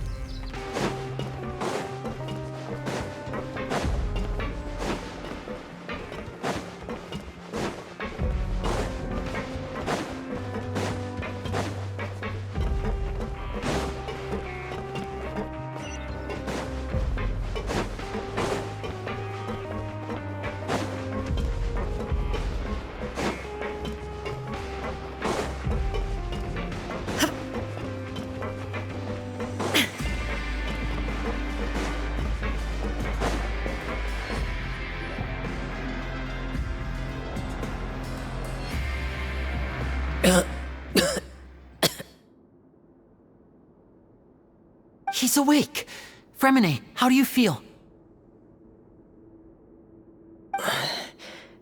Lyney... Lynette... We're all here. Where... am I? The infirmary, at the Fortress of Meripede, Mr. Freminet, and you are no longer in any danger. How do you feel? Don't push yourself if you're not feeling up to it. Traveler. Paimon. It's been so long. The sea. There's something wrong with the seawater. Shh, it's okay. We can talk about it after you've recovered. No, listen to me. This is really serious. There's primordial seawater mixed into the regular seawater. I don't know why it's there, but no one should touch it. Pipes. Right, the pipes. It's all coming back to me now.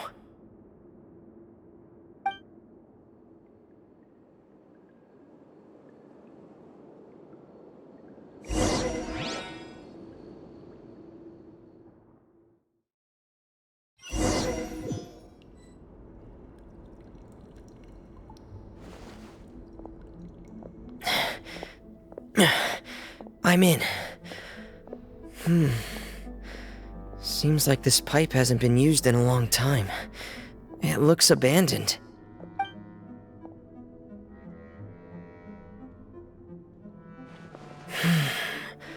Where could Master Child be?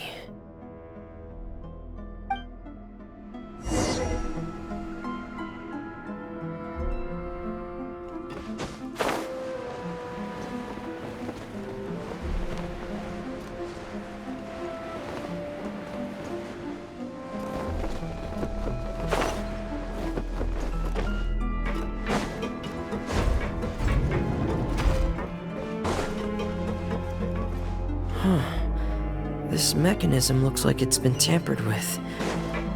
Could he have done it?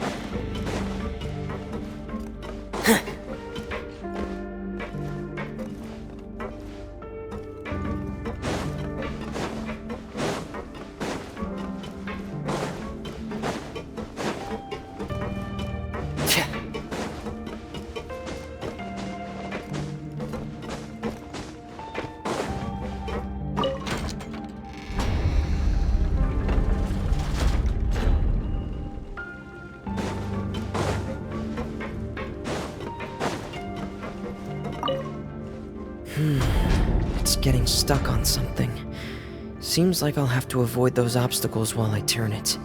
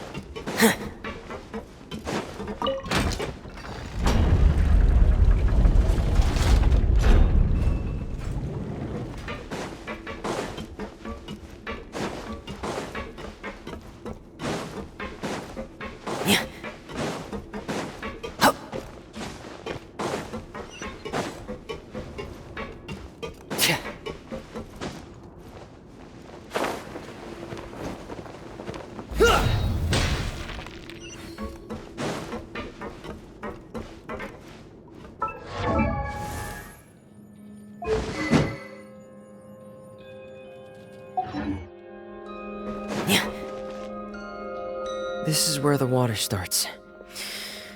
Okay. Master Child probably dived into the water. I'll go take a look as well.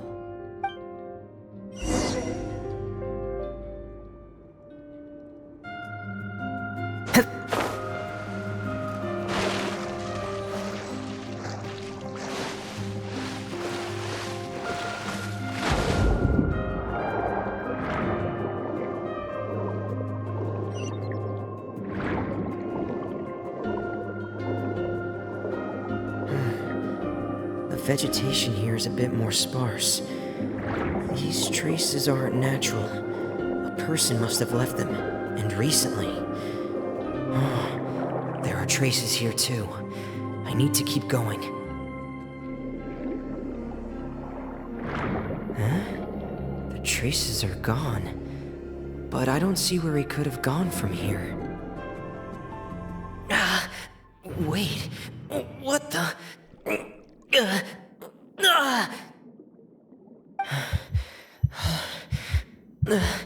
My heart is racing, and it's getting harder and harder to breathe. What's going on?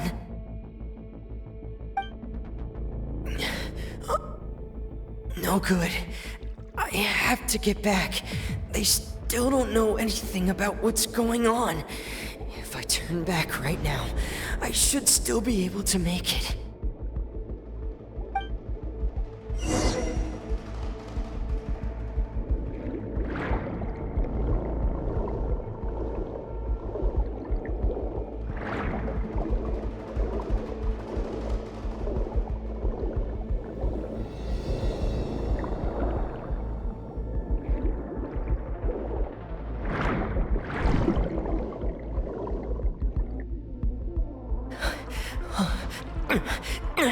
I can't die here.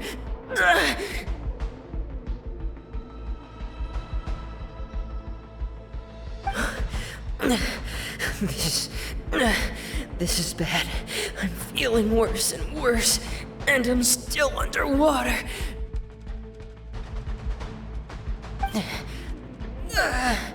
I have to push on.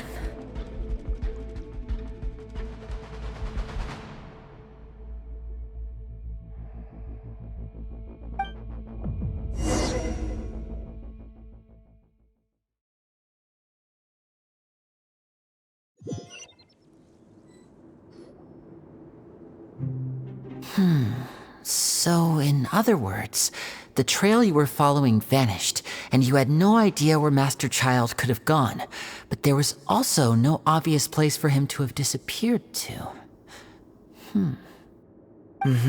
That's right. I tried my best to swim back, but I had already put some distance between myself and the fortress, and I just couldn't find the strength to keep going. I probably passed out some time after that. And you know the rest. Miss Clarande brought you back, but we also don't know why she just suddenly appeared at the fortress, or why she went out to save you.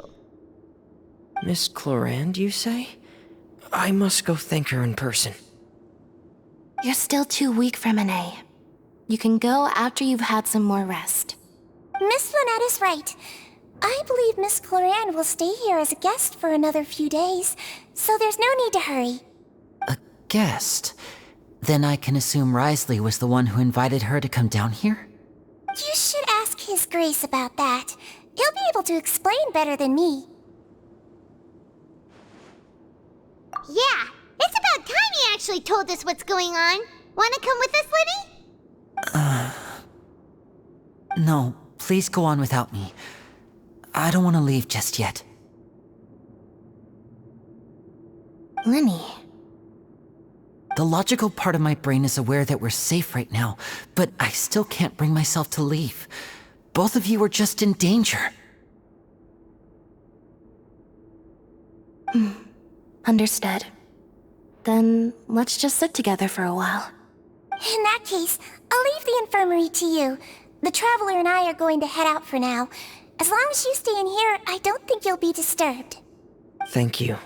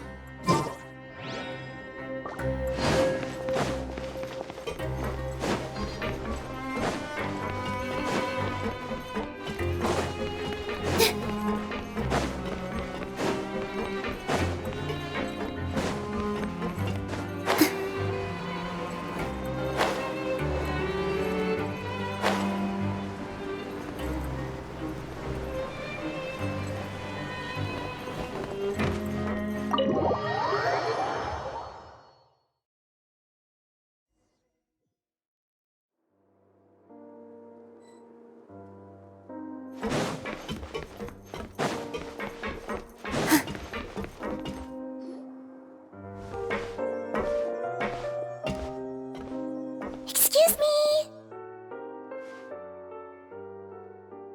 I take it Mr. Fremenay's condition has stabilized? Of course. I wouldn't have left the infirmary otherwise. I've been expecting those two, but might I inquire as to the purpose of your visit, Miss Siegewien? I wanted to check up on Miss Cloran. How are you feeling?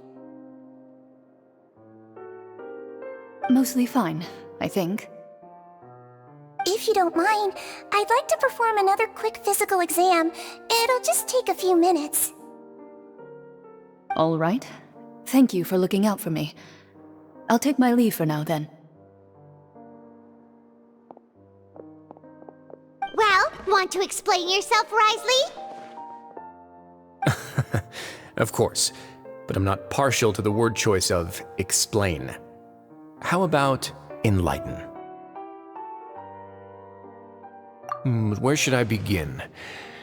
How about you start by asking me any questions you have? You can start with whichever one you'd like to get answered the most. Then Paimon will begin. Did you know about Lyney's goals from the very beginning? No. I just knew they were Fatui operatives sent to the fortress by the Knave. As for their specific goals, I only figured those out as you made progress on your investigation. You managed to monitor and stay ahead of them even though you didn't know what they were trying to do? They came here with ulterior motives. I'm quite adept at discerning what that kind of behavior signals. Initially, I thought their goal was just to investigate Child's disappearance.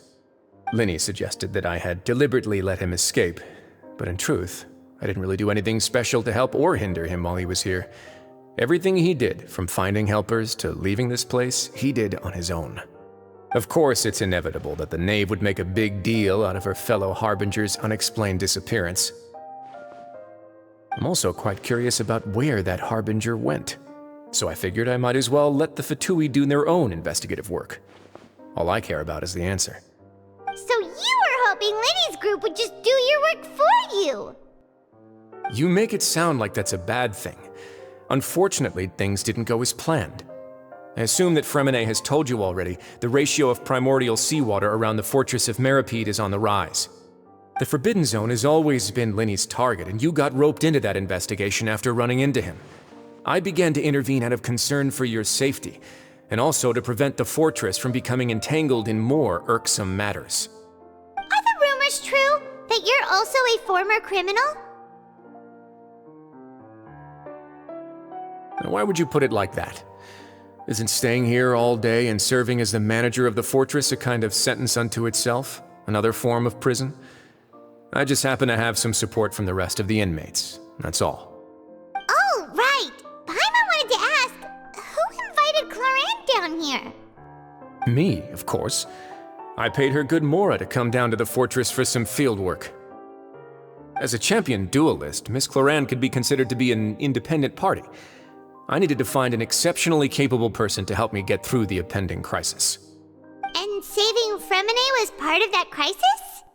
You can think of it like that, yes. Credit where credit is due, that boy is quite adept at diving. Had conditions not been as hostile as they were, he probably would have found the missing Harbinger already. That's not something you should be asking after. Neuvilette only asked you to investigate Child's whereabouts. All I need to prove to you is that the Forbidden Zone had nothing to do with the Harbinger's disappearance. That should be clear now that you've spoken to Fremenay. But we've already uncovered that there's something wrong with the infirmary, and we've answered a bunch of questions that you threw at us. Isn't it about time that you answer our last question in return? You make a compelling case. Do you really want to know the answer that badly? Yeah, Paimon really wants to know! Even if the truth may not be pleasant? Follow me.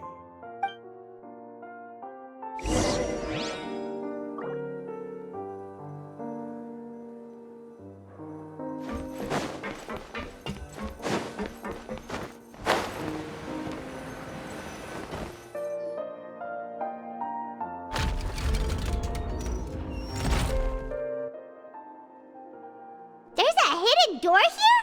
And a whole basement behind it? Huh, stuff, Risley. It seems you've forgotten just what kind of place the Fortress of Meripede is.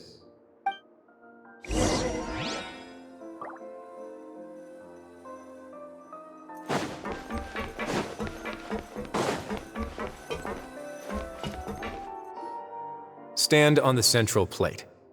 Wait, is there a secret mechanism or... Whoa!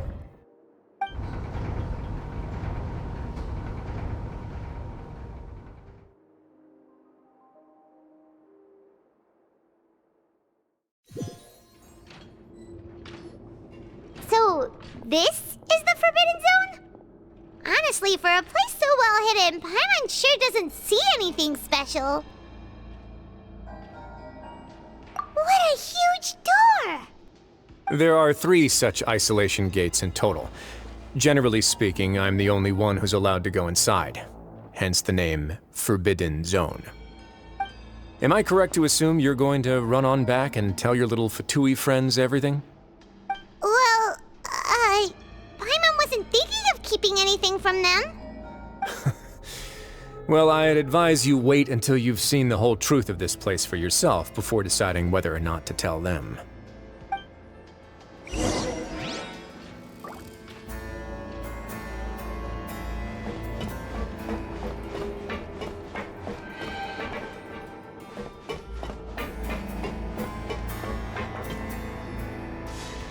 Huh, so there's a switch on the side. Stand back.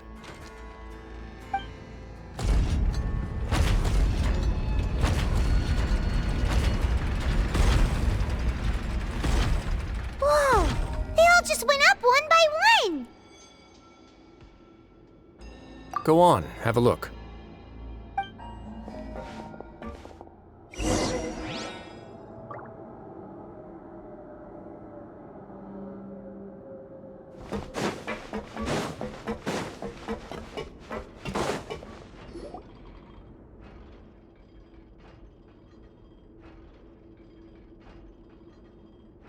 I've been interested in what lies beyond that gate ever since I assumed leadership of the Fortress of Meripede. Of course, it would be unwise to recklessly open it, but it'd also be risky and negligent to simply ignore any potential danger that could be behind it. The readings on that dashboard have not budged since the day when I first laid eyes on this place. But over the past year, the needle has crept upwards from its original position, likely because some parameter it's been tracking has changed, if only infinitesimally.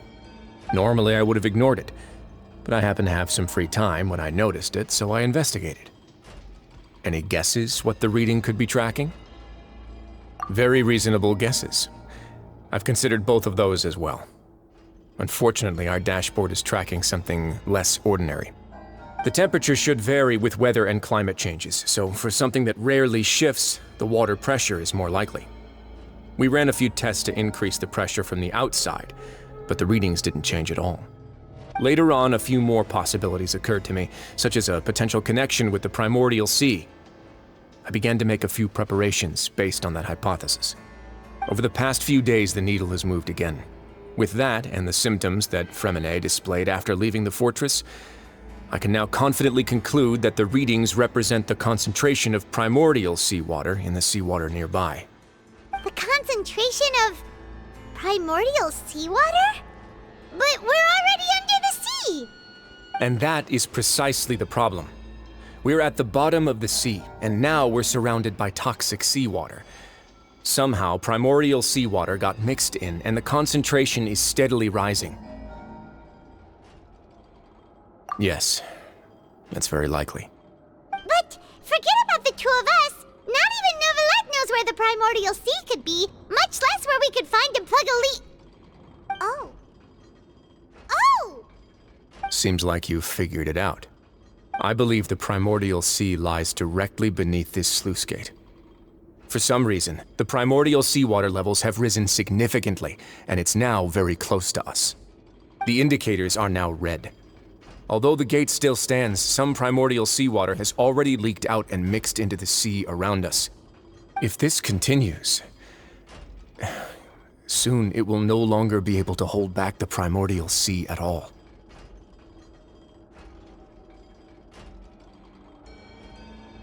Yeah, you know what the legends say.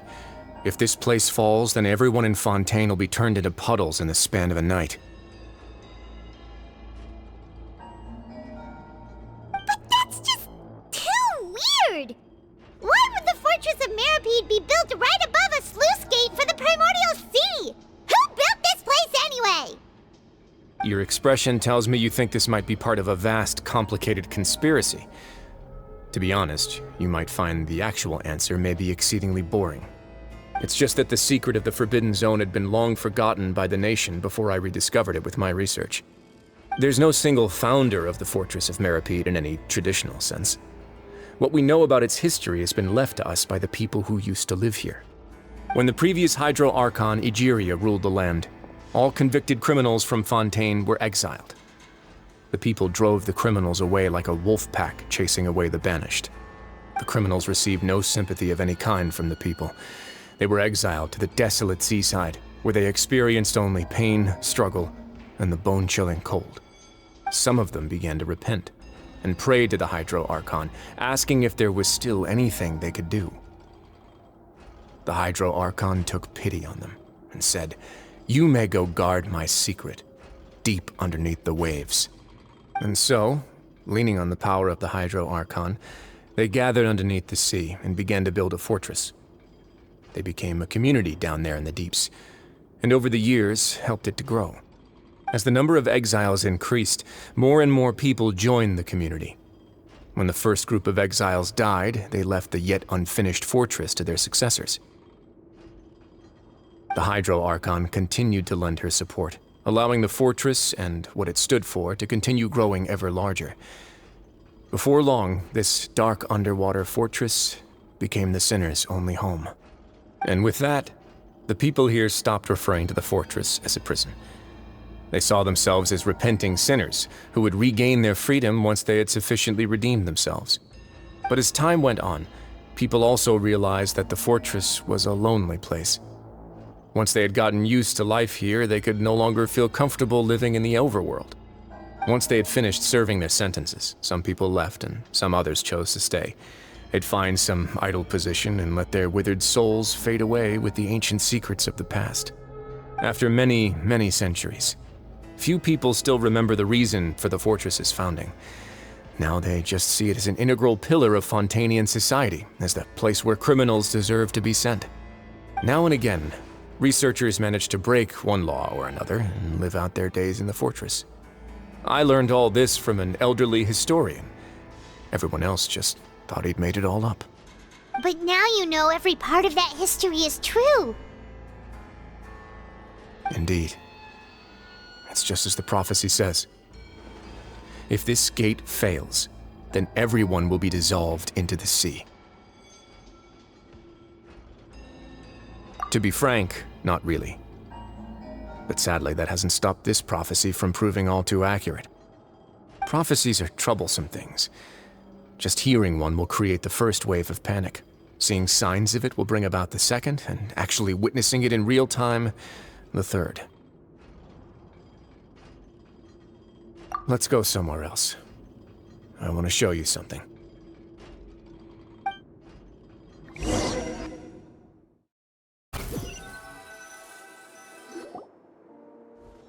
This is it. Your Grace, perfect timing. The results from our last round of experiments have... Wait, Jurier, he's not alone! Huh? Lorvine and Jurier?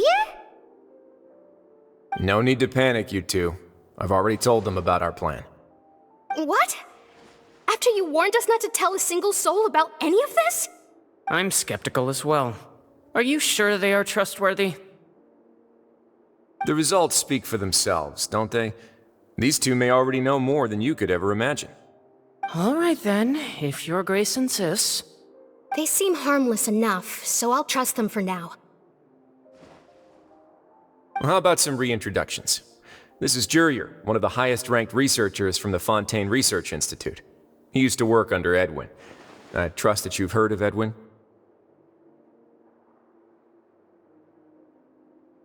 Good.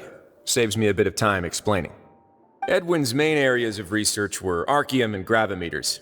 As his assistant, Jurier is quite familiar with them as well. I hired him to be my technical consultant. You want to blow up the fortress of Meripede? Ah, what a lovely idea. I'm already imagining it in my head. Gotta admit, I'm tempted as well. Guys, focus! Focus! That taskmaster over there is Miss Lorvine, and is also one of my technical consultants. While Jurier used to be Edwin's assistant, she used to be Jurier's assistant. Ooh, are they together? See, everyone keeps asking this question. Are you too sure you're not a couple and just using your work as a convenient cover? Your Grace, I am not in a relationship with this man. If I dated her, I'd officially be madder than Edwin. Jeez, forget I said anything then. Follow me. Whoa, there's another door that goes right up. Your constant amazement makes it seem like the fortress can do anything. But Paimon really thinks everything's super cool.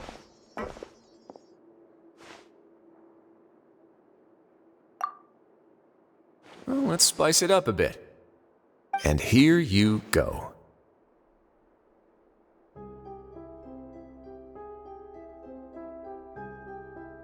What a huge ship! This is also a production zone that Paimon's never seen before. What's going on? How much do you know about Fontanian history? Not much at all. Well, then maybe you haven't heard the story of ancient Lemuria. To give you a quick rundown, Fontaine used to be ruled by the Lemurian dynasty. According to legend, the Lemurian king Remus came to this land after being inspired by divine revelation and found the seer Sibila, who had taken on the form of a golden bee. Taking the golden bee with him and riding on a huge ship, the Fortuna, he created his nation above the surging waves. He called his nation Lemuria and used the Fortuna to incessantly search for new tribes and islands, calling on them to join his empire. There's a ship in this story too? Where there's water, there'll be ships. People believe that hope can always be found at the end of a voyage. Do you believe that too? To a point, I think. As you've already seen, I have a whole factory's worth of labor, materials, and technology at my disposal. Certainly can't hurt to give it a try. So the moment I began to speculate that the primordial sea might lie underneath the gate, I also began this project. Were you inspired by the legendary Fortuna? Maybe. Fontanians need something to hold on to cope with the impending disaster. Were the workers to find out the truth behind this ship, riots would destroy the fortress faster than any catastrophe. As the fortress's administrator, I'd never make such a reckless call. Alright, that's enough talking for now. I'll need another 3 cups of tea to soothe my throat. Do you have any other questions? Seems like you're good. Come on, I'll take you back.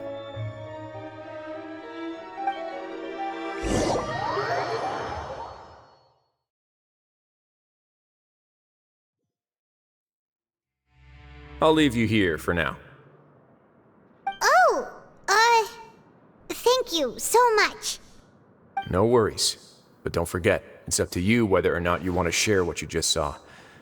What you do from here on out will likely affect those 3 as well.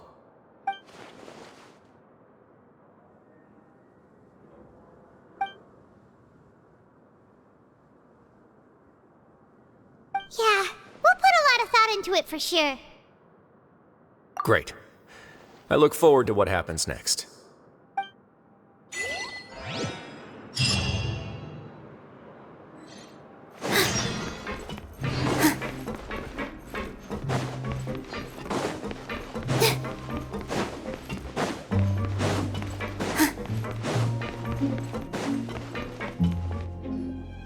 We're back! Welcome back. Do you want a cup of tea? How can you be so much like Risley, always drinking tea? Huh. Actually, now that you mention it, I just remembered something now. While I was sedated, I could still barely hear two people talking next to me. They were discussing everything, from the leaves to the water and even the teacups themselves. Must have been Wriothesley and Sejuin. Yeah, I heard one male voice and one female, so it should have been the two of them. They really were just talking about brewing tea. I really can't make sense of this place. So, Traveler, Paimon, were you able to learn anything from Wriothesley? Yeah, he explained everything. Very well. Then, would you mind checking your answers against my speculations? Yeah, I took the time to rest, so I'm feeling a lot more relaxed now. Nobody else is around, and Miss Sejuin is also busy with something or other, so let's just talk here. Alright, then I'll posit my theories. I asked myself 3 questions. Firstly, why was Fremine affected by the primordial seawater? It was because he dove into the sea. My theory is, the long-lost primordial sea is probably very close to the fortress of Mirapede.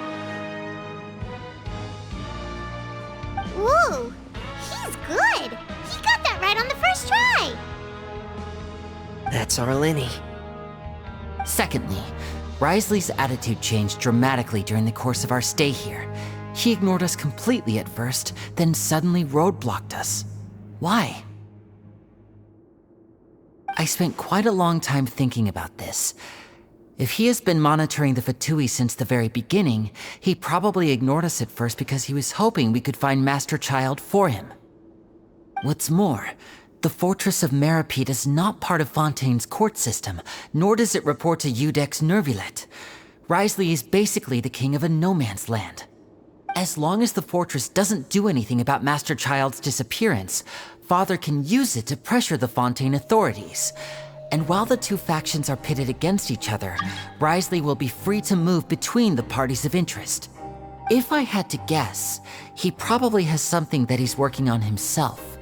It's likely related to the secret of the infirmary, but I just can't think of what it could be.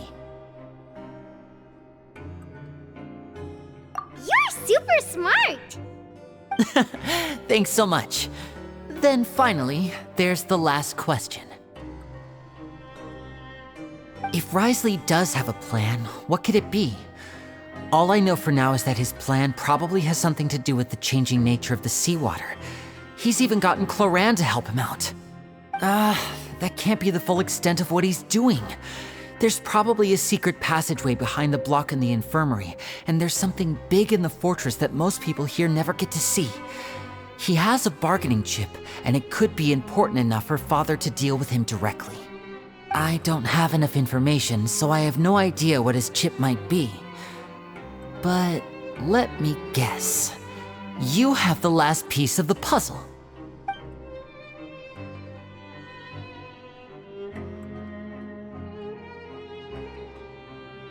I can't believe it. The sea will engulf everyone, just like the prophecy said. Could Wriothesley have wanted to meet Father to figure out a way to deal with this crisis? If you remember, I once mentioned that Father sees the House of the Hearth as her base of operations, and she truly wants to resolve the crisis. But how could Wriothesley have known that? Or perhaps he didn't know, and just wanted to bring Father over to his side? Which could be why he said he just wanted to negotiate. Yeah, that makes sense to me. I understand your concerns as well, Traveler. I'll figure out a way to pass this on to our father.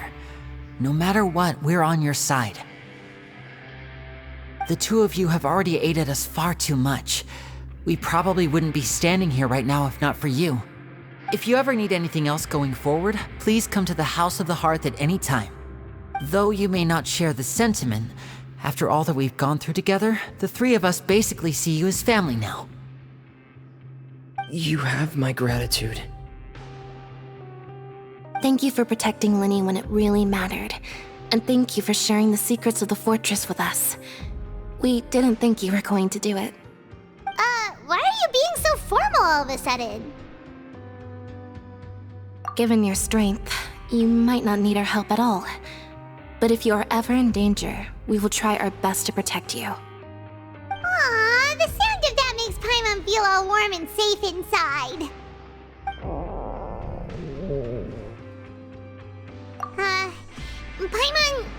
Paimon's hungry. Oh, you've done so much already. Go get some food.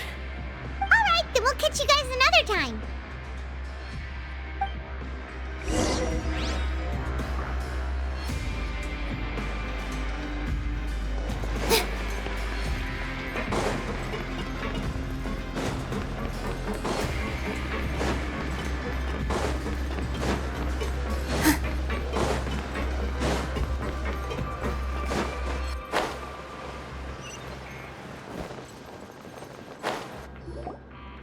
It's time for dinner. Welfare meals now being served in the coupon cafeteria. Come on, let's go pick up ours as well. Traveler and Paimon, over here. Are you here for dinner too, Miss Sijween? And I'm taking the opportunity to prepare Miss Cloran's dinner as well. Huh. You're right. She's actually sitting in the fortress cafeteria. What would you like to eat? Yep, you can. I've already talked to our chef, Mr. Wolsey. It's all on me today, so you can get whatever you'd like.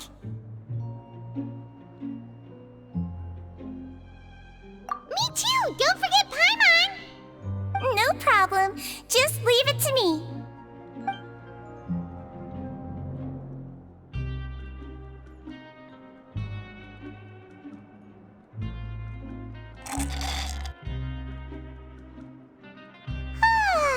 So delicious.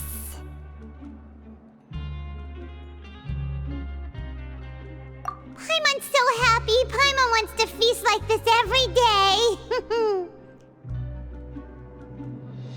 Feeling full yet? How's the food? Delicious.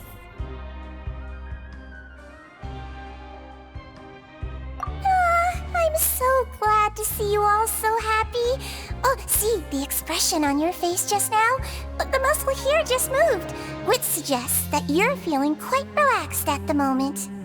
Sijween, do you do this to help your patients or to better understand human beings? A bit of both, I suppose. I'm a Melazine, which means I'm very different from human beings. I must know what you're thinking if I want to take good care of you. You're really good at taking care of people. Even though you're so short, you still talk and act like an older sister. Really? You're reminded of an older sister? That's great to hear. Oh, and what did you mean back in Risley's office? When you said that you were protecting Lyney and his siblings as well? Oh, that. I just asked His Grace to look out for those children, especially that diver boy. I was getting a bit worried after hearing that something was wrong with the water. Thankfully, Cloran is very strong and managed to save him in the nick of time. His Grace also sealed the pipes after Cloran left, to make sure that Lyney wouldn't impulsively chase after his brother. Although the path was blocked, we still stationed some guards there to stop anyone from approaching. They were instructed to only open the door once Miss Cloran had returned. Oh, and I was keeping an eye on Mr. Lyney as well. We had to press him, but we couldn't allow him to be in any real danger. You were all super considerate and really thought everything through. It's just what we do down here at the fortress. At least this has been His Grace's style for as long as he's been the leader. Oh, I really wish Monsieur Neuvilette would come down here more often too. I feel like he'd like it here, with all the darkness and chaos.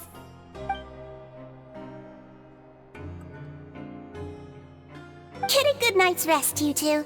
You both worked very hard.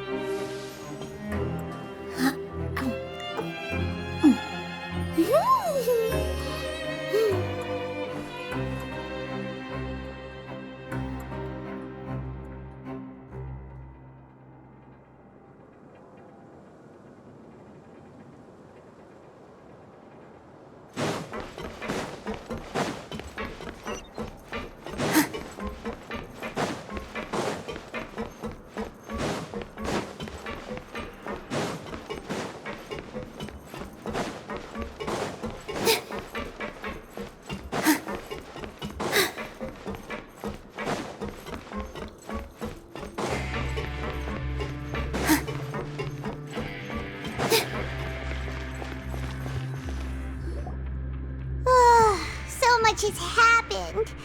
Paimon just feels absolutely exhausted now that she's finally relaxed. Paimon's super sleepy. Are you sleepy too?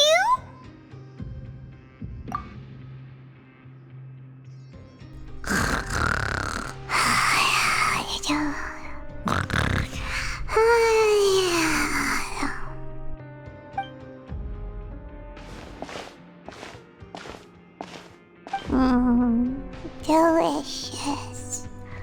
Paimon wants seconds for free.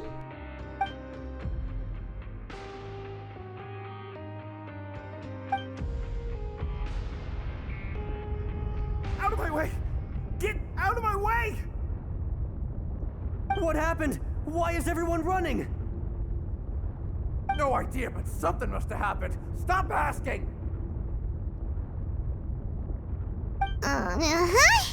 Who's yelling? Paimon still wants to sleep.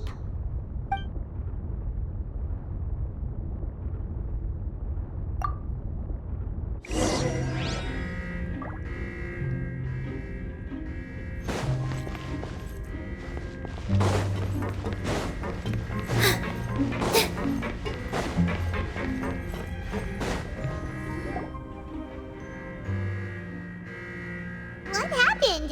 Why is everyone running around? Hey, what are you doing? No time to explain, mate. Goodbye. Hey, wait! What's wrong with these people? They won't even talk to us.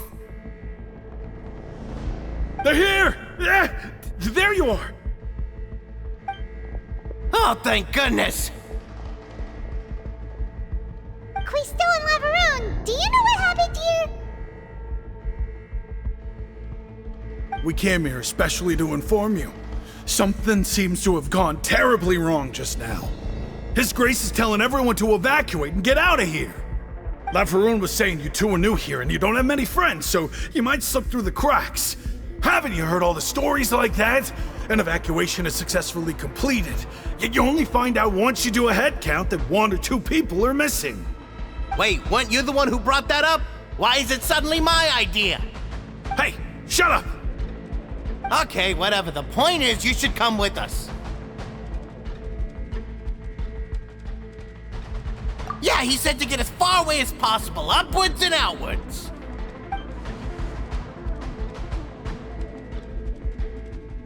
Oh no, it can't be that thing! Whoa, wait, what? What? Hey, where are you going? We have to go find the Duke! You two just go and get out! Go on without us! Hey! Be careful! Attention! Please evacuate upwards and outwards, upwards and outwards. If you're already at the topmost layer, then try to move as far outwards as possible.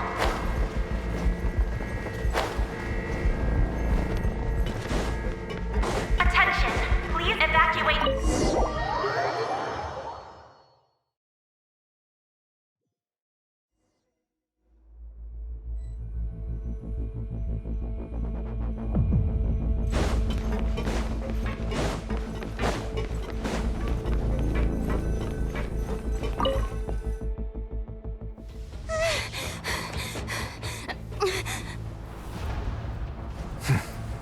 They're here.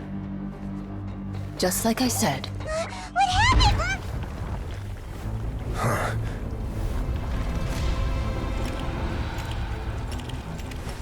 You're just in time. But be ready to run.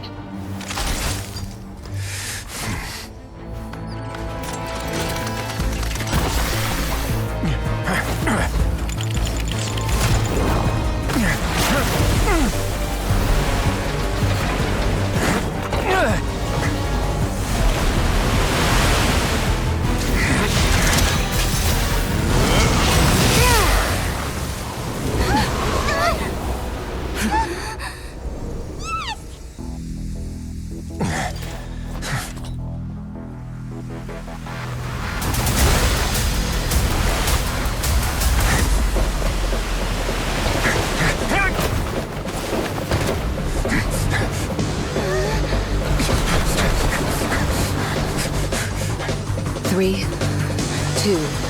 1.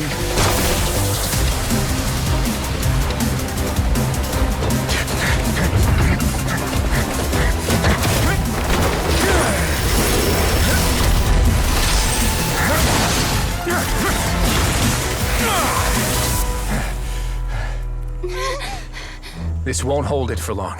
Find Neuvilette. Tell him the defenses are about to collapse. Then what will happen to you? Until he arrives, we're the last line of defense.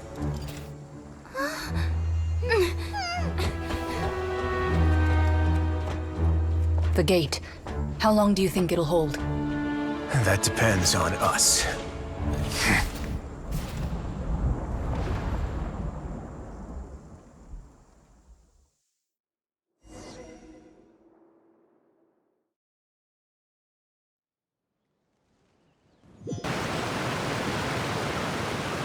Neuvilette, why are you here? Traveler, I need you to head to the Opera House immediately. Farina will soon be meeting with the Knave there.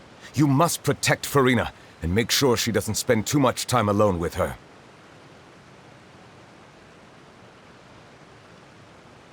Will do. You have my sincerest gratitude.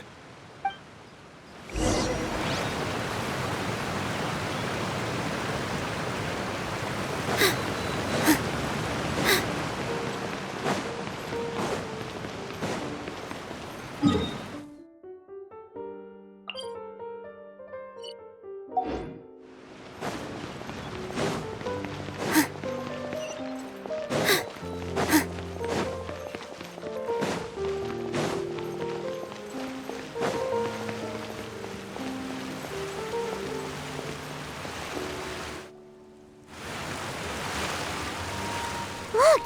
There are a ton of Fatili and Palais Mermonia people over there! The Knave is probably here already. We need to hurry! Are you two the Traveler and Paimon? Monsieur Neuvilette has left instructions. Please follow me. Though I'm sure he's already explained, this should be a mostly cordial conversation, unlikely to give rise to violence. But it would be most appreciated if you could protect Lady Farina to the best of your abilities.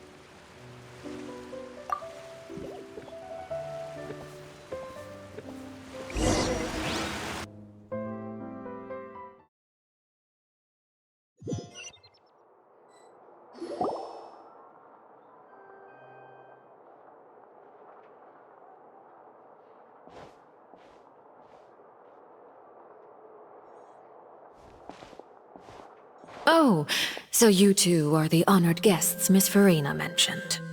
Of course, of course! How could they not attend a meeting such as this? I must always have 2 or more guests at my dessert table. Otherwise, the occasion would be too lonely and unbecoming of my station. It is my pleasure to make your acquaintance, Traveler. I have heard much of your accomplishments. I am the Knave, one of the 11 Fatui Harbingers.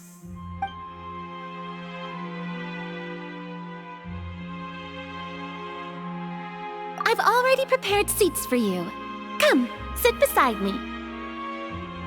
Perhaps you two are unaware of how Miss Farina and I do things. You see, we actually recently agreed to get together for tea when we had the time. See this? This is a limited type of confectionery that Miss Farina simply adores. There are only 16 slices sold every day. Here, why don't you and Paimon have a taste?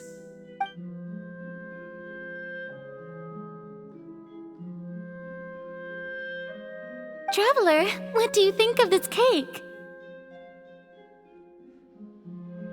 That's good to hear. So what Child said was on the mark after all. You do share a taste in desserts with Farina and I.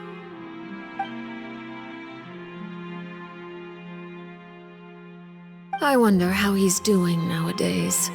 You must have heard, right? He's suddenly gone missing. I'm really worried about his safety, you know.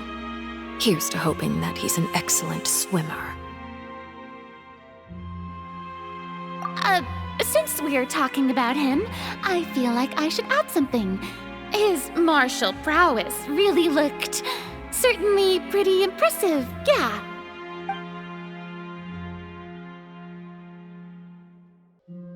Oh, so you're also familiar with his aptitude for fighting, Miss Farina.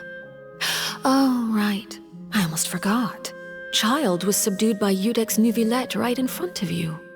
Against ordinary people, my colleague would never be on the back foot. But alas, he just never imagined he'd run into such a person. I must express my admiration for Monsieur Neuvilette.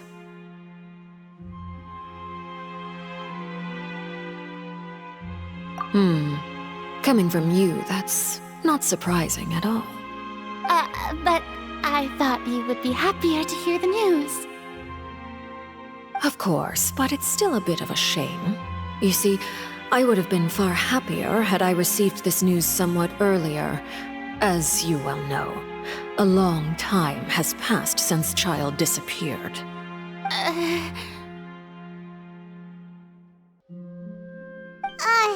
Well, in any case, there's no need to worry. We know for sure that Child is still alive. Oh, and just how do you know that? Because we found evidence that proved he left the Fortress of Meripede. And where did he go after leaving the fortress? Well...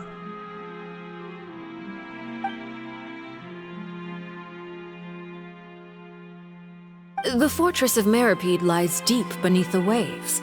Unless he pranced right out of the main gate, he must have had to swim for it. Do you have any proof that he surfaced safely?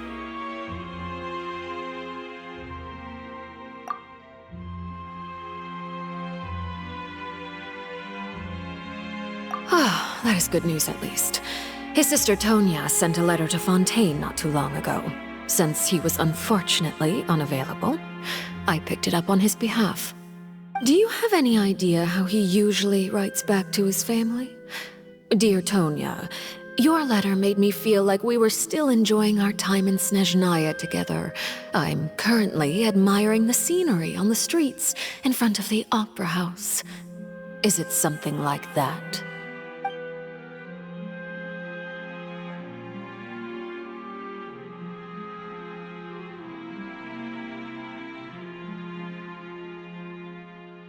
All letters tend to follow the same few formats anyway, right? As long as the contents are accurate, it doesn't matter so much how it's written or how it's worded.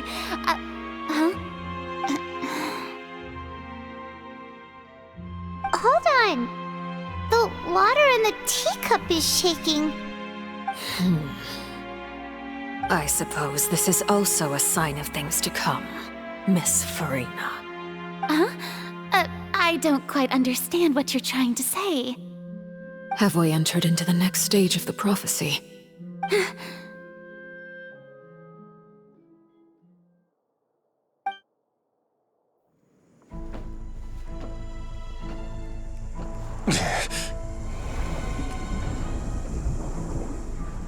My thanks to you both. I will take it from here.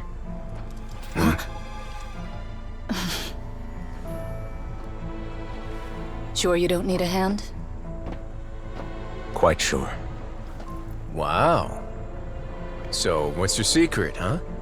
Let me guess. Nah, who knows? Maybe it's just your sense of responsibility. Sounds about right.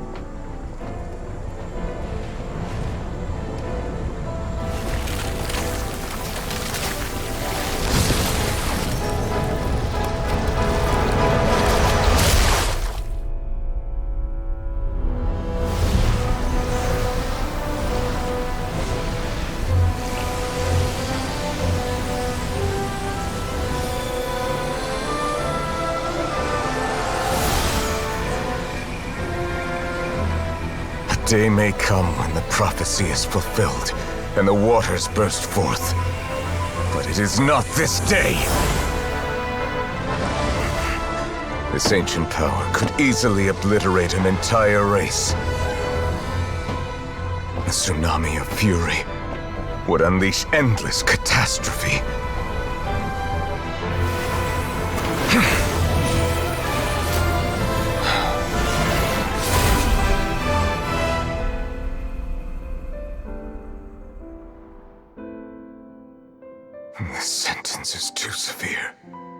Forgive me for overruling it.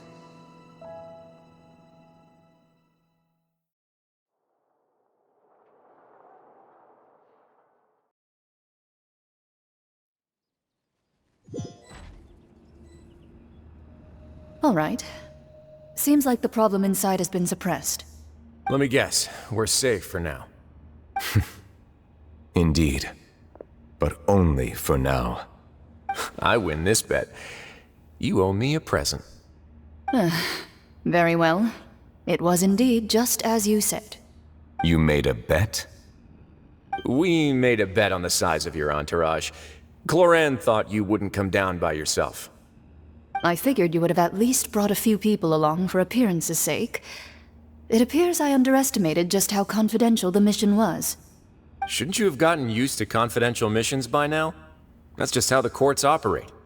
So what gift must the loser give? Tea? He already has tons of tea in his office. I'm thinking about a set of legal codices. That wouldn't happen to be a dig at my lack of legal awareness, would it?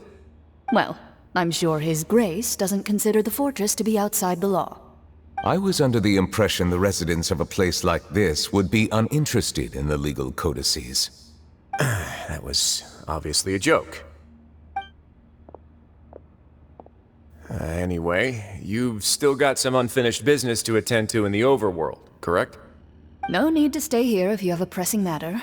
We all know you can't leave Palais Mermonia for long. Thank you. I hope everything went smoothly with the Fatui Harbinger.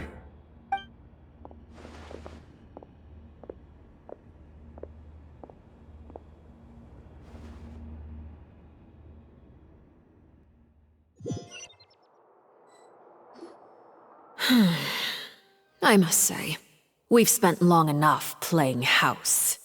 Miss Farina, as the Hydro Archon, I am sure you understand the exact meaning of the phenomenon we just witnessed. Or should I say, that's what I originally thought. But looking at your expression, was I wrong? And you haven't a clue? What are you trying to say? At this point, I don't think there's any more need to speak as diplomatic representatives. Allow me to speak to you now as just a Fontanian. You know the prophecy by heart, and also that every part of it is being proven true. Yet, here you are relaxing, drinking tea, and eating desserts as if it's all nothing more than a few stray bugs in your garden. Do you really think that's acceptable? The prophecy's hanging above our necks like a guillotine. Every faction is looking for a way to either avert the disaster or save their own. Even the orphans of the House of the Hearth have devoted everything to saving their homeland. But you? It beggars belief just how nonchalant and carefree you have been. From the very beginning, you, the god Focalor, you have utterly failed to take action. You're wrong. I've never ignored the prophecy, nor have I just been passing the time in self-indulgence. Retract your accusation and stop doubting the wisdom of the gods with such absurd conjectures. I am not alone in my doubts, you know. All the children of Fontaine may be harboring the exact same thoughts right now. Oh, great Hydro Archon. How are you going to save them? Save us? How are the people you've sworn to protect supposed to survive in a land that will soon disappear beneath the waves? I have my ways, and I've been working on them for all this time.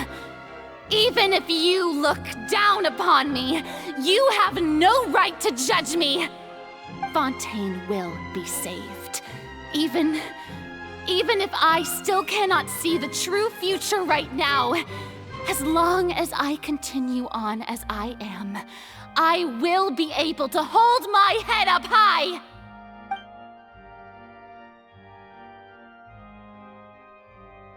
Then I ask you, Miss Farina, just what have you been working on?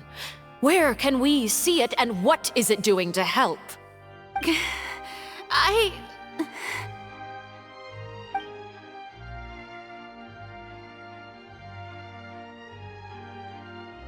my machinations are just like the prophecy itself.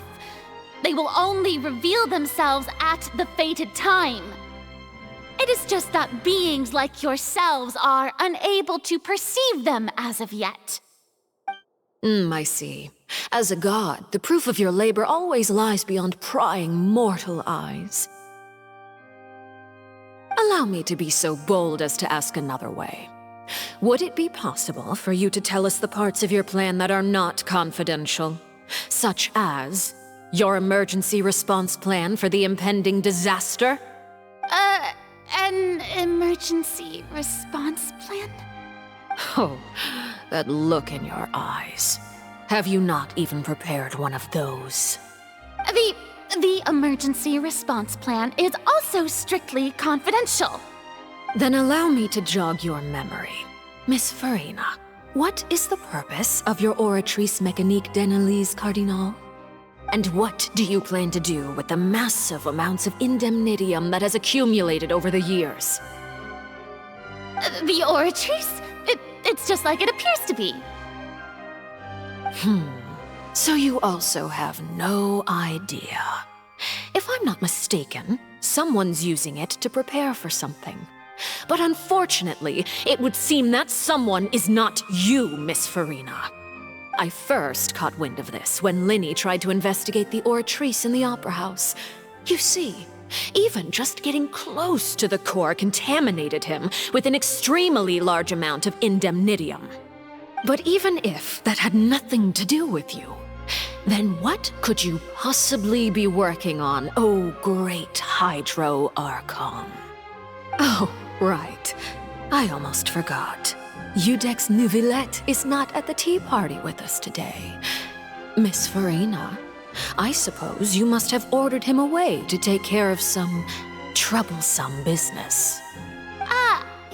Yes, that's exactly right. Please keep it a secret for me. Of course I will. Although, I must say, Miss Farina, you seem quite insecure without the Udex by your side. Oh, very well.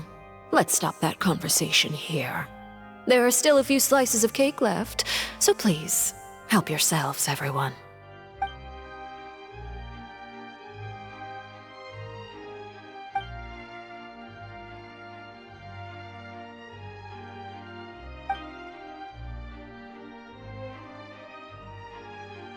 Traveler, I heard that you were recently commissioned to handle a few matters on behalf of the Udex. Why don't you take an extra slice of cake? Those who work hard deserve gratitude and praise. You too, Paimon. Thank you. Paimon will take you up on that offer.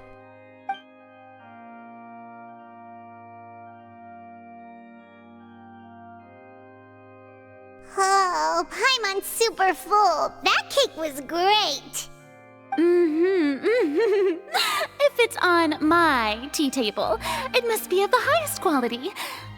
Yes, and we must thank the knave for bringing these over as well. You're welcome. I'm sure the cake also felt greatly honored to be featured at Miss Farina's table. And I was merely catering to Miss Farina's tastes, seeking a chance to chat over tea. It is getting late. Why don't we call it a day? There are still a few matters that I need to take care of, so I must take my leave now. Very well. We'll end it here. Mind seeing me off, Traveler? We could use the opportunity to discuss Child before I must be on my way. Paimon's coming too!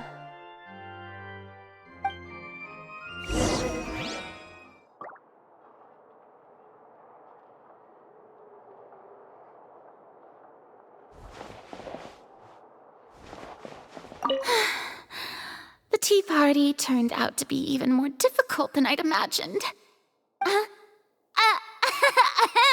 Why are you looking at me like that? Is something the matter? If there's nothing urgent, then I shall be retiring for now.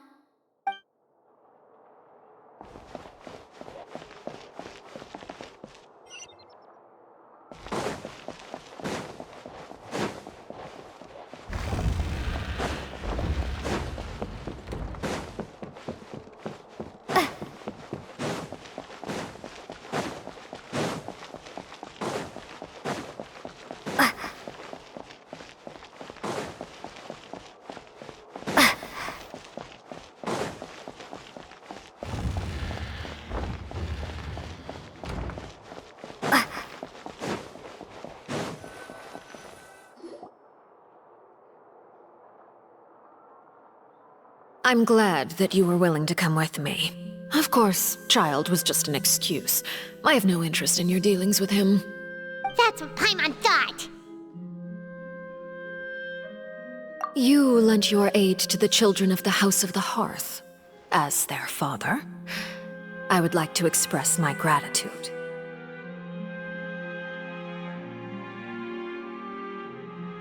Do I look like an irresponsible father to you? The House of the Hearth is very important to me. You should know that I care deeply about my children. That was all. Formal topics should be discussed in formal settings, and informal topics in informal settings. I know you just returned from the fortress of Meripede. Relax. I have no intention of trying to get anything out of you. Lyney, Lynette, and Fremine are still there, and I trust their judgment and abilities.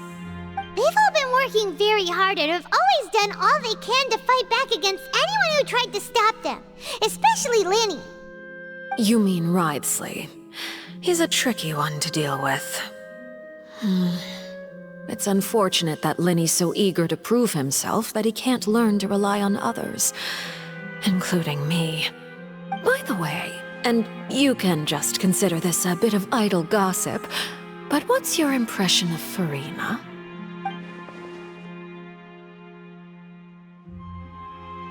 You are outside of our disputes, and the freest person in all of Fontaine, able to move around most easily. Allow me to share my perspective with you. And that's everything that happened during the trial. Master Child was declared guilty and immediately transported to the Fortress of Meripede. Didn't he say he was coming here on vacation? Does he not feel an ounce of shame for all the trouble he has caused?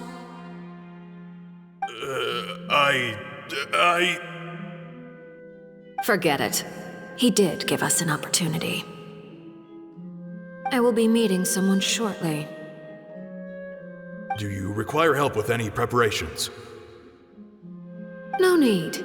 I will take care of it myself. I need to meet with Furina, the Hydro Archon. She is at the heart of Fontaine.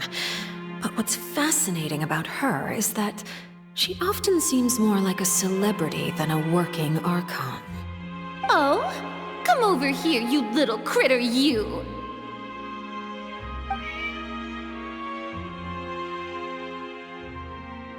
You dare to run from me? Stop right this instant! My goal is just to discover the location of the Gnosis. But I didn't expect the chance to approach Furina to be handed to me on a silver platter.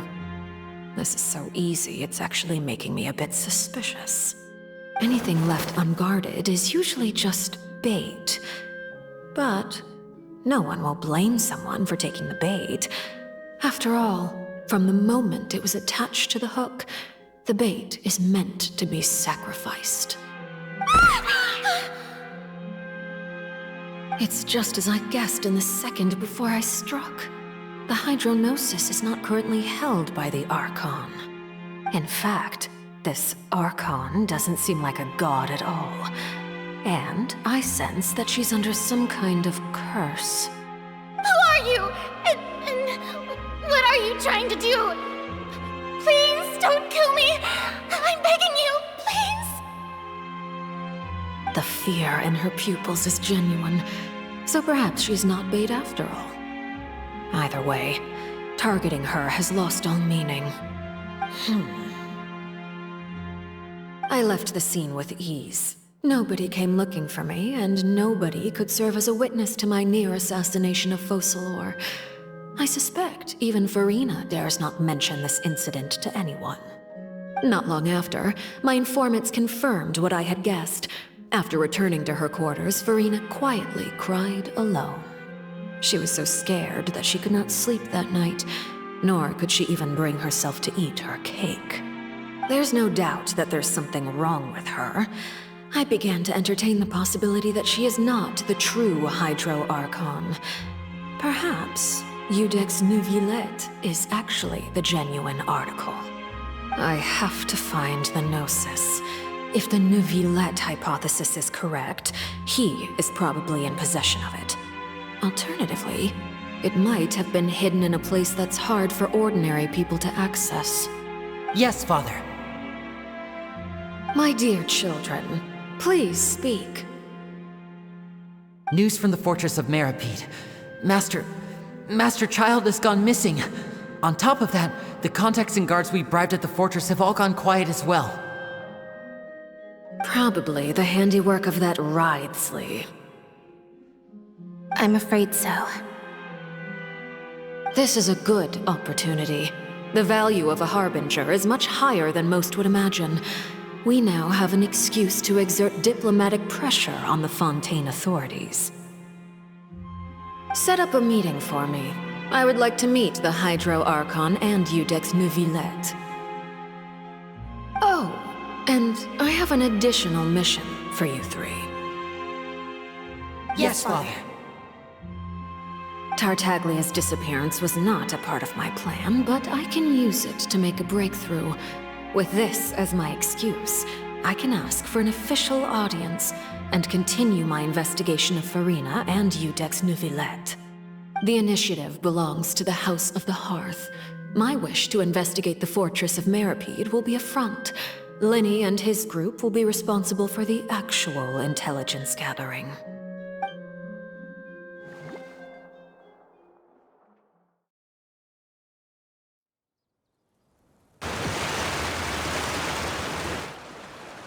You should know the rest. Lyney's group is quite close to you, so they wouldn't have hidden anything from you. You attacked the Hydro Archon? It wouldn't mean anything, even if you shouted it from the rooftops. After all, even Farina herself is still pretending that nothing of that sort ever happened. Alright then. I've now had 2 chances to enjoy tea with Farina.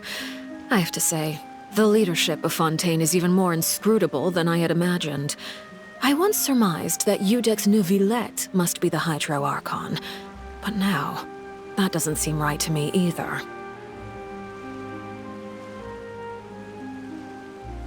I am a servant of Her Majesty the Tsaritsa. Over my years of service, I've learned how a real Archon conducts and carries themselves. Whether Iudex Neuvilette or Farina, neither fits the bill. It's hard to imagine either of them as the Archon. Of course, that is all just how I feel.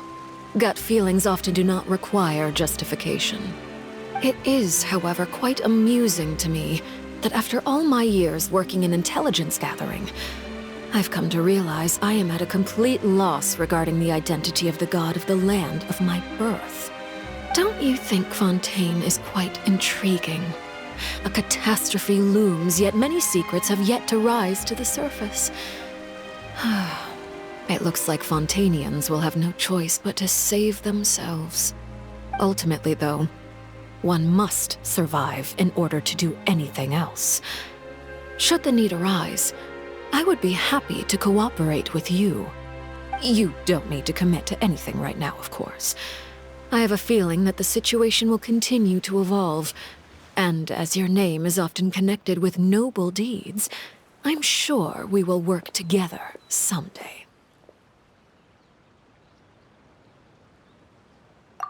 He certainly returned quickly. You must want to catch up with each other, so I'll leave you to him.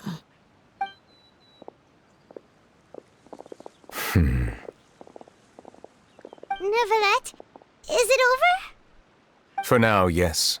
But this issue will prove quite thorny in the long term. I'm concerned that sooner or later the prophesized events will occur. Thank you for protecting Farina.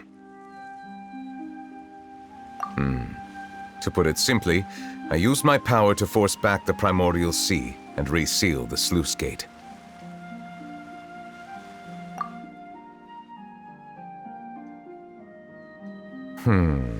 So as expected, the knave has turned up the pressure on Farina. She's trying to feel her out, though I'm still unsure as to her motives. Permission granted.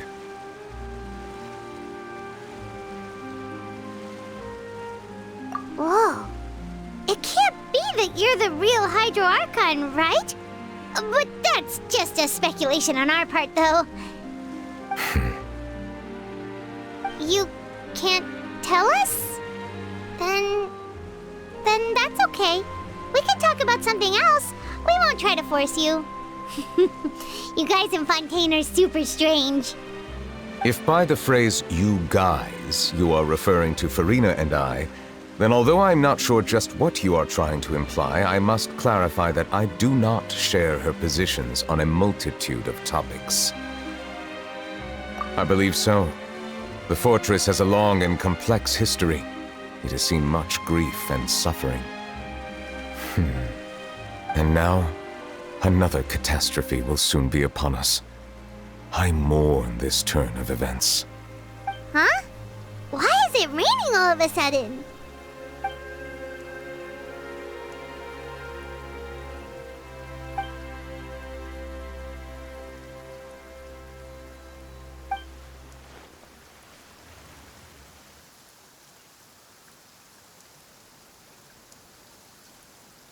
You may be closer to the truth than you think. Oh? And what are you thinking? The dragon of... what? Huh? Please do not be so surprised. Farina?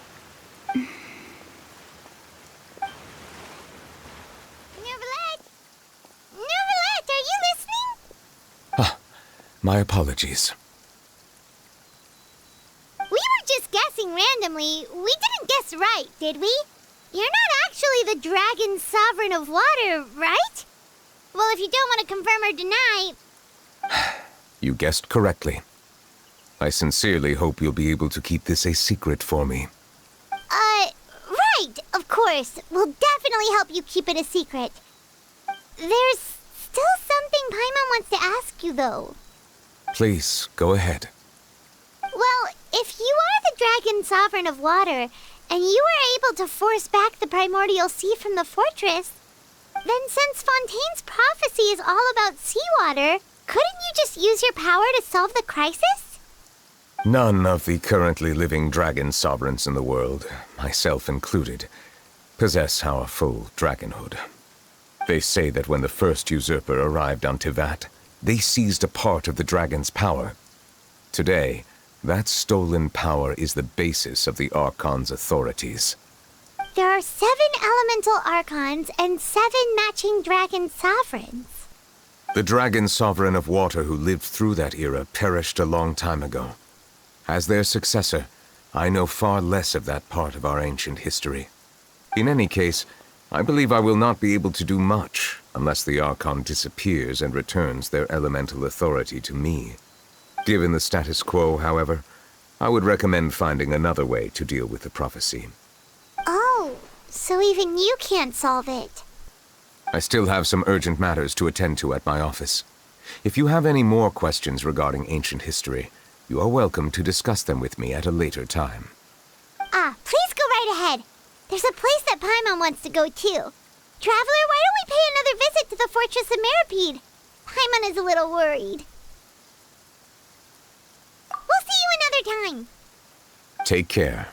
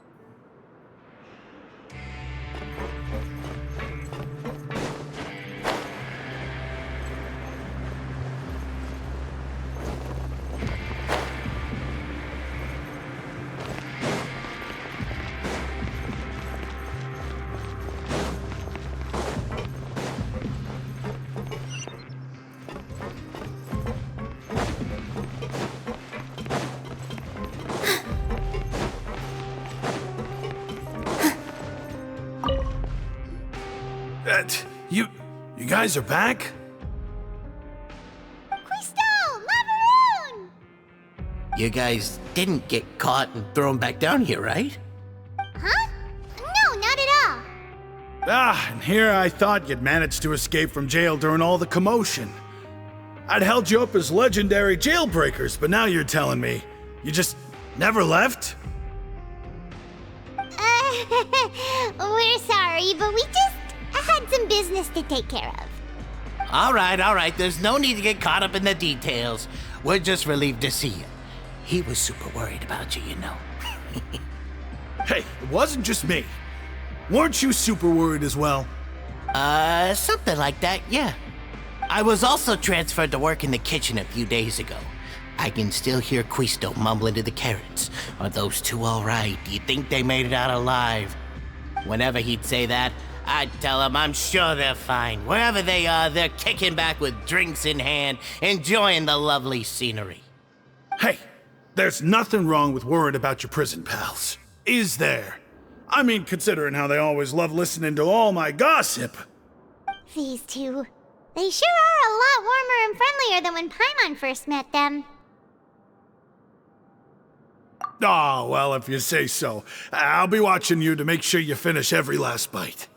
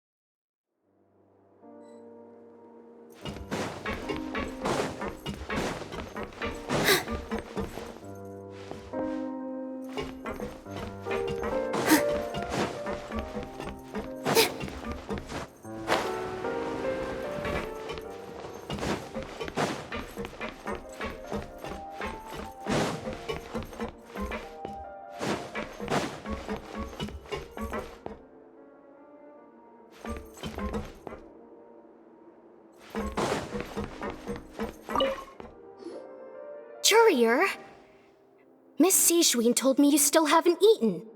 Yeah, I was working on something, so I forgot. That's no excuse for... Huh? What's you two? Courier, Lurvine, we're back! Hello there. It's been quite the mess here recently. How have you been?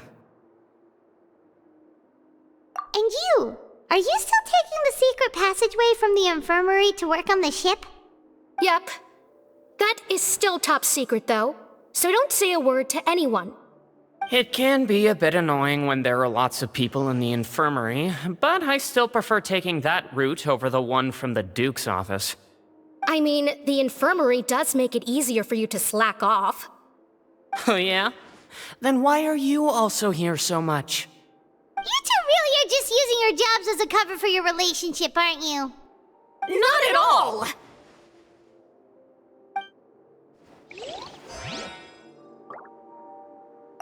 Courier, the rumors about us are literally everywhere now. Please do something about it. But it's not like I caused them by myself. All right.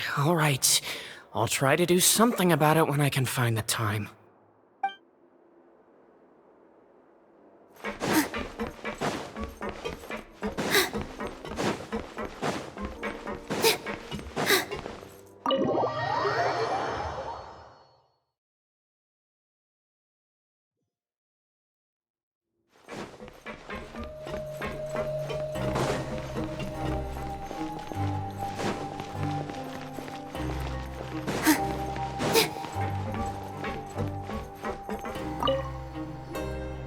Sijween! Traveler, Paimon, you're back! Are you still doing all right? Did either of you get hurt? We're fine, but what about you guys? It was such a huge mess. How bad was it? A few people sustained superficial injuries, but that's about the extent of the damage. Monsieur Neuvilette paid us a visit.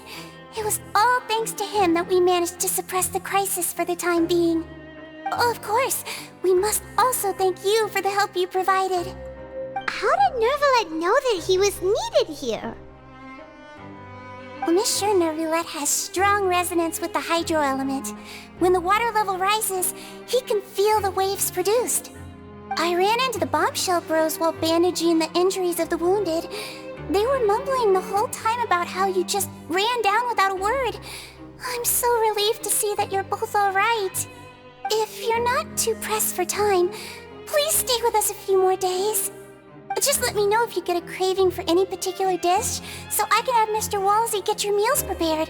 Oh, and please feel free to visit the infirmary for a break at any time. I'd like to take the opportunity to spend some more time observing your facial muscles as well.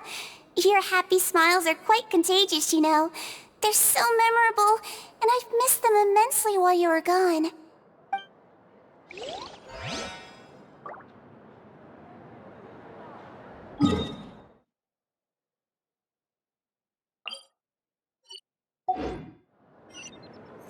Grab yourself a welfare meal.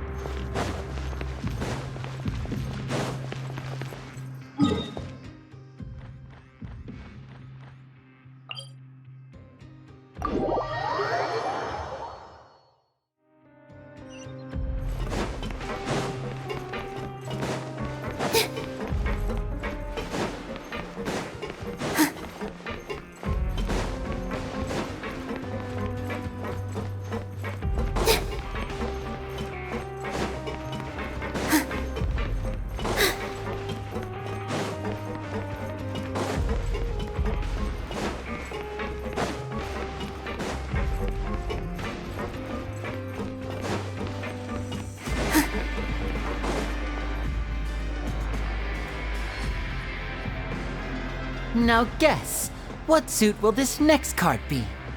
A bare-teeth cat? Well, well, look who it is. Traveler, Paimon. Hello, everyone. Looks like you're recovering nicely, Fremine. Mm-hmm. Thanks to everyone's support. Oh, right. I managed to work up the courage to thank Miss Clorant in person. Whoa, how did she react? She told me that it was nothing. It was as if saving a life wasn't a big deal to her at all. She also told me not to worry about it. She didn't want to stress you out, that's all.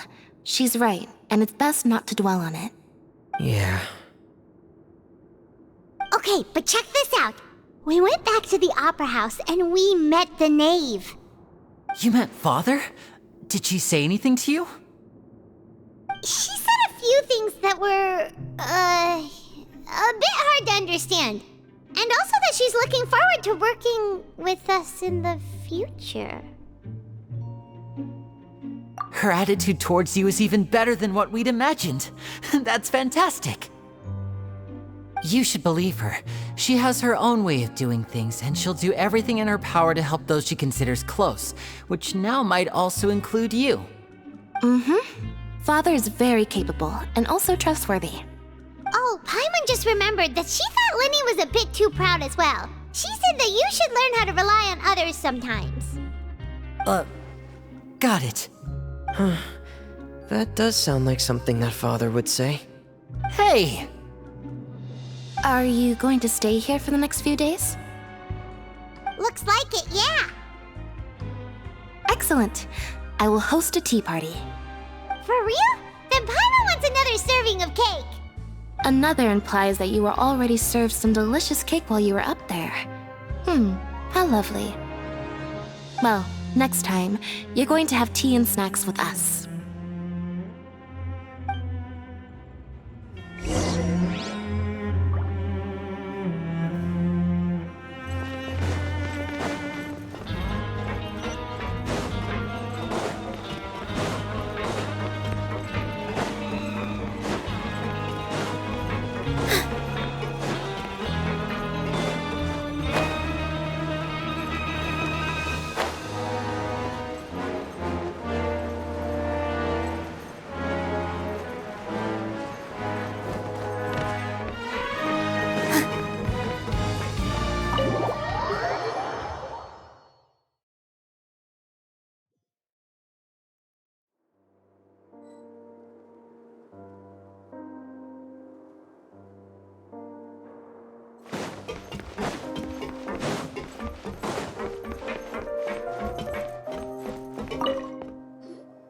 Do my eyes deceive me, or did I just see 2 inmates come back after making it to the surface?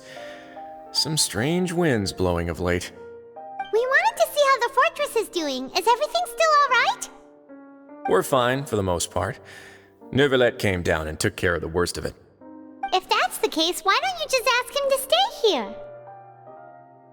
Oh, yeah, what a brilliant plan. Let's go convince the Udex himself to exchange the Courts of Fontaine for a puddle of water in the middle of nowhere.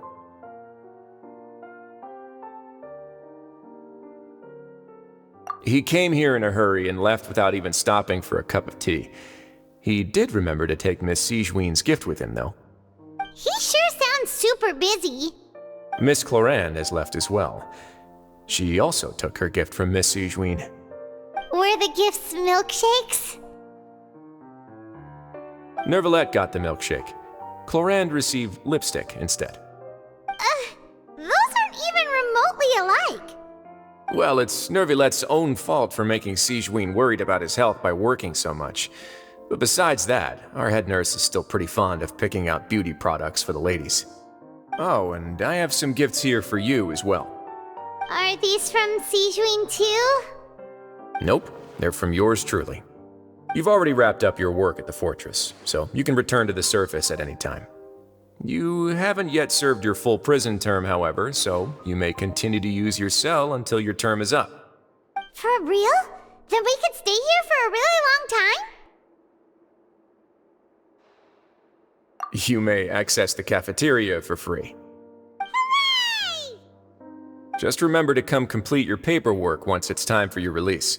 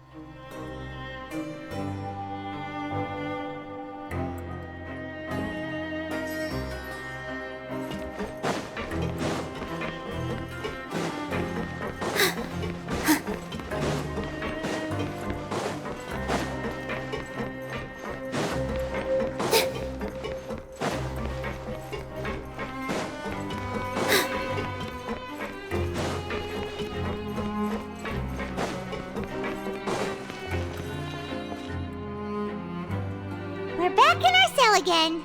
We're no longer prisoners though, so it really doesn't feel the same.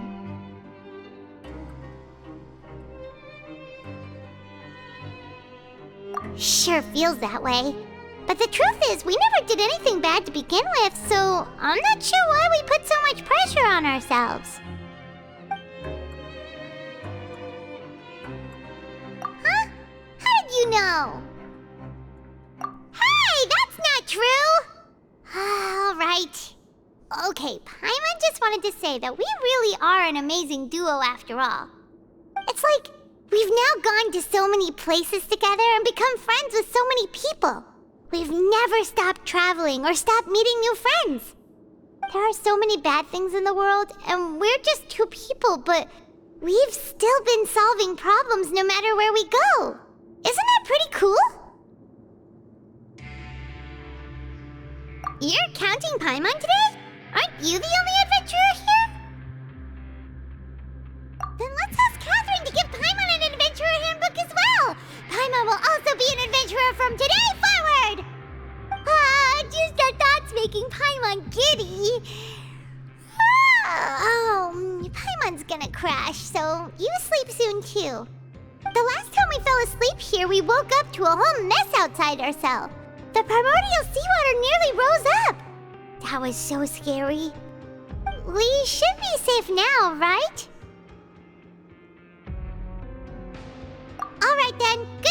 you, Traveler.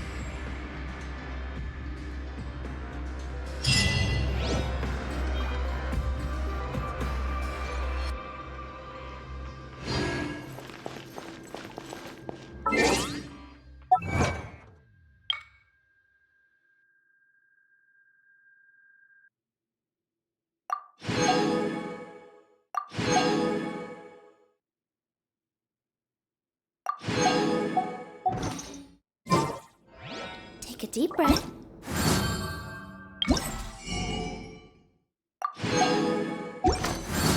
As if you're about to blow up a huge balloon.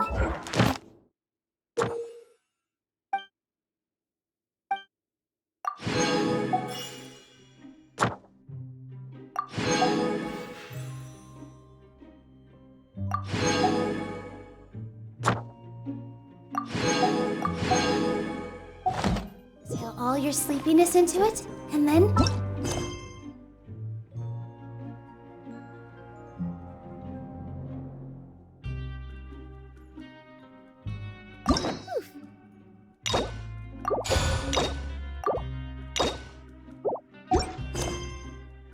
It's been a while since we last saw Neuvilette.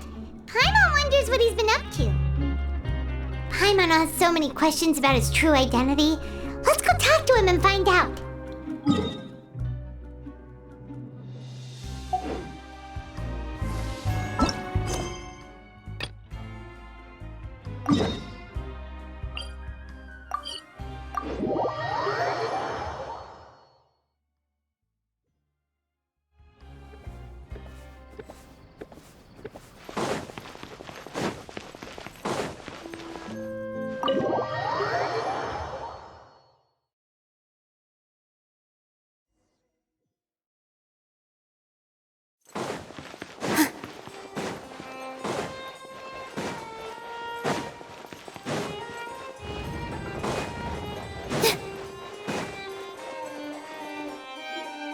Wait, did I hear that right?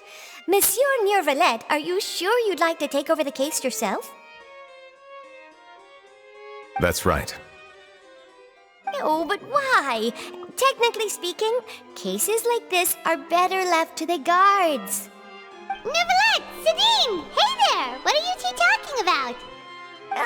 Traveler and Paimon, please help me talk our Chief Justice out of this. He wants to investigate a case on his own. This is completely unprecedented. How can we have the Udex acting like a private detective?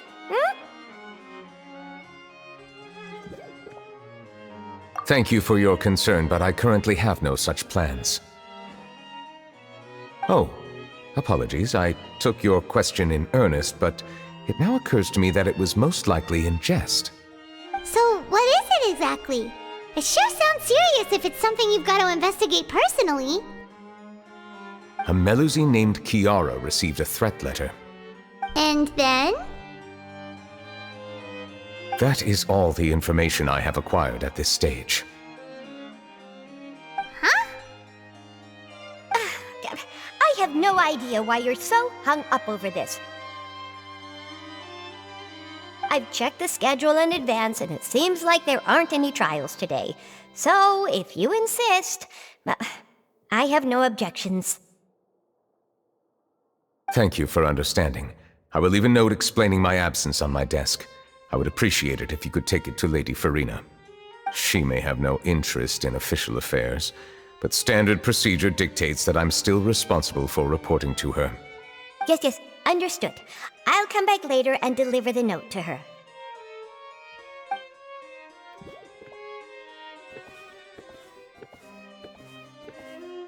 Judging from Sadine's reaction, it must be pretty rare for you to investigate stuff personally. What's so special about this case? I cannot tell you just yet, but it reminded me of certain past events.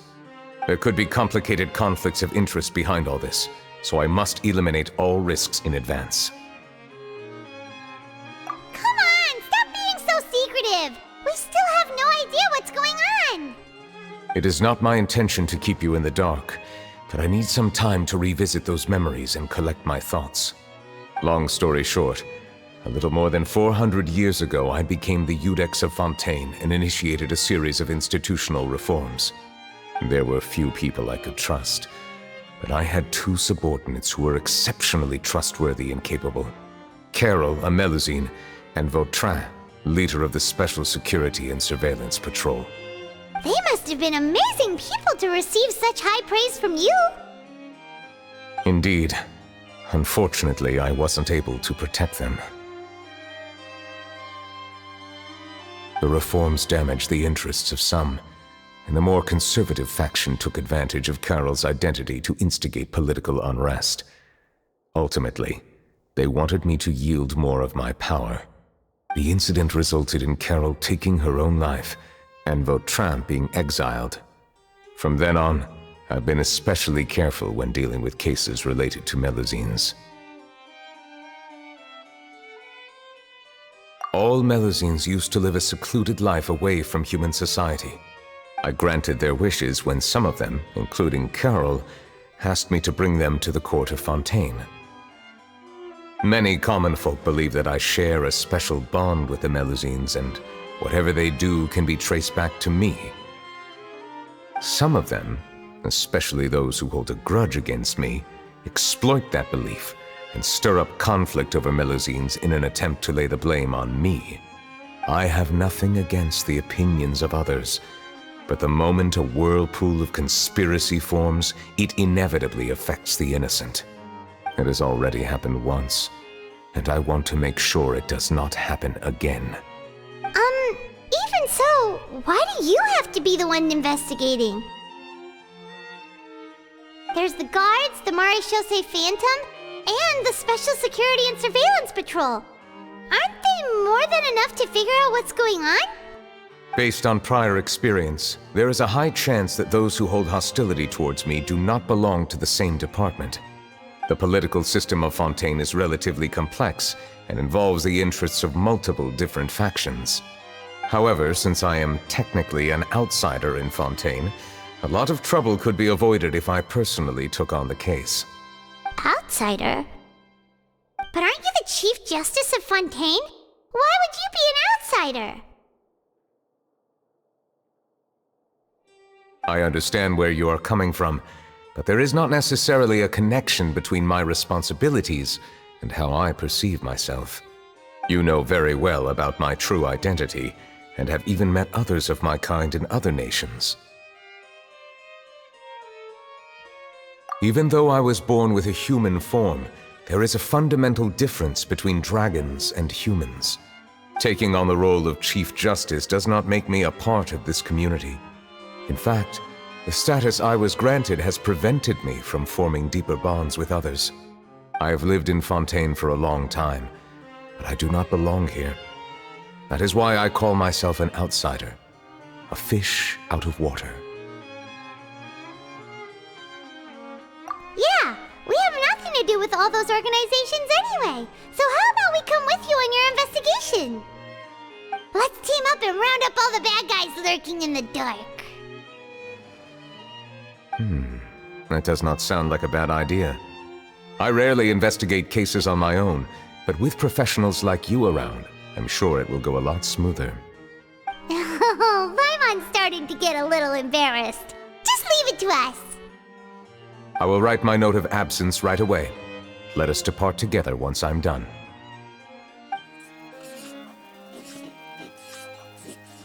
Let us go. We should visit Kiara first and try to gain a better understanding of the situation.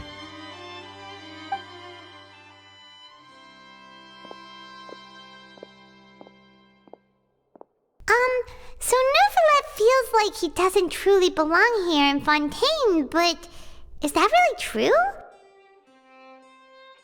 Paimon feels like he has a kinda skewed perspective on a lot of things. Anyway, let's catch up with him first.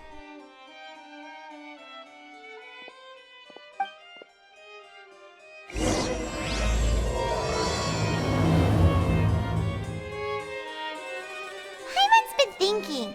You called yourself a fish out of water, right? But since you're the Hydro Dragon, would a dragon out of water suit you better? Thank you for your suggestion. I will consider using the more accurate term in private occasions. Please allow me to rephrase. Has a dragon out of water? Ugh. That sounds kind of weird. Let's stick with the previous version instead.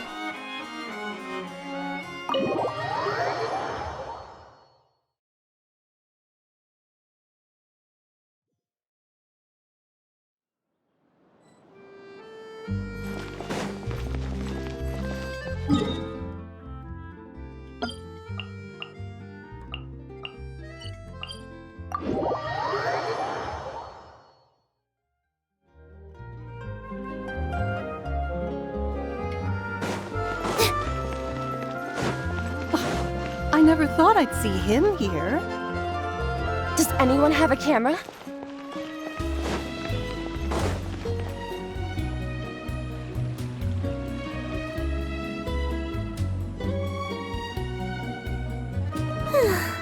The weather's amazing today. Kiara. Huh? Monsieur Neuvilette! And you are? Oh, I remember. You're the Traveler and Paimon. I've heard about you. Aw, she's adorable! Hey there, it's nice to meet you. Thanks for the compliment. Is there anything I can do for you? I heard from Sidine that you received a threatening letter. A threatening letter? Oh, right! I remember now. The letter fell through the crack in my door as I was heading out this morning.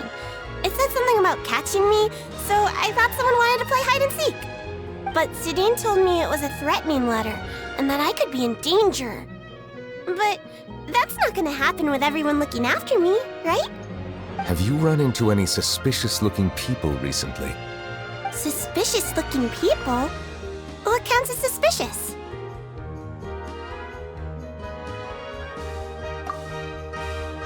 Ah! Did you think of something? Nope. I don't remember meeting anyone like that. Do you still have the letter with you? I want you to show me what it says.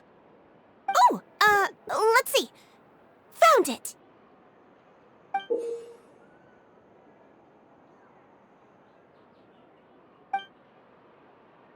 Now then, get lost. If you don't leave the Maréchaussée Phantom, I will come and catch you in person. Don't say I didn't warn you. A simple threat. Neither the handwriting nor the content itself reveals anything about the writer's intentions. We can't rule out that possibility. Since you can't think of anyone suspicious, I will be heading back to the Palais Mermonia to review some official documents. Kiara, you should come with us. It's safer if you stay close by. Sure! Wait, no. I still have a case to work on. I promised Alof that I'd check on her place later. But you are being watched right now. Going off on your own could be dangerous. And that's where we come in to help. We'll stay with Kiara and make sure she's safe. With us around, anyone scheming to hurt Kiara can forget about it! Thank you, Traveler. Big Sis Paimon.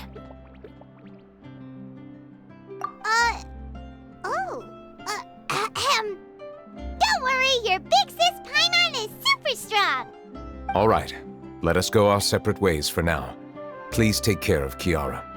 We'll take her to a lost place right away! See you around!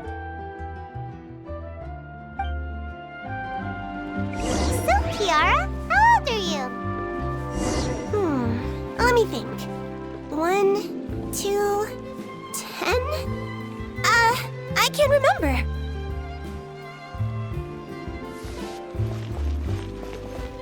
But I remember coming to the Court of Fontaine with Carol and Neuvilette.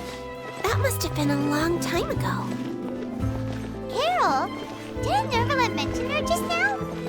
That was more than 400 years ago! Why would Paimon be a big sister to you? My memory isn't that good. But Carol told me I could address others based on how I feel about them. Paimon feels a lot more grown up than me, so you're a big sis. Huh. Paimon sees. Hey, Traveler, did you hear that?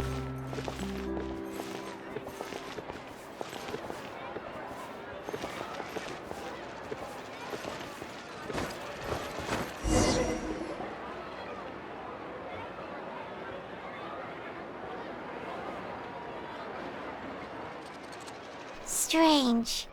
Paimon felt like someone was following us. Olaf! Kiara, you're here. Huh? Wait, aren't these two... Oh, they're the Traveler and Big Sis Paimon. I thought so. What brings you here? Did you run into any trouble? It's not really trouble anymore with us around. May I begin inspecting the store as planned? Of course. Go ahead.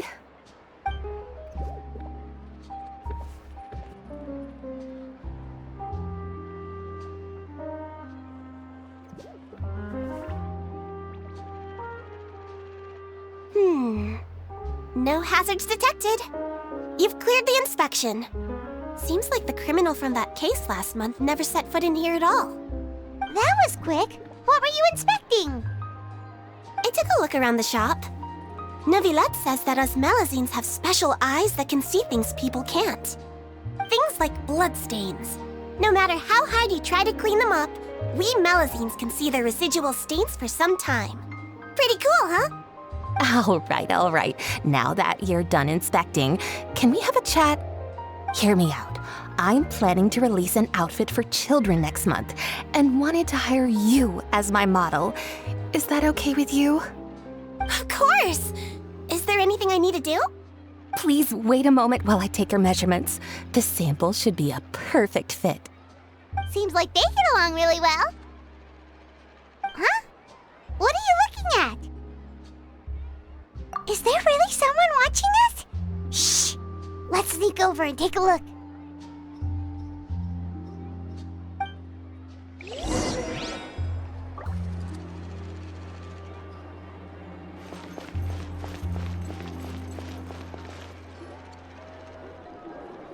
Strange. Why isn't he back yet? Gotcha!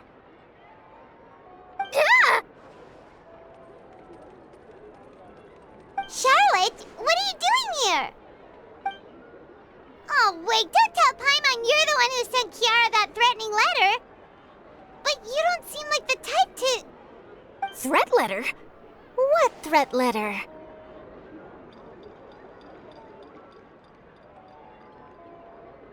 This is starting to feel like an interrogation. Okay, I'll be straight with you. I don't know the slightest thing about that threat letter you mentioned. I only wanted to follow Monsieur Neuvilette and request an interview with him. You want to interview him? That's right. I'm not the only one, you know. Interviewing him is every journalist's dream. But it's not an easy task to accomplish. The Palais Mermonia rarely accepts appointment requests from us, and we never have the chance to interrupt when the court's in session. So imagine how surprised I was seeing him out on the streets today. It seemed like you were investigating something too. The perfect opportunity to whip up an exclusive, don't you think? Of course, I'll make sure to turn in my manuscript to him for review. I have my principles, and I'd never publish an article without the consent of all parties involved.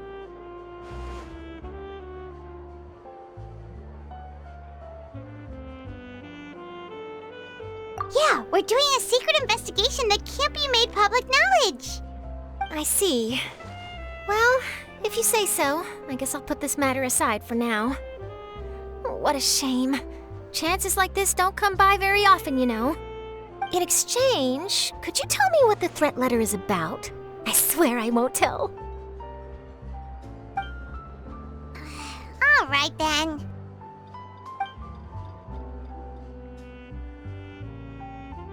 What? Someone's targeting a cute little Melazine? Shh, not so loud. It just so happens that I did an interview with Kiara. Last month, in fact. It was well received by our readers, so I was planning to continue the series. And now someone's coming after her. I'll ask my colleagues about it. Who knows? We might find something. And don't worry, I know what I'm doing. This secret's safe with me. But I gotta warn you, even if I keep my lips sealed, others will know eventually. Why? People care a great deal about Monsieur Neuvillette's each and every move. Some may have already realized that something was up. Besides, the case involves Melazines, so... Anyway, I'll get going now. Watch yourselves, all right? Well, that was a nice chat. Let's head back and check on Kiara.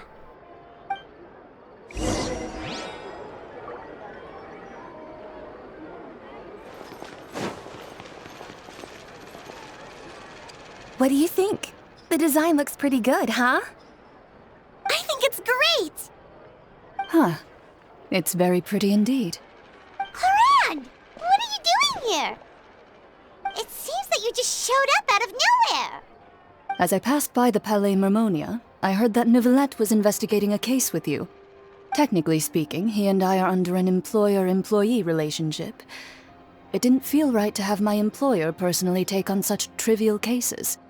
I happened to have some time at the moment, and came to take a look. I sometimes have my clothes custom-made at this boutique, in any case, so we always have a lot to talk about. Ah, Neuvilette sure is lucky to have someone like you. Leave this to me. You should go meet up with Neuvilette. Okay then, we'll leave Kiara in your hands. Come on, let's go find Neuvilette.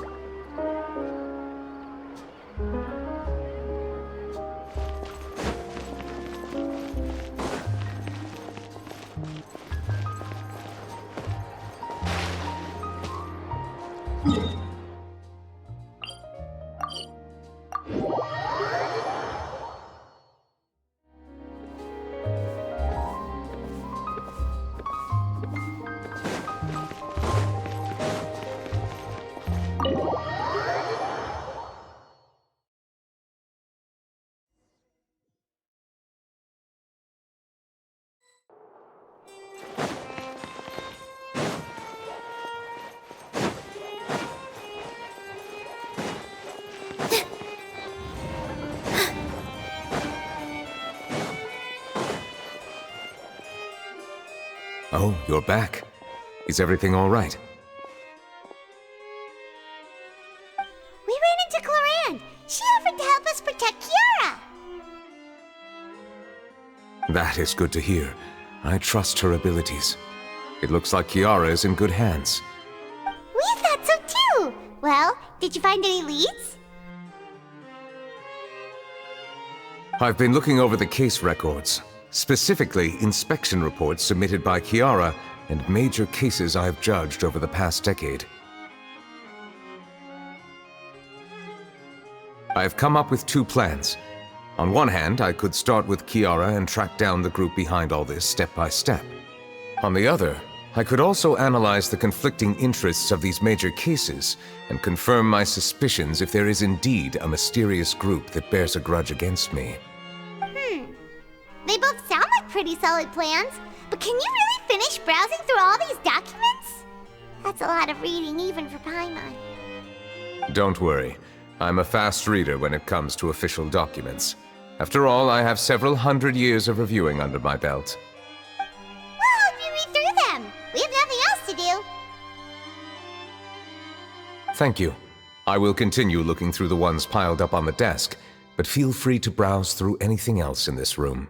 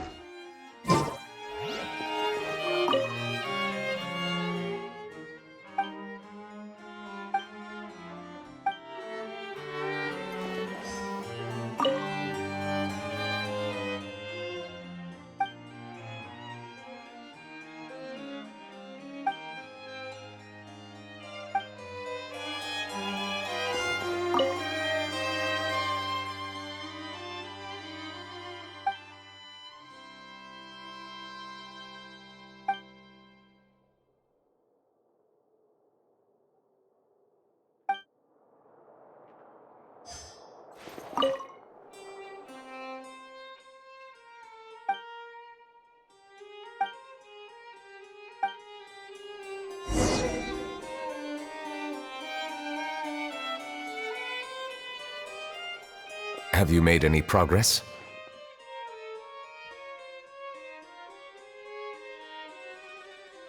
We skipped through some of them, but there wasn't anything useful. Oh, there are so many documents lying around. Just how many cases have you handled? I would love to answer that question, but the truth is I've never made a precise calculation myself. If memory serves me right, there should be at least 100,000 cases. The documents you see are just a small fraction of what's really there. Whoa, that's a lot. Looks like the work of a Chief Justice isn't easy at all. That might be how it seems from another's perspective, but trials and official duties are, to me, simply routine. There are many documents here. Take a break if you are tired. You read Paimon's mind. All right, let us take a break then.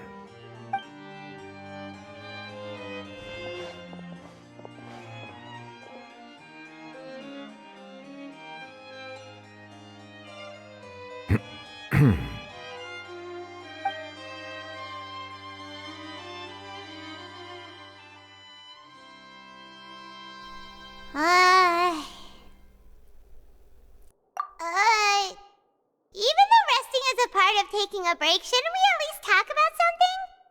All this silence is making Paimon feel really awkward. Please pardon my lack of consideration.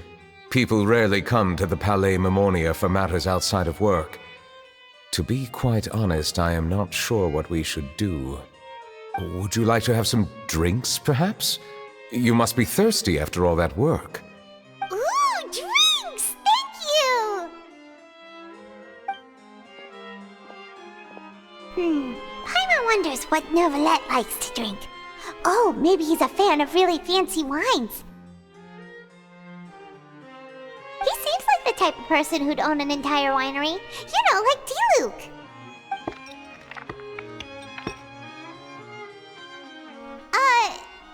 What's inside these glasses? It looks just like water. An astute observation. It is indeed water.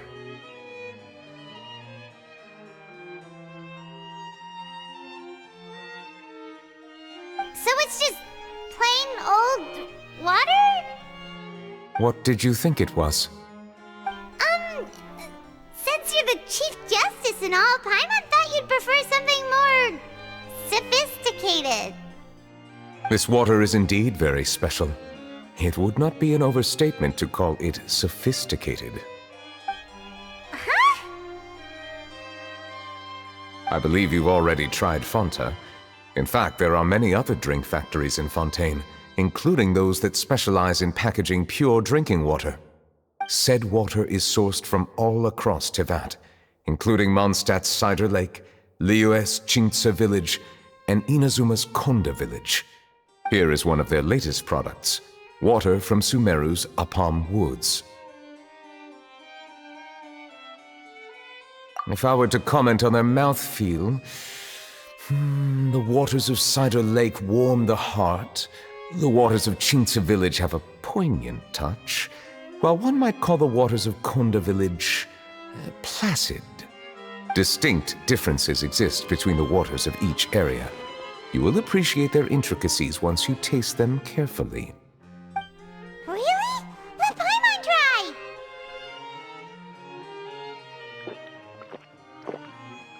What do you think?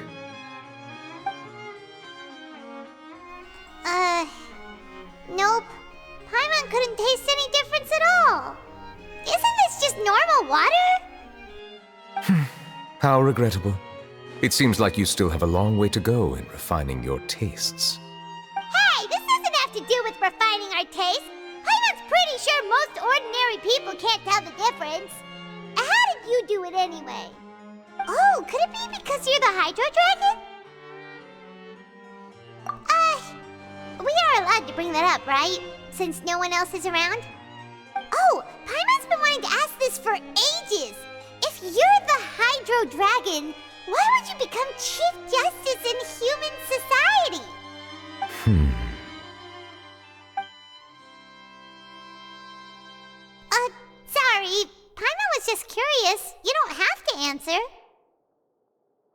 There's nothing to hide. I was simply organizing my thoughts. I accepted this position because I wanted to seek out answers to questions that have perplexed me. Questions? Are there really things you can't figure out? Many, in fact. But the one question that puzzles me the most concerns my own existence. In essence, I neither know why I was born in this form, nor do I understand where my long life should take me. I lost many memories from the moment I was born. The primordial sea, for example. I can only vaguely recall its connection to me, but I am unaware of what that connection is exactly. Perhaps the elemental dragons of other nations may have some form of an answer. However, they are scattered across all of Teyvat. Abruptly visiting could very well pose an unpredictable risk. True. Some of them have very unique personalities, too. I have been holding on to these unanswered questions for a long time. But there is one thing I've discovered along the way. My emotions easily resonate with those of others. Even I don't have the slightest idea what they mean. My guess would be that there are at least some similarities between humans and myself.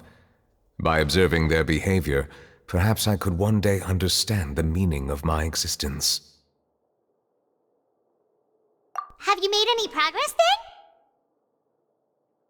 Perhaps, but I find such progress difficult to describe. As an outsider, chances to engage in meaningful interactions with others are few and far between. That's why I'm quite thankful for this chat. Such opportunities are rare. Alas, time is limited. We should move on with our investigation. Are we gonna continue reading these documents? Paimon's getting dizzy already. I wasn't able to find any leads even after browsing through most of the documents. But while we were on the topic of water a moment ago, another idea came to me. Water? Do you mean... That's right. The Fountain of Lucine is where all of Fontaine's waters converge. It is the vessel of countless memories and emotions. If there really were an organization attempting to use Melusines against me, they should also hold an intense resentment towards me. Perhaps we'll be able to find some new leads by sensing the hydro element within the fountain. Huh. Why didn't Paimon think of that? Come on, let's go take a look! Perhaps we should go. There shouldn't be too many people near the Fountain of Lucine during the evening.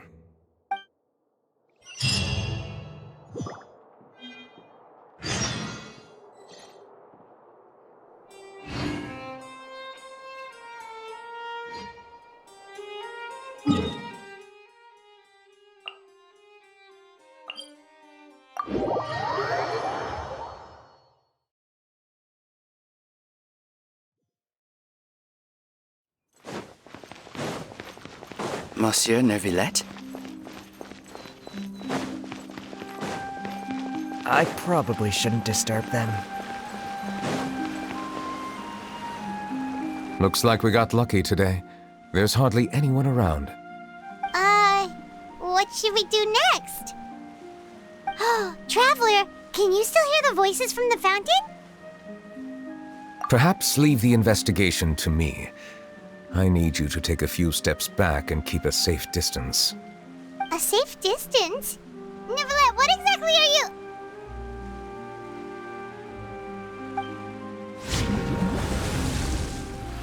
Whoa, it's glowing!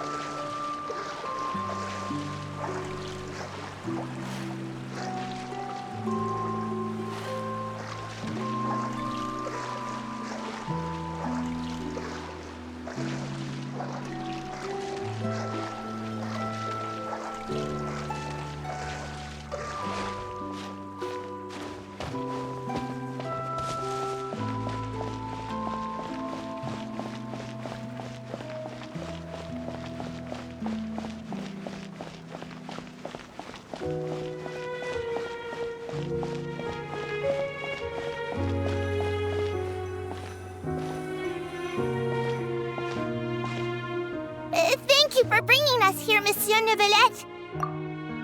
The Court of Fontaine is truly incredible. There's so many things I've never seen or heard before. I understand your excitement, but there's no need to thank me. Although I have responded to your wishes, it was not without personal interest. Melusine's special sight make them especially suited for joining the Maréchaussée Phantom. I'm certain you'll become an indispensable part of Fontaine's detective force. I know, but I'm really glad to be of help. Not only can I repay you for your kindness, but also, it feels like my life has become a lot more meaningful. But a meaningful life also comes with its risks.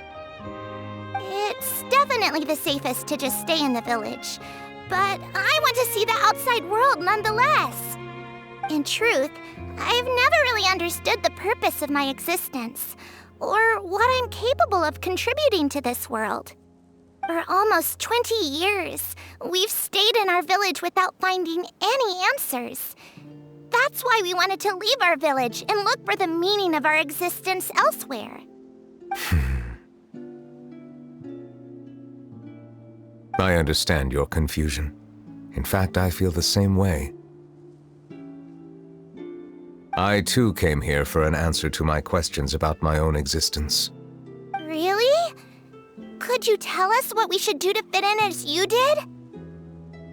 The truth is, many people threw rocks at us today and told us to go back to our village.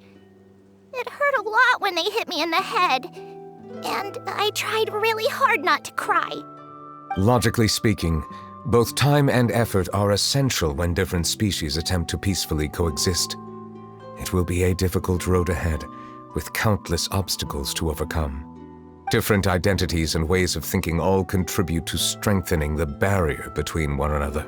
Removing it will be no easy feat. There aren't many suggestions I can share, because just like you, I haven't fully integrated into this society. Despite my social status, I am still an outsider.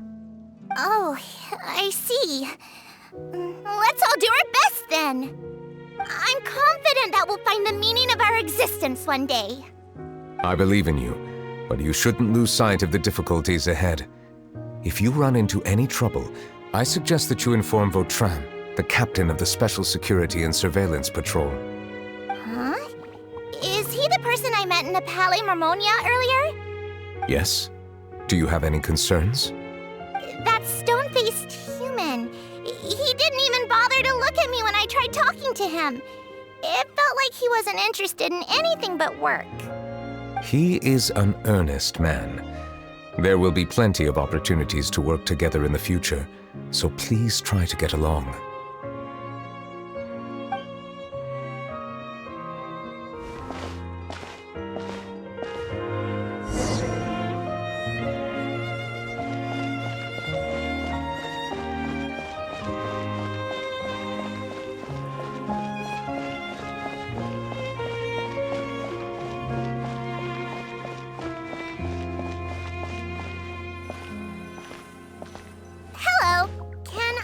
Anything.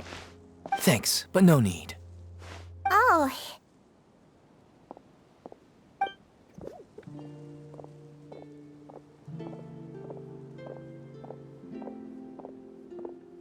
Hello, I'm Carol, a Melusine. Is there anything you need help with? Get away from here! I'm calling the guards. Please, calm down. I don't mean to cause any harm. Hard to say. Yeah, we should probably stay away from these monsters. Haven't you realized? Strange incidents have been increasing ever since they came. Why should we trust this species from who knows where anyway? I can't believe Neuvilette allowed them into the Court of Fontaine just like that.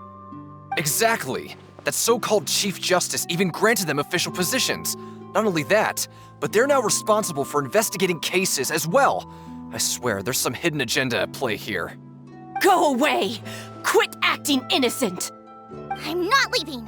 I won't let you say bad stuff about him. We joined the Maréchaussée Phantom and solved lots and lots of cases. We've never done anything wrong. Solving cases? With Neuvilette in cahoots with you? You could have fabricated it all, and no one would know! So tell me, how can you guarantee that you Melazines aren't involved in anything that occurred recently? Didn't I tell you before? Don't go advertising if you're not a good talker. Vautrin? Aside from spreading unjustified rumors, if you continue insulting members of the Maréchaussée Phantom, the Special Security and Surveillance Patrol has every right to subject you to interrogation. There have indeed been an increase in cases recently, perhaps due to the shifting currents of conspiracy, and I understand your concern. However, there's been no evidence pointing towards Melazines being involved. Even the captain of the security patrol is on their side. Neuvilette's newly reformed police force is already corrupt to the core. How can two completely different species possibly coexist? You heard that? Yeah. I don't understand. Why won't anyone believe us? There have been rumors saying that you were born from calamity, and that you inherently bring danger to those around you. There are countless negative rumors about you floating around in Fontaine. It's near impossible for you to become a part of this society. Best if you give up before it's too late. Monsieur Neuvilette said that we needed to put both time and effort in. I don't know how long it'll take, but I can at least try making my best effort. I still want to try a little harder. Thank you for bailing me out earlier. Okay, I won't be taking any more of your time. I painted a lot of flyers last night, so I have to stay and hand them out to everyone. Give them to me. You're not gonna take them away, right? We'll hand them out together. The faster we get this done, the sooner we can head back.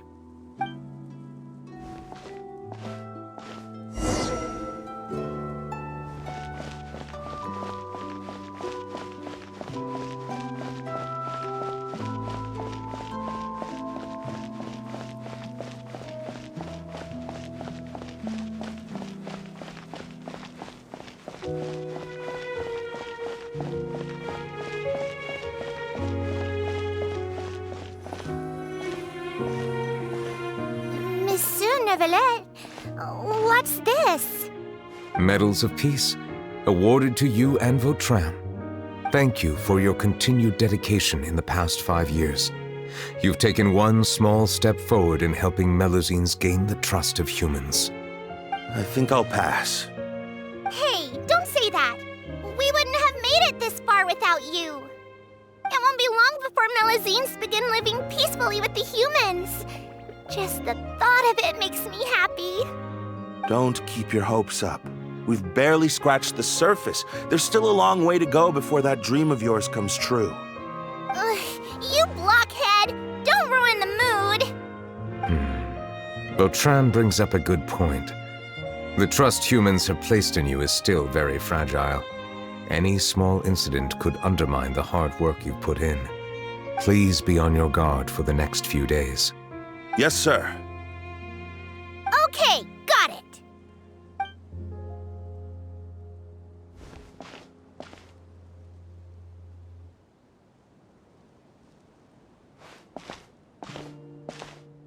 Medal of Peace? Peace isn't going to give us back what's rightfully ours. Are you sure we should do this? We're no match for Neuvilette, even with all our powers combined. What if... Nah, not gonna happen. As long as he remains in his position, there's no chance he'd take us out personally. There are rules even he must comply with in the political sphere, unless he wants to become an enemy of Fontaine. So quit worrying and just go ahead with it. I've already planned out the murder.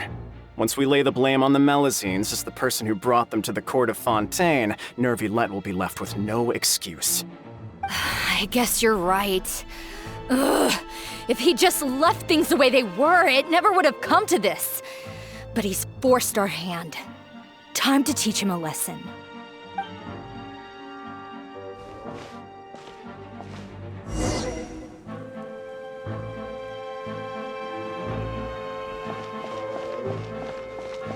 murderer in!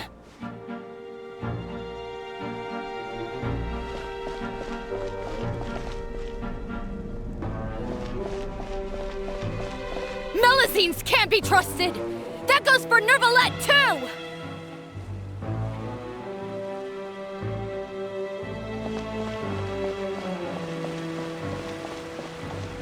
Peaceful coexistence? What a joke! Get out of the court of Fontaine and don't ever come back!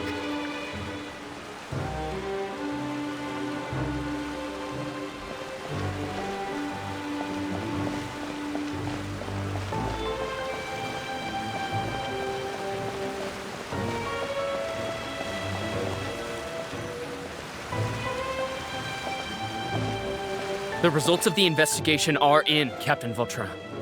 Go on. There is no direct evidence, but reasonable inference indicates that the ones controlling the situation are supporters of the old regime, whose interests have been undermined by the reform. They tricked Miss Carroll into going to the crime scene and pressed charges against her. After that, they incited panic among the people in order to make Monsieur Neuvilette confess to his mistakes and yield up power. The guards were stopped by the enraged mob and couldn't intervene in time. Miss Carroll chose to sacrifice herself to pacify the situation. And she called me a blockhead. A little investigation would have cleared things up. Why didn't she wait until we'd established the truth? She didn't have to prove her innocence like that. The situation had rapidly escalated to a physical altercation between infuriated citizens and the guards. Miss Carroll might have thought there was no better plan.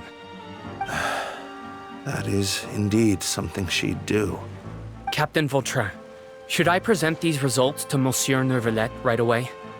There's no need. Notify the guards to restrict public access to all information. Restrict access to... Wait, are you planning to... There's something I've never told Carol.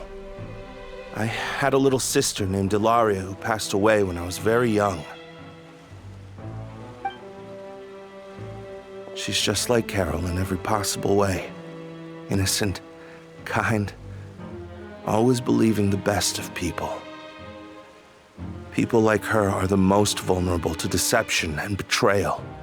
From the moment I met Carol, I knew that she'd be easily manipulated by others. I kept a cold demeanor and tried lecturing her into giving up. Looks like she was unfazed by that. Yes. In fact, some of her spirit must have rubbed off on me instead. Because I too began working towards that pie-in-the-sky dream of hers. I should have known. Those cowards don't have the guts to confront Neuvilette. They even avoided causing trouble for me. They were after Carol all along. Can you understand how I feel? Right now, there's only one thought on my mind. Only through bloodshed can their debt be repaid. I understand, but I'm certain Monsieur Neuvilette wouldn't accept that as a solution. That's exactly why we need to keep this a secret. Give me the list of suspects. What happens after this has nothing to do with any of you. I will take responsibility for everything.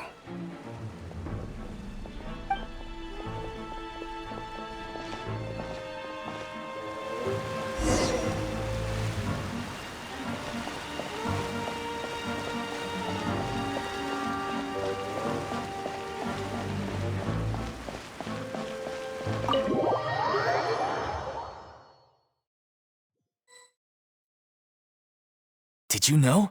They're hearing a major case today, and the criminal is Captain Vautrin of the Special Security and Surveillance Patrol. Apparently, he resorted to personal measures to seek revenge for Carol and settled the score with the group that framed his friend. Hey, why aren't you saying anything?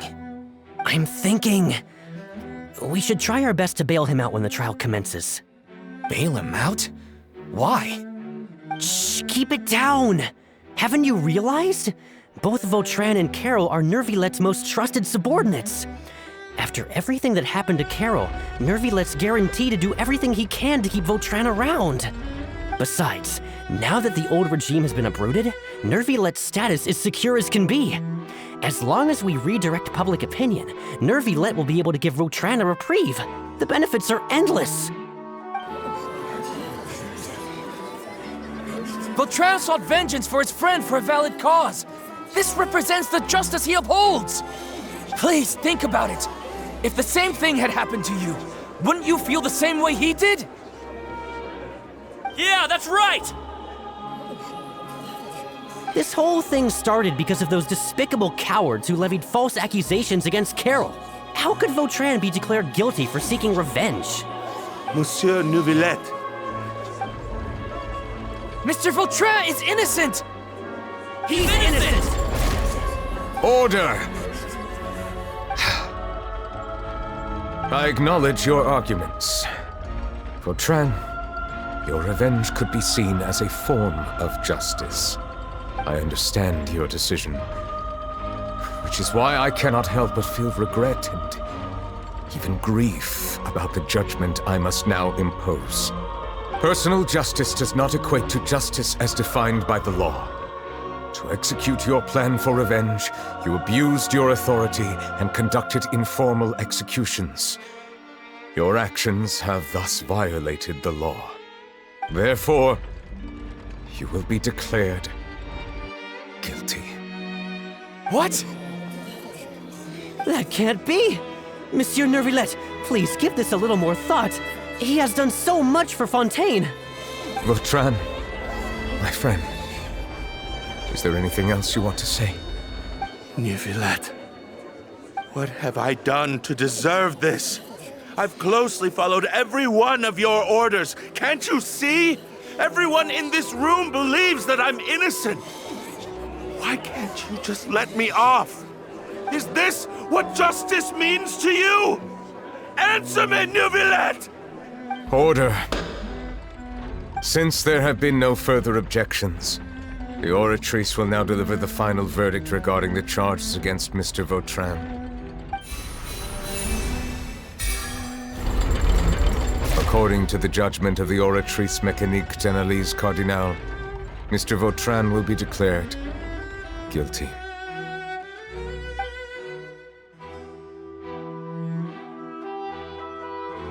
Goodbye, Monsieur Neuvilette.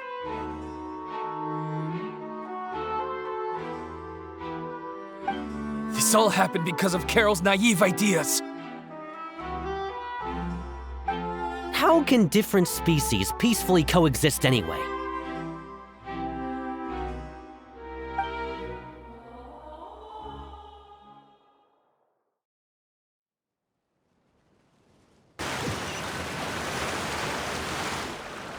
Hey, stop spacing out! What's wrong? Are you not feeling well? Apologies, it seems like my memories got the better of me. I tried my best to suppress the power of Hydro within myself, but it seems like it still caused the emotions within the Fountain of Lucine to boil over. Due to my negligence, the overflow of emotions and memories must have affected you as well. Are you all right? Wow, the Hydro Dragon is more powerful than Paimon thought. Anyways, the last time we came here, the Traveler only heard voices from the Fountain of Lucine. No emotions boiling over or anything. It is as you said. This might be because I am different. It is not only the fountain. I can sense emotions from all waters in Fontaine. Rivers, lakes, and even the rain. That sounds awesome! But I rarely ever do anything like this. Emotions carried by water are always chaotic and disconnected. As an outsider, having my mind occupied with irrelevant memories isn't exactly a pleasant experience. Which ones?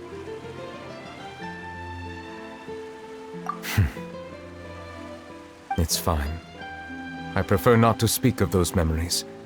That does not mean I am deliberately hiding them. It was a coincidence, but perhaps it is a good thing that you saw everything in that form. You should now understand why I believe there to be a conspiracy behind all this. These two cases are much too similar. I felt like I needed to do something. Paimon's starting to lose track of what you're saying. Don't leave Paimon out of the conversation. Paimon wants to help too.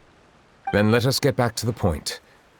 While I was investigating the fountain, I discovered something strange. I did not sense too much hatred towards me within its accumulated emotions. However, I did find some resentment directed towards Kiara. If I remember correctly, it seemed to be related to a smuggling case. I don't know what caused this to happen, but it seems like there won't be a shortcut to finding the organization that may be pulling the strings here. Oh! Didn't we read about that in one of the documents? You've read about it? In that case, the resentment should have come from that incident. Huh? What are you doing here? I was just about to look for you at the Palais Mermonia. Navia! Nice to see you again! Is there something we can help with? I've heard some things, but I'm not purposely asking around or anything. Don't worry. Rumors are abroad that someone's scheming against Melusines, and that you're investigating the case. So I told the Spina di Rosula to keep an eye out for leads. We've had unfamiliar faces showing themselves at the Fleuve Cendre lately. Maybe you'll find the suspects among them. Thank you. Where did you hear about all this? The Chief Justice out on investigation, accompanied by the Traveler from afar. No matter how you conceal your whereabouts, there will be countless eyes watching you. You talked to Kiara, but didn't ask her to keep things secret. People curious to know asked around for information, then it was only a matter of time before word of the threatening letter spread all across Fontaine. So that's what Charlotte meant. Indeed. I did not expect that this could be kept hidden for too long, but the rumors still spread faster than I imagined. You know, it could be because you attract more attention than you think. Anyway, any progress with the investigation? The suspects who threatened Kiara might have to do with a certain smuggling case, but it is still uncertain if there is in fact another party behind all this. We are planning to return to the Palais Mermonia to revisit some details and identify the senders of that threatening letter. All right, then I'll round up the Spina di Rosula and follow up on their progress. Wait for my word. Ta-ta! Neuvilette, do you think there'll be any problems now that the word is out? I have already considered that possibility, and I do not think that there will be any. As a matter of fact, once the word gets out, no one would dare to harm Kiara in broad daylight. What is more important is how the case is perceived by the public. 400 years ago, they chose to side with the old regime and direct their resentment towards the Melusines. I hope the same won't happen again. Let us head back to the Palais.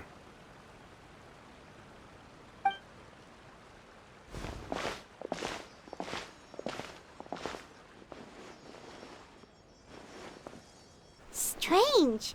What are these people doing out on the streets so late at night? Did something happen? Let's take a look around.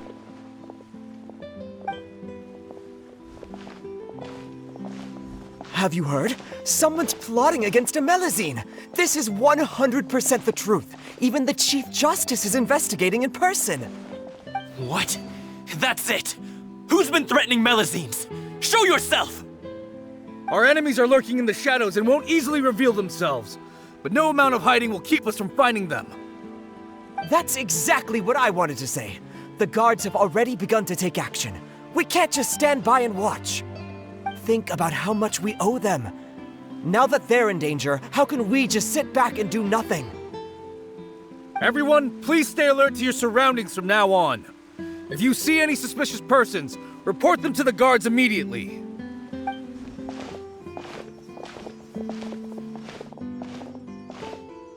It feels like you've been following me this whole time.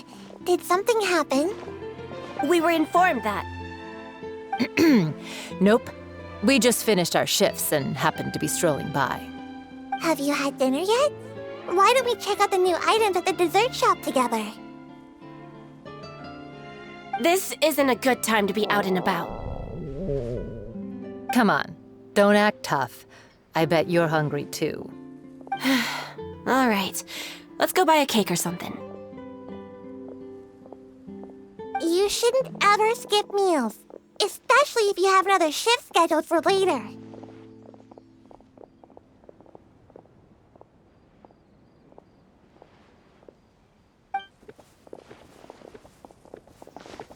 I heard even Neuvilette's keeping an eye on the situation. This is the perfect chance to get promoted. We gotta make sure we give it all we've got. Seriously? Were you planning to shirk your duties if Neuvilette wasn't involved? Relax, I was just playing. We've worked together for years now. If something happened to them, I'd be haunted by regret for the rest of my life. That's more like it. We should stand guard until the criminal has been caught. Come and fight me instead, you cowards! Have you heard? Even the Special Patrol came to help. Shh! Look! Is it that Neuvilette? I think he's looking at us. Looks like there's nothing to worry about. This is truly wonderful. So, wanna go over and say hi? No, I should stay where I am. My appearance could give rise to unnecessary commotion. Let us stick to our plan and return to the Palais Mermonia. The faster we uncover the truth, the better.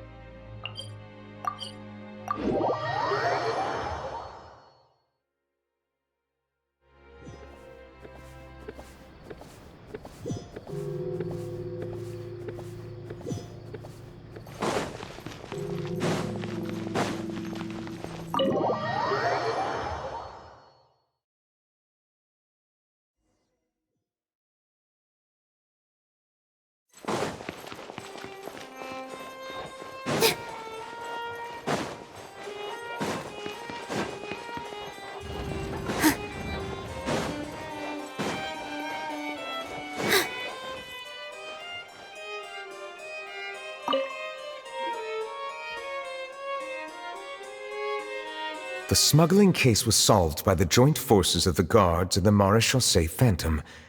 This is the one. The list of involved suspects should be... Ah, found it. What does it say? The principal offenders Domenico, Inica, Yuna, and others have been caught. They have been sent to the fortress of Meropide following trial. Those with close connections or mutual interests with the offenders but who did not participate in the case will not stand trial. Among them, surveillance of Essin has ceased on account of his good behavior. All other personnel remain on our watch list. So many names. Is the one who sent that threatening letter to Kiara on the list? Yes, there is something suspicious about Essin, to be precise. It seems like he's closely related to the core members of the smuggling case, and he moves around without much restriction. Monsieur Neuvilette, someone claiming to be from the Spina Durasula just checked in with us. He said, and I quote, "We have located the suspect. They're chatting at the cafe." Huh? How did Navia find them so quickly? We've only just figured out the suspect's name. I too am perplexed.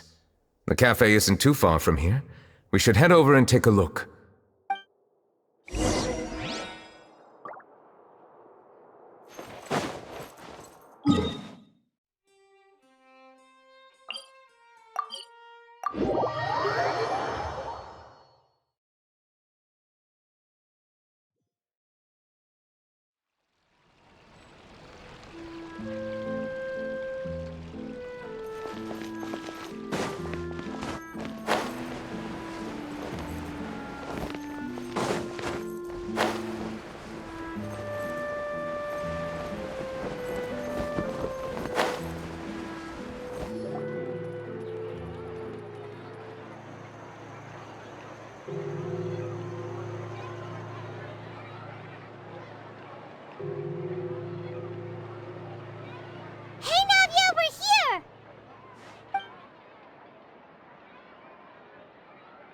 Whoa.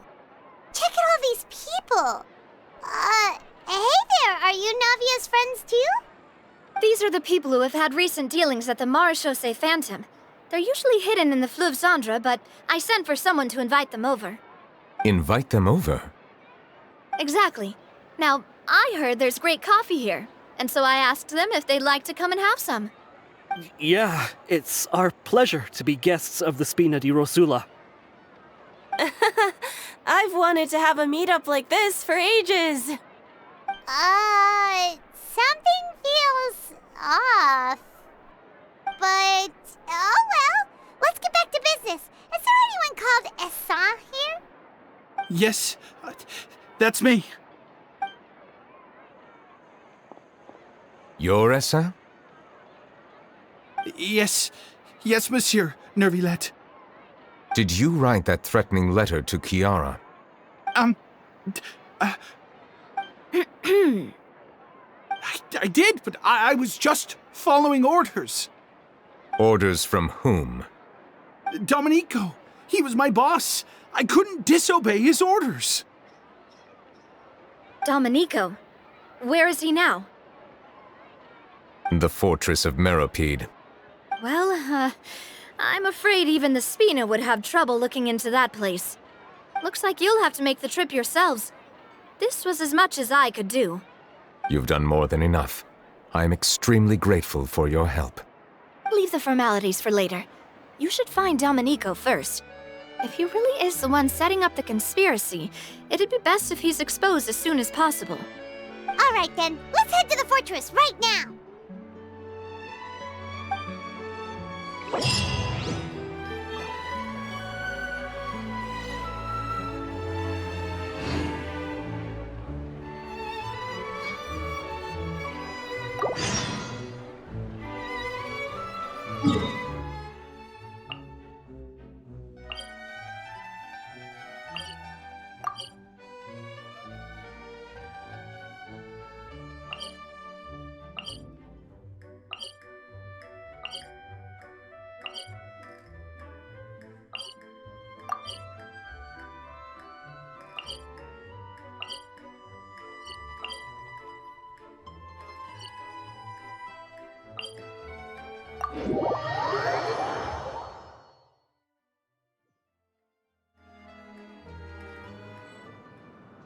First, get into position like this.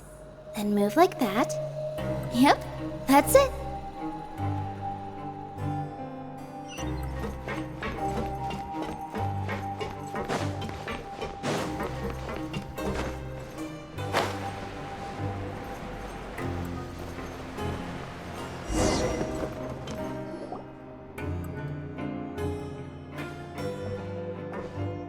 Welcome to the Fortress of Meropide, dear esteemed guests. We're back! Oh, and a greeting from none other than the Duke himself! Guess we made a name for ourselves at this place. This isn't anything new. I figured you had important matters to discuss when the two of you, not to mention the Chief Justice, showed up.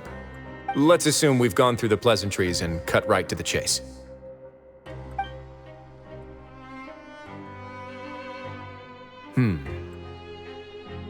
I do remember a thing or two about Domenico. He once attempted to round up the other inmates and instigate a protest. Who does this guy think he is? Paimon hopes nothing came of it. He once attempted to, I said, meaning that it was over before it even started. And now he's threatening Melazines, is he?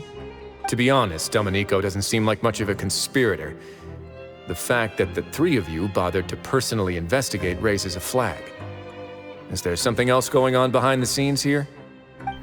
He's got the same concerns we do.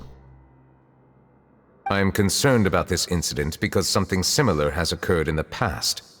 I wish to meet Domenico in person and have my questions answered. That's an easy one. Let me think. I think he's at... Oh, did I hear someone say Melazine? What happened? Sigewinne!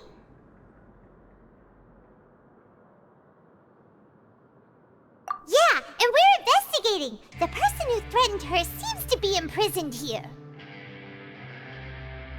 Really? is Kiara gonna be okay? There's no need to worry. Clarande is protecting her as we speak. Well, that's great. But if the criminal's still...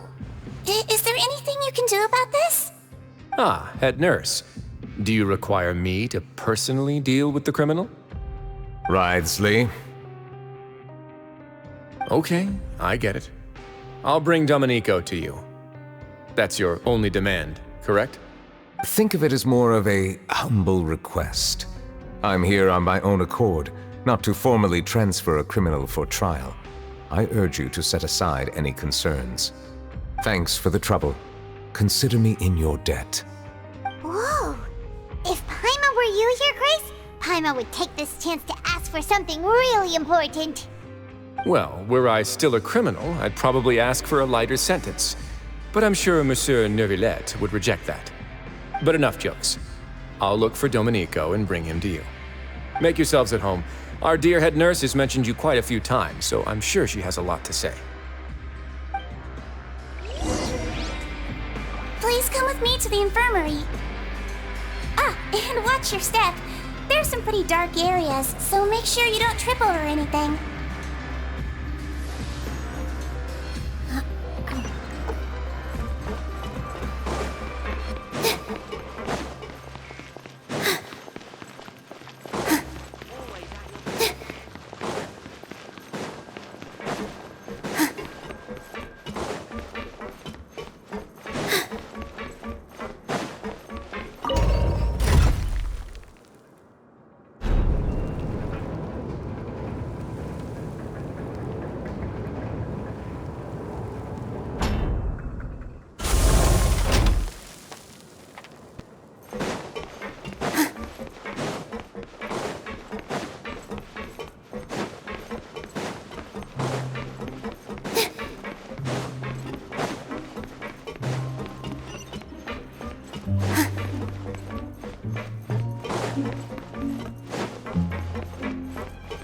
Now that I think about it, I can leave this place soon.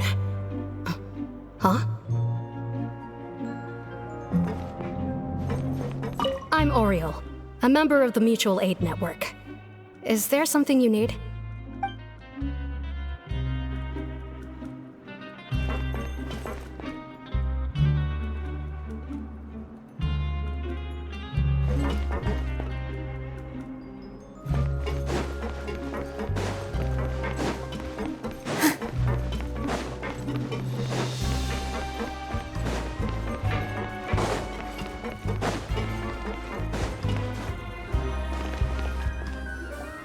Please rest here for a moment.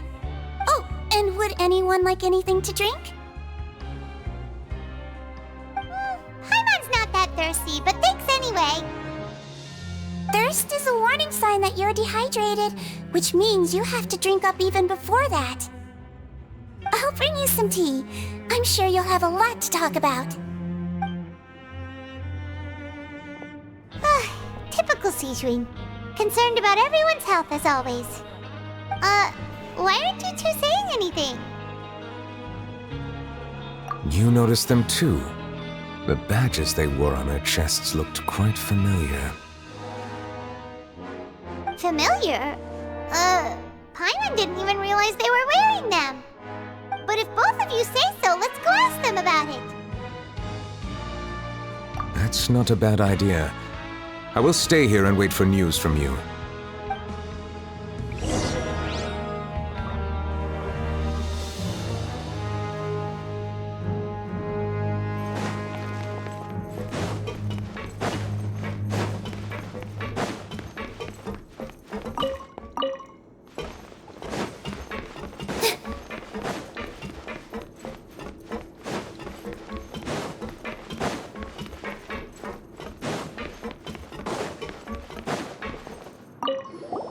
Anything you need?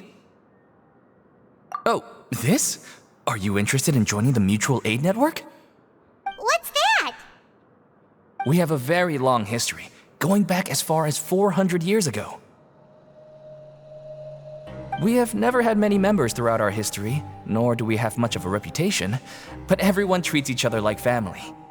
Helping each other is our purpose. At the same time, we seek to maintain just dealings as much as possible. Sounds like a pretty neat organization. All we want is to defend ourselves. None of us have ever committed serious crimes, and we're not especially powerful either. We're at a natural disadvantage here in the fortress. But people won't give us a hard time if we stick together.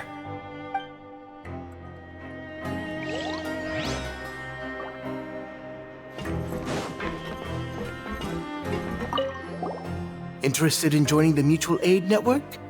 If you'd like to learn more, here's our flyer.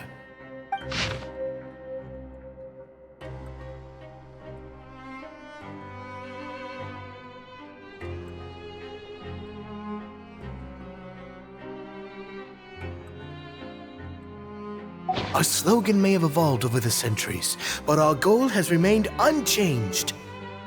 Here, this book is for you. You're welcome to come and sign up anytime.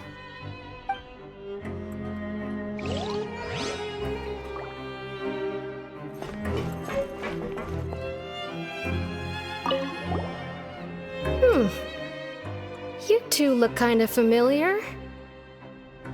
It's the symbol of the Mutual Aid Network designed by our first president. From what I've heard, it's based on something called a Medal of Peace. I've never seen one of those medals for myself, though.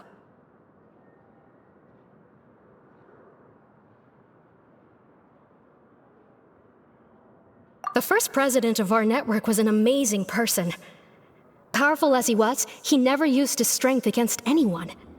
He encouraged the weaker criminals to stick together and look out for each other. All of us have a lot of respect for him. We should have gathered enough information. Let's head back and talk to Neuvilette.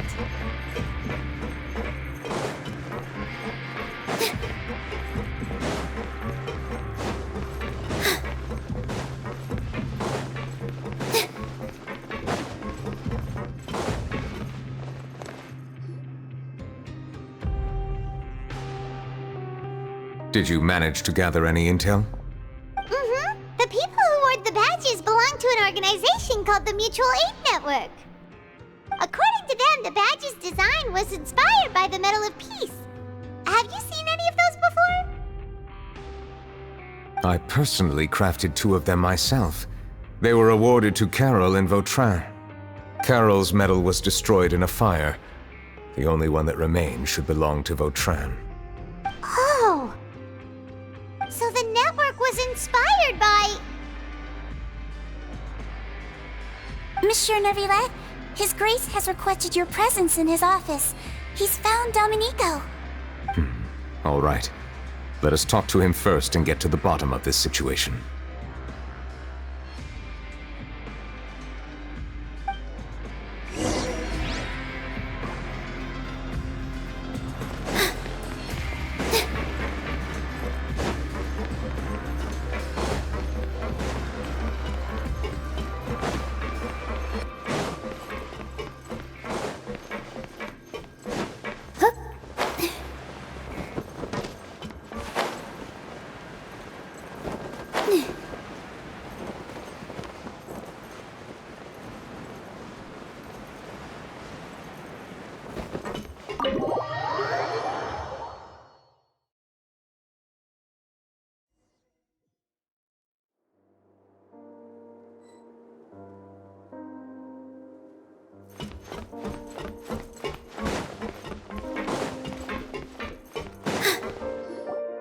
Allow me to introduce this fine gentleman, Domenico.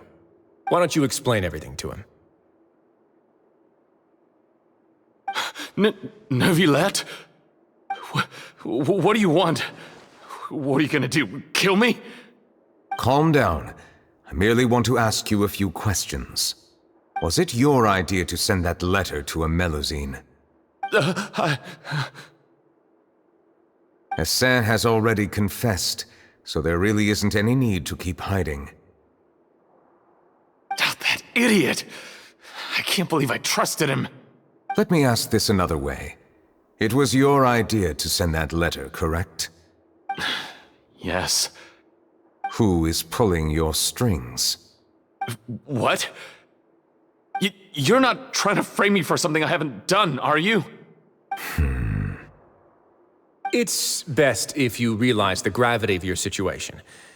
The Chief Justice of Fontaine has been personally investigating your case. I assume your previous attempt to incite unrest at the Fortress of Meripede has something to do with this as well. I admit I acted on impulse. I'll tell you the truth.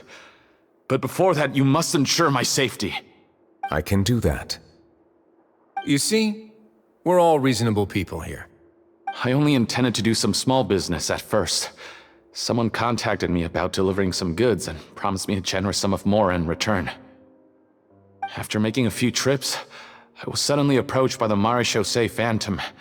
They accused me of smuggling prohibited items, and I was put on trial. But I refused to accept any of that. The ignorant can be rightfully absolved from guilt, right? Well, I suspect that someone got me locked up here so they could get their hands on my goods. And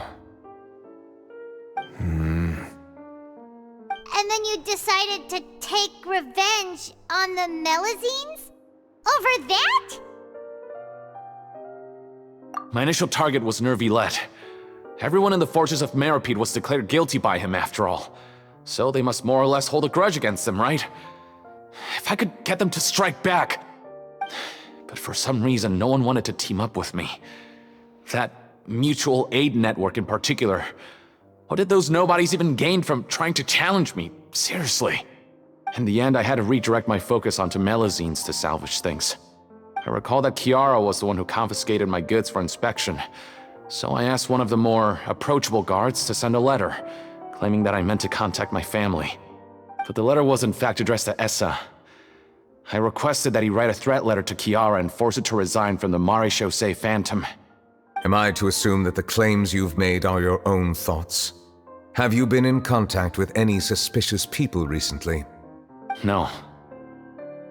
Is it true that all members involved in the smuggling scandal have been caught? Yes. And that's all I know. Sigewinne, please take him back to the detention center. I'll deal with him later.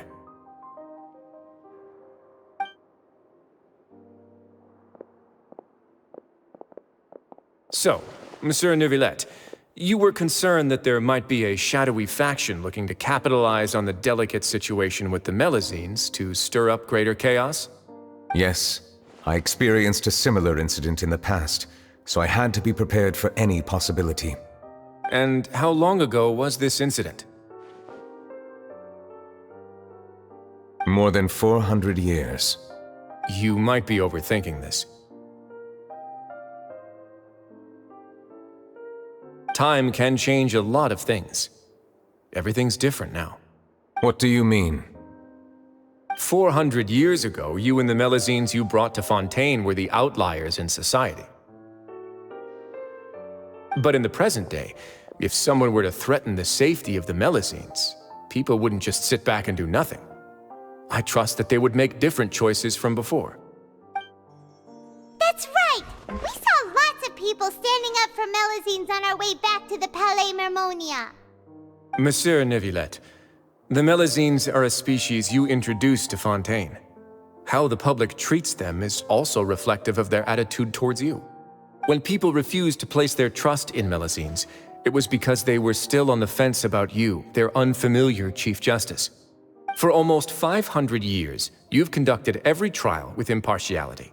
You made the right judgment each time, regardless of whatever nonsense went on. People no longer have any reservations about you and even consider you a symbol of the law. Right now, your every decision will impact all of Fontaine. In other words, you've gradually transformed the whole nation. Paimon gets it now. No wonder no one wanted to join forces with Domenico. I am undeserving of such high compliments. From my perspective, I have simply been fulfilling my duties. It isn't anything special or worthy of praise. I'm simply fulfilling the promises I've made and searching for answers through my judgments. It is unnecessary to hold me in such high regard. The complexity of human emotions and willpower far exceed those of mine. As a matter of fact, I believe that you are the ones who deserve my respect. There's no need to be so modest. The current state of affairs says it all. You're no longer that outsider you were before. Even if you wished to investigate something on your own, many would take the initiative to lend you a hand. I must say that you've made a fair point. Thank you for clearing my doubts. Now that the case has been settled, I should get going. Huh? You're leaving? And so soon, too? Why not stay for a cup of tea? Thank you for the offer, but I know how this place works all too well.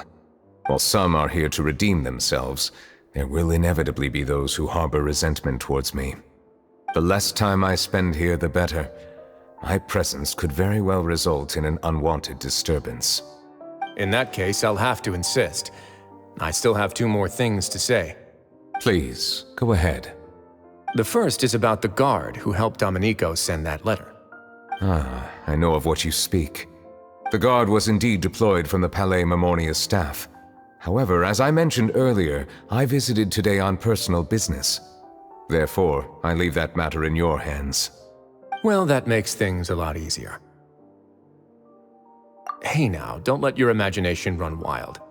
Those from up there have a tendency to sympathize with others. However, down here, such thoughts will put you at high risk. I'll have a chat with the guard and remind him to take precautions in the future. I see no issues with that. Great! That's one thing out of the way.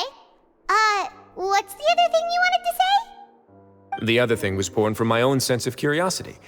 Now, I've heard that you investigated the mutual aid network. Is that right? Yep. Neuvilette thought their badges looked familiar. I noticed the small gang as well when I first took over the fortress of Meripede. They were not great in number, but every member always made sure to stand up for what was right. I've looked into their founder, Vautrin, who once stood trial and was sentenced to imprisonment in the fortress. According to existing documentation, Vautrin remained disciplined throughout his imprisonment. He had never once engaged in physical or verbal aggression. In other words, how he presented himself in prison was very different from his behavior in court. What? During his trial, I could sense that his feelings were complicated. He appeared to be full of resentment, and I believe he had every right to feel that way. Perhaps he had been putting on an act. An act? Neuvilette and Vautrin had a close relationship as superior and subordinate. Vautrin must have known that the Chief Justice would make an impartial judgment.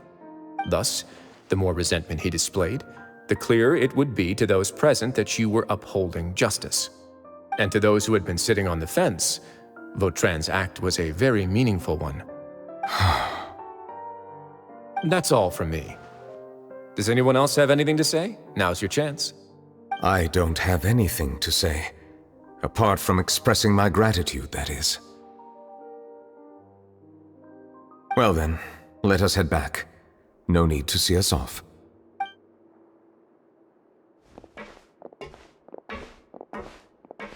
Please, take care.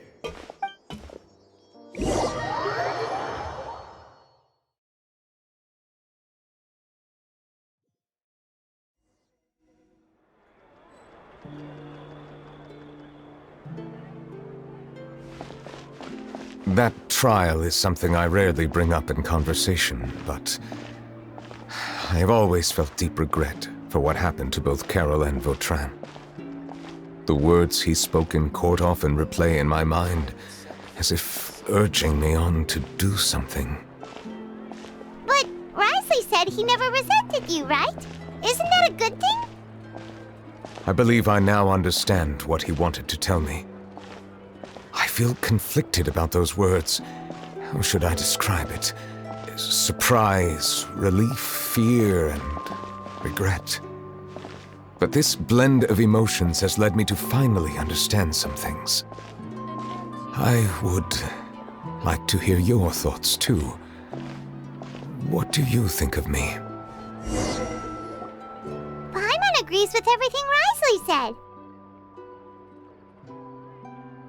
As Chief Justice, every single one of your trials makes an impact on Fontaine. What do you think, Traveler? Hey, any comments?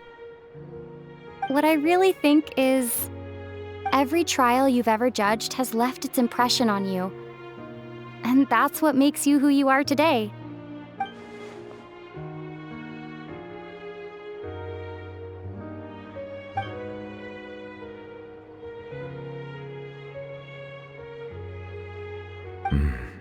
That is indeed a reasonable assumption. As I said, I find it difficult to express my emotions because I cannot fully understand myself. But I trust your judgment. Since some time ago, I have begun to notice the changes that have occurred upon my person. These changes were not due to any specific occurrence, but emerged as a result of time itself. I will try to contemplate this further. Thank you both.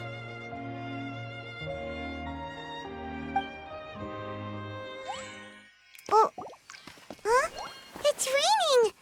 Oh no, Paimon forgot to bring an umbrella! Come on, let's hurry before it rains harder!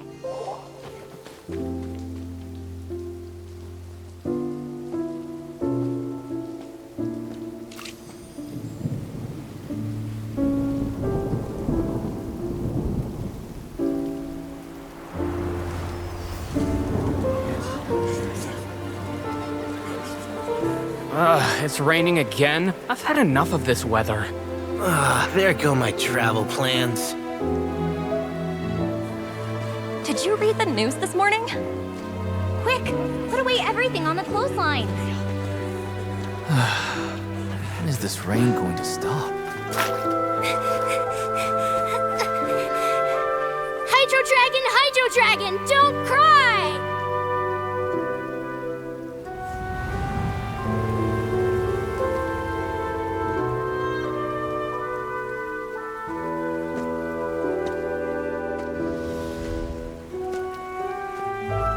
They're planning to reanimate the monster. We have to report this to the Chief Justice.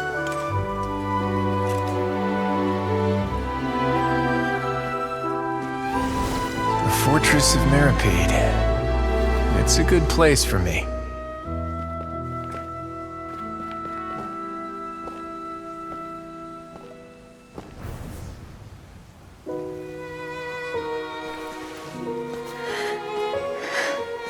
He owes me so many answers. Neuvilette? You could say he's the real symbol of Fontaine's justice. Watch him closely. He could be trouble.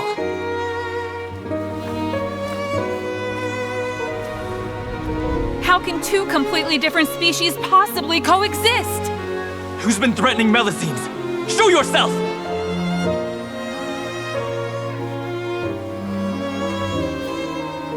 You will see much in the human world, from the delightful to the depressing. And one day, when you have dwelt among humanity long enough, you will be placed to bring judgment over all as a spokesperson for Fontaine's past. Good morning, Monsieur Neuvilette! The rainy season's almost over! The skies are supposed to clear in a few days! I hope you find time to enjoy the sunny days ahead.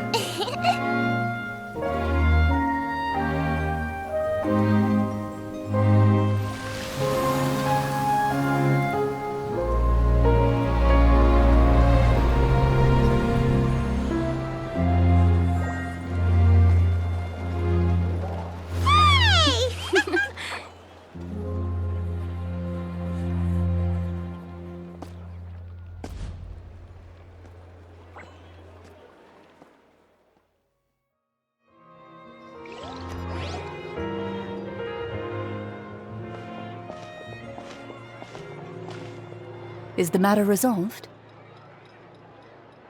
Yep, we found the person who sent that threatening letter.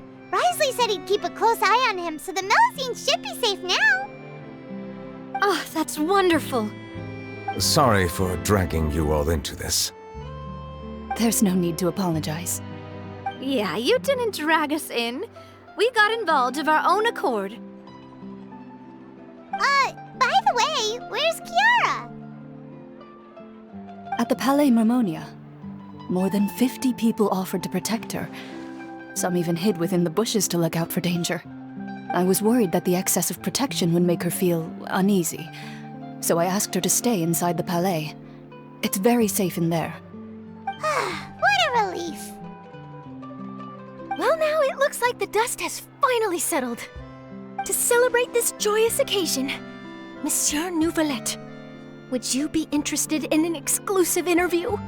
That's not how you celebrate! I will consider it. Really? Of course. My schedule is full for the following weeks, but I should be available next month. Come up with questions during the intervening days, and I will answer them to the best of my ability.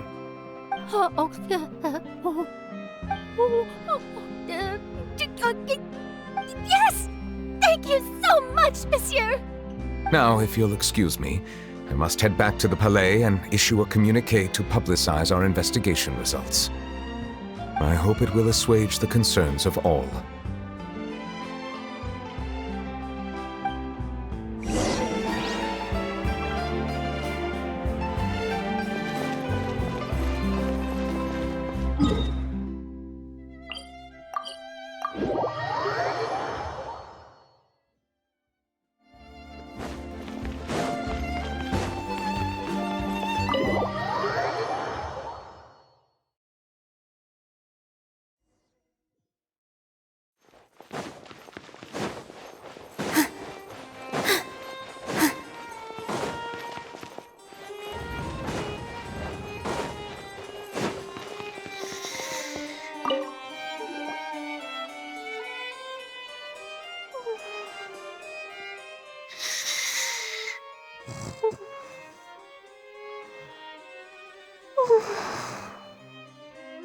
Kiara?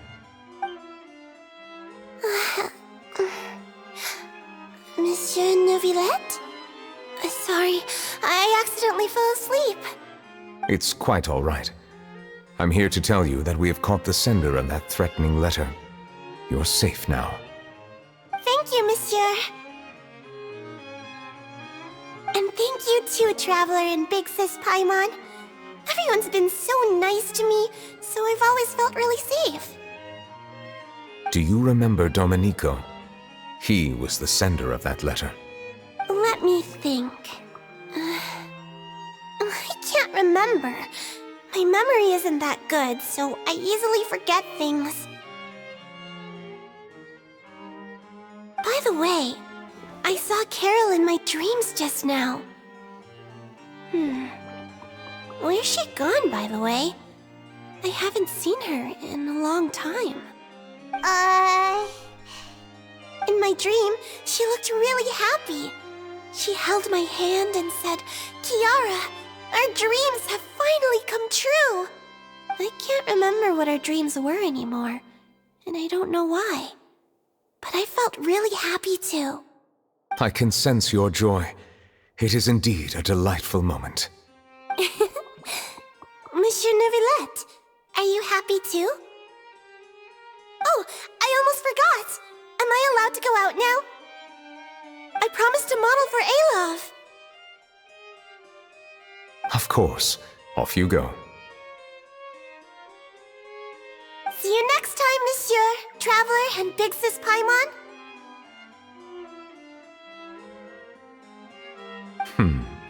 See you next time.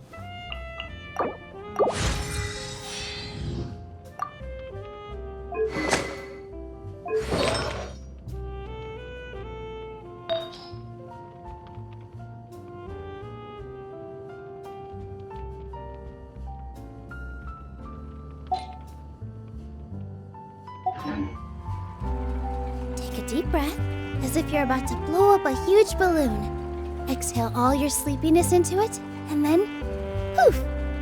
It's now flying away.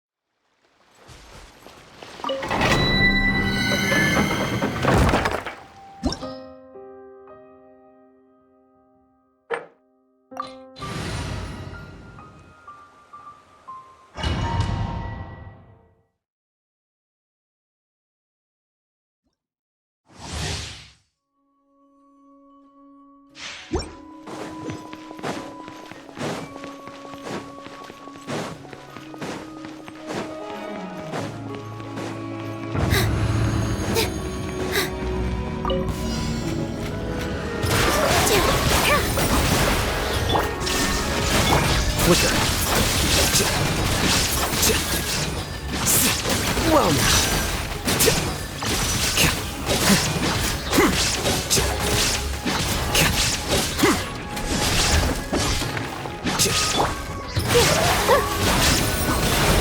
Illusion shattered.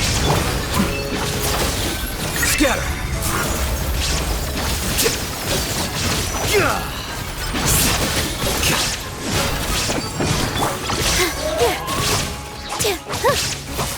With all my strength. There is no escape. Here you are.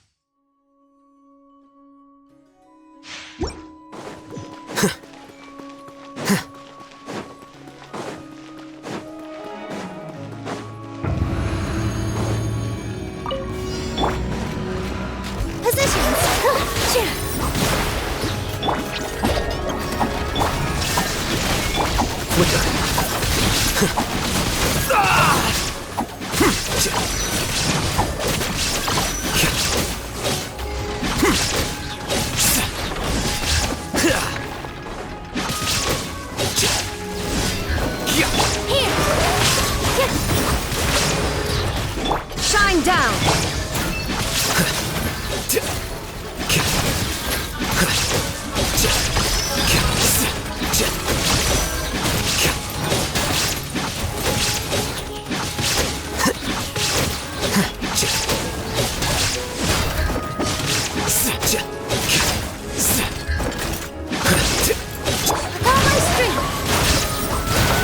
Illusion shattered!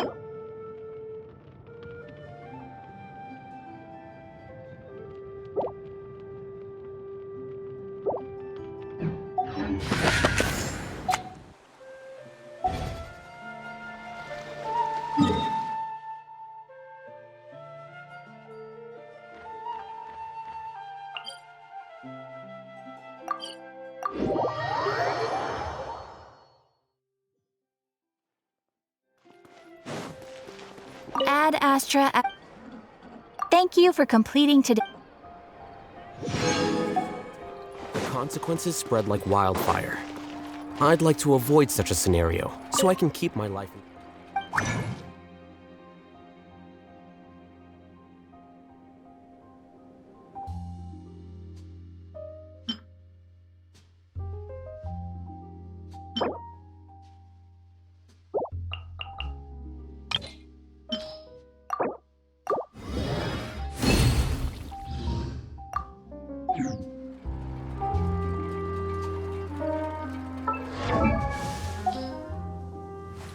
Wait. Huh? No.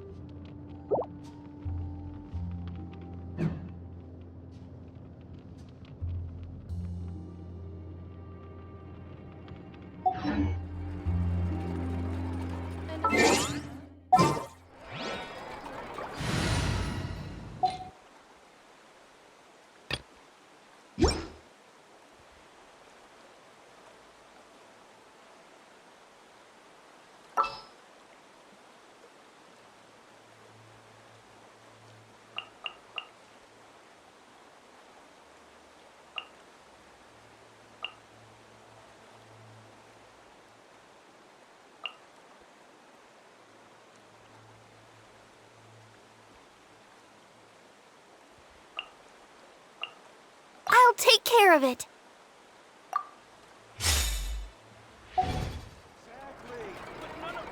Time itself is a silent song.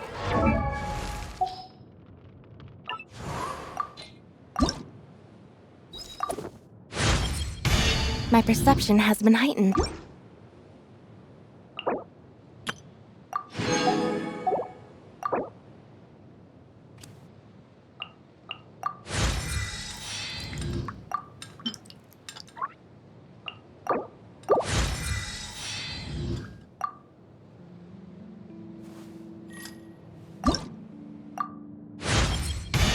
My processing.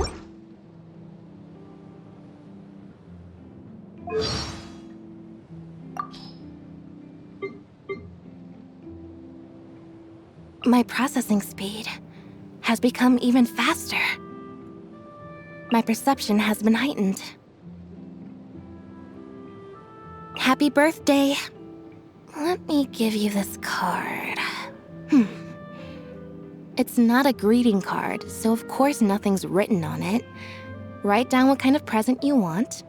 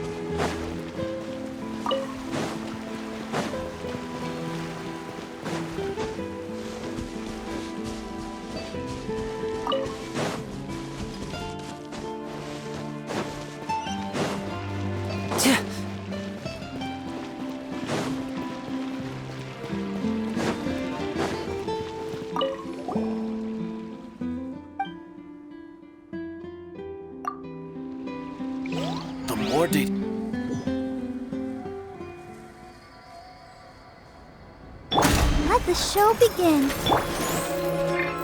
There is no escape!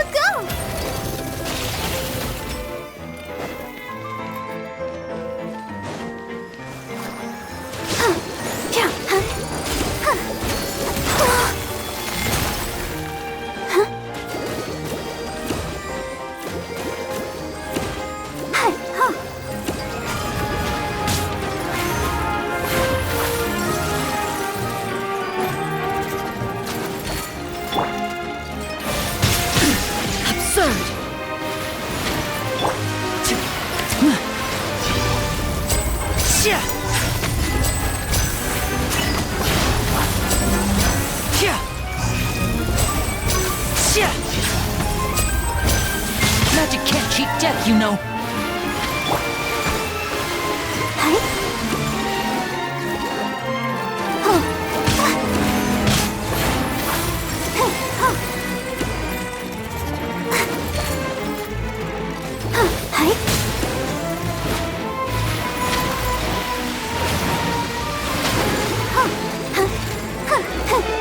Come on, we can do it.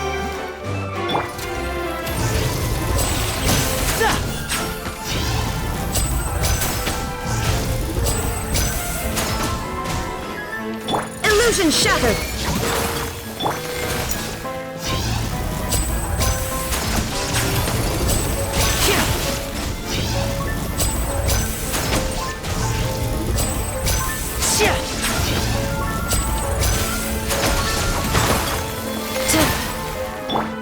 I'll protect us.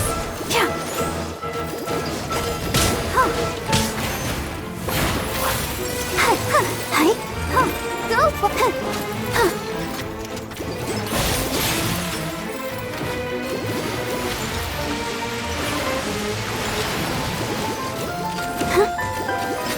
Shine down!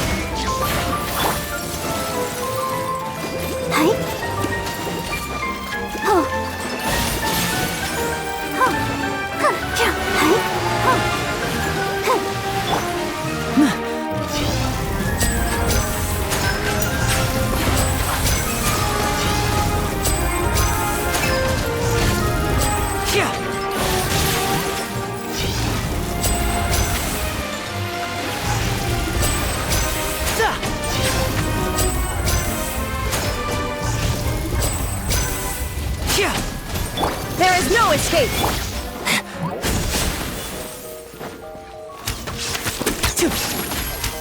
Let's dance.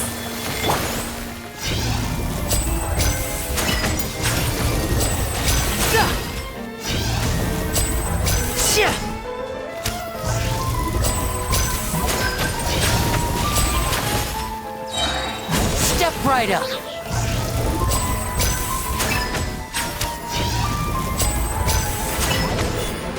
Shine down!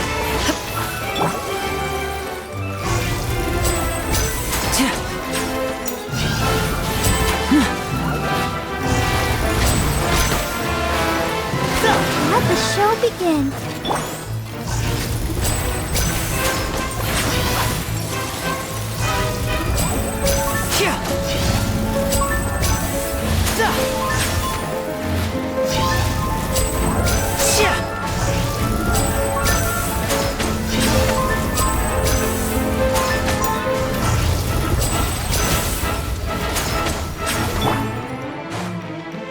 I'll protect us.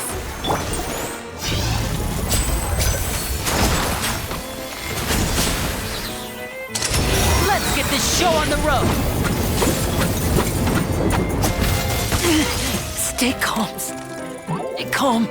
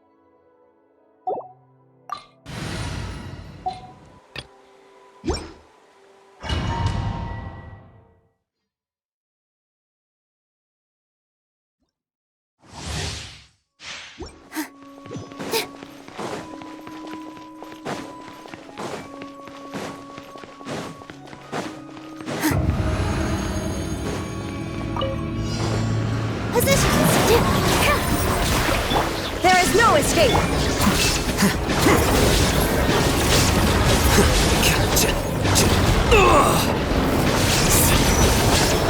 Well now.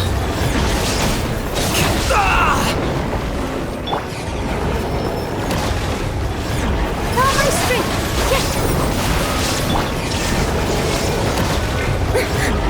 Don't be scared!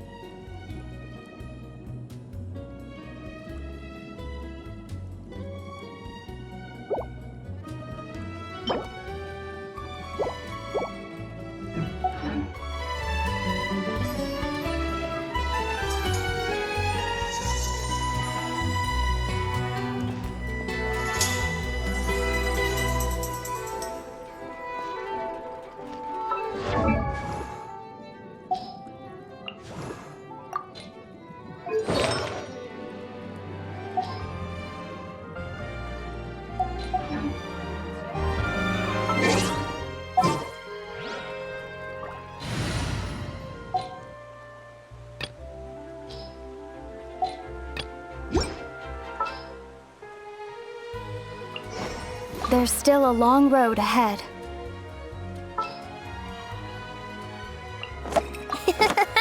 I'll take good care of everyone.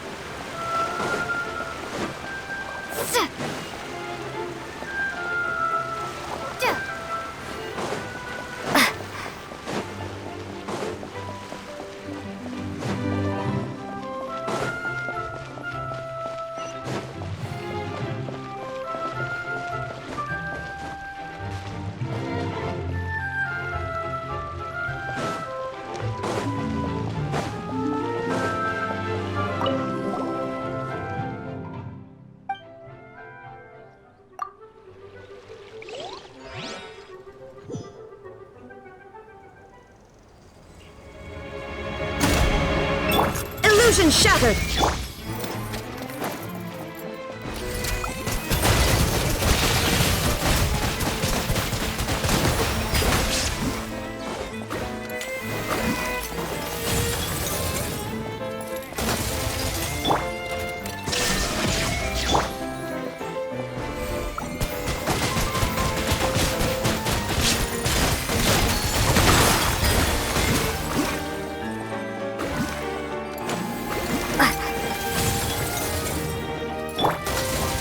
Shine down!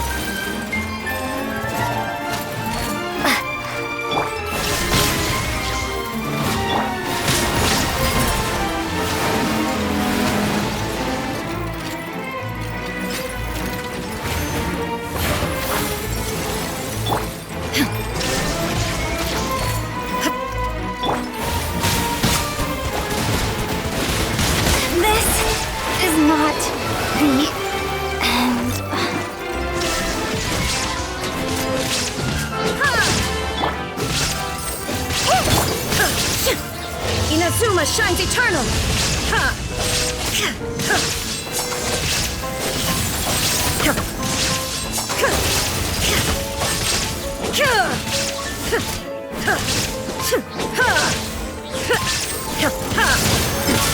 Remove all obstacles.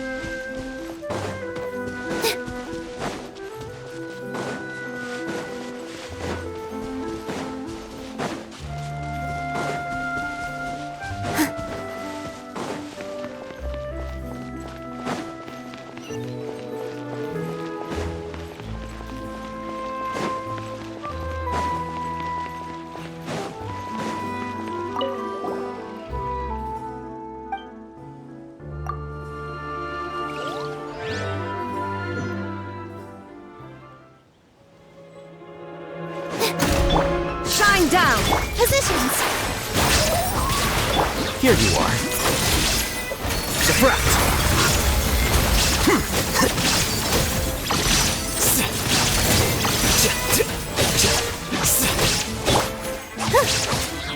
There is no escape!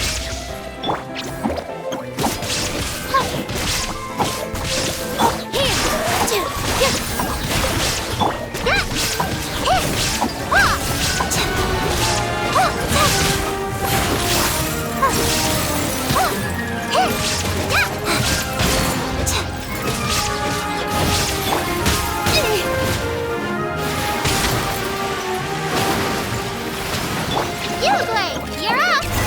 No damage, Uruguay!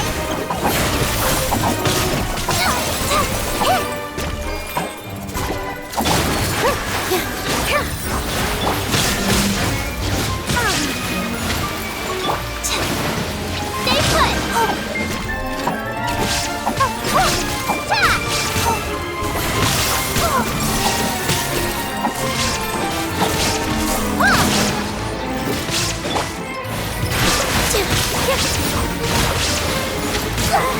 I got it! Uruguay, you're up! Shine down! Stay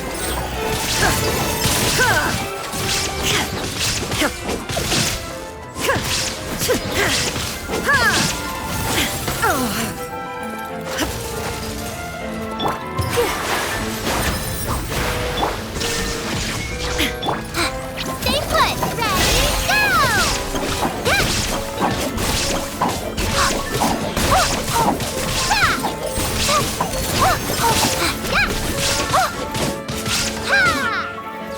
Positions! There is no escape! Torn to oblivion! Ha!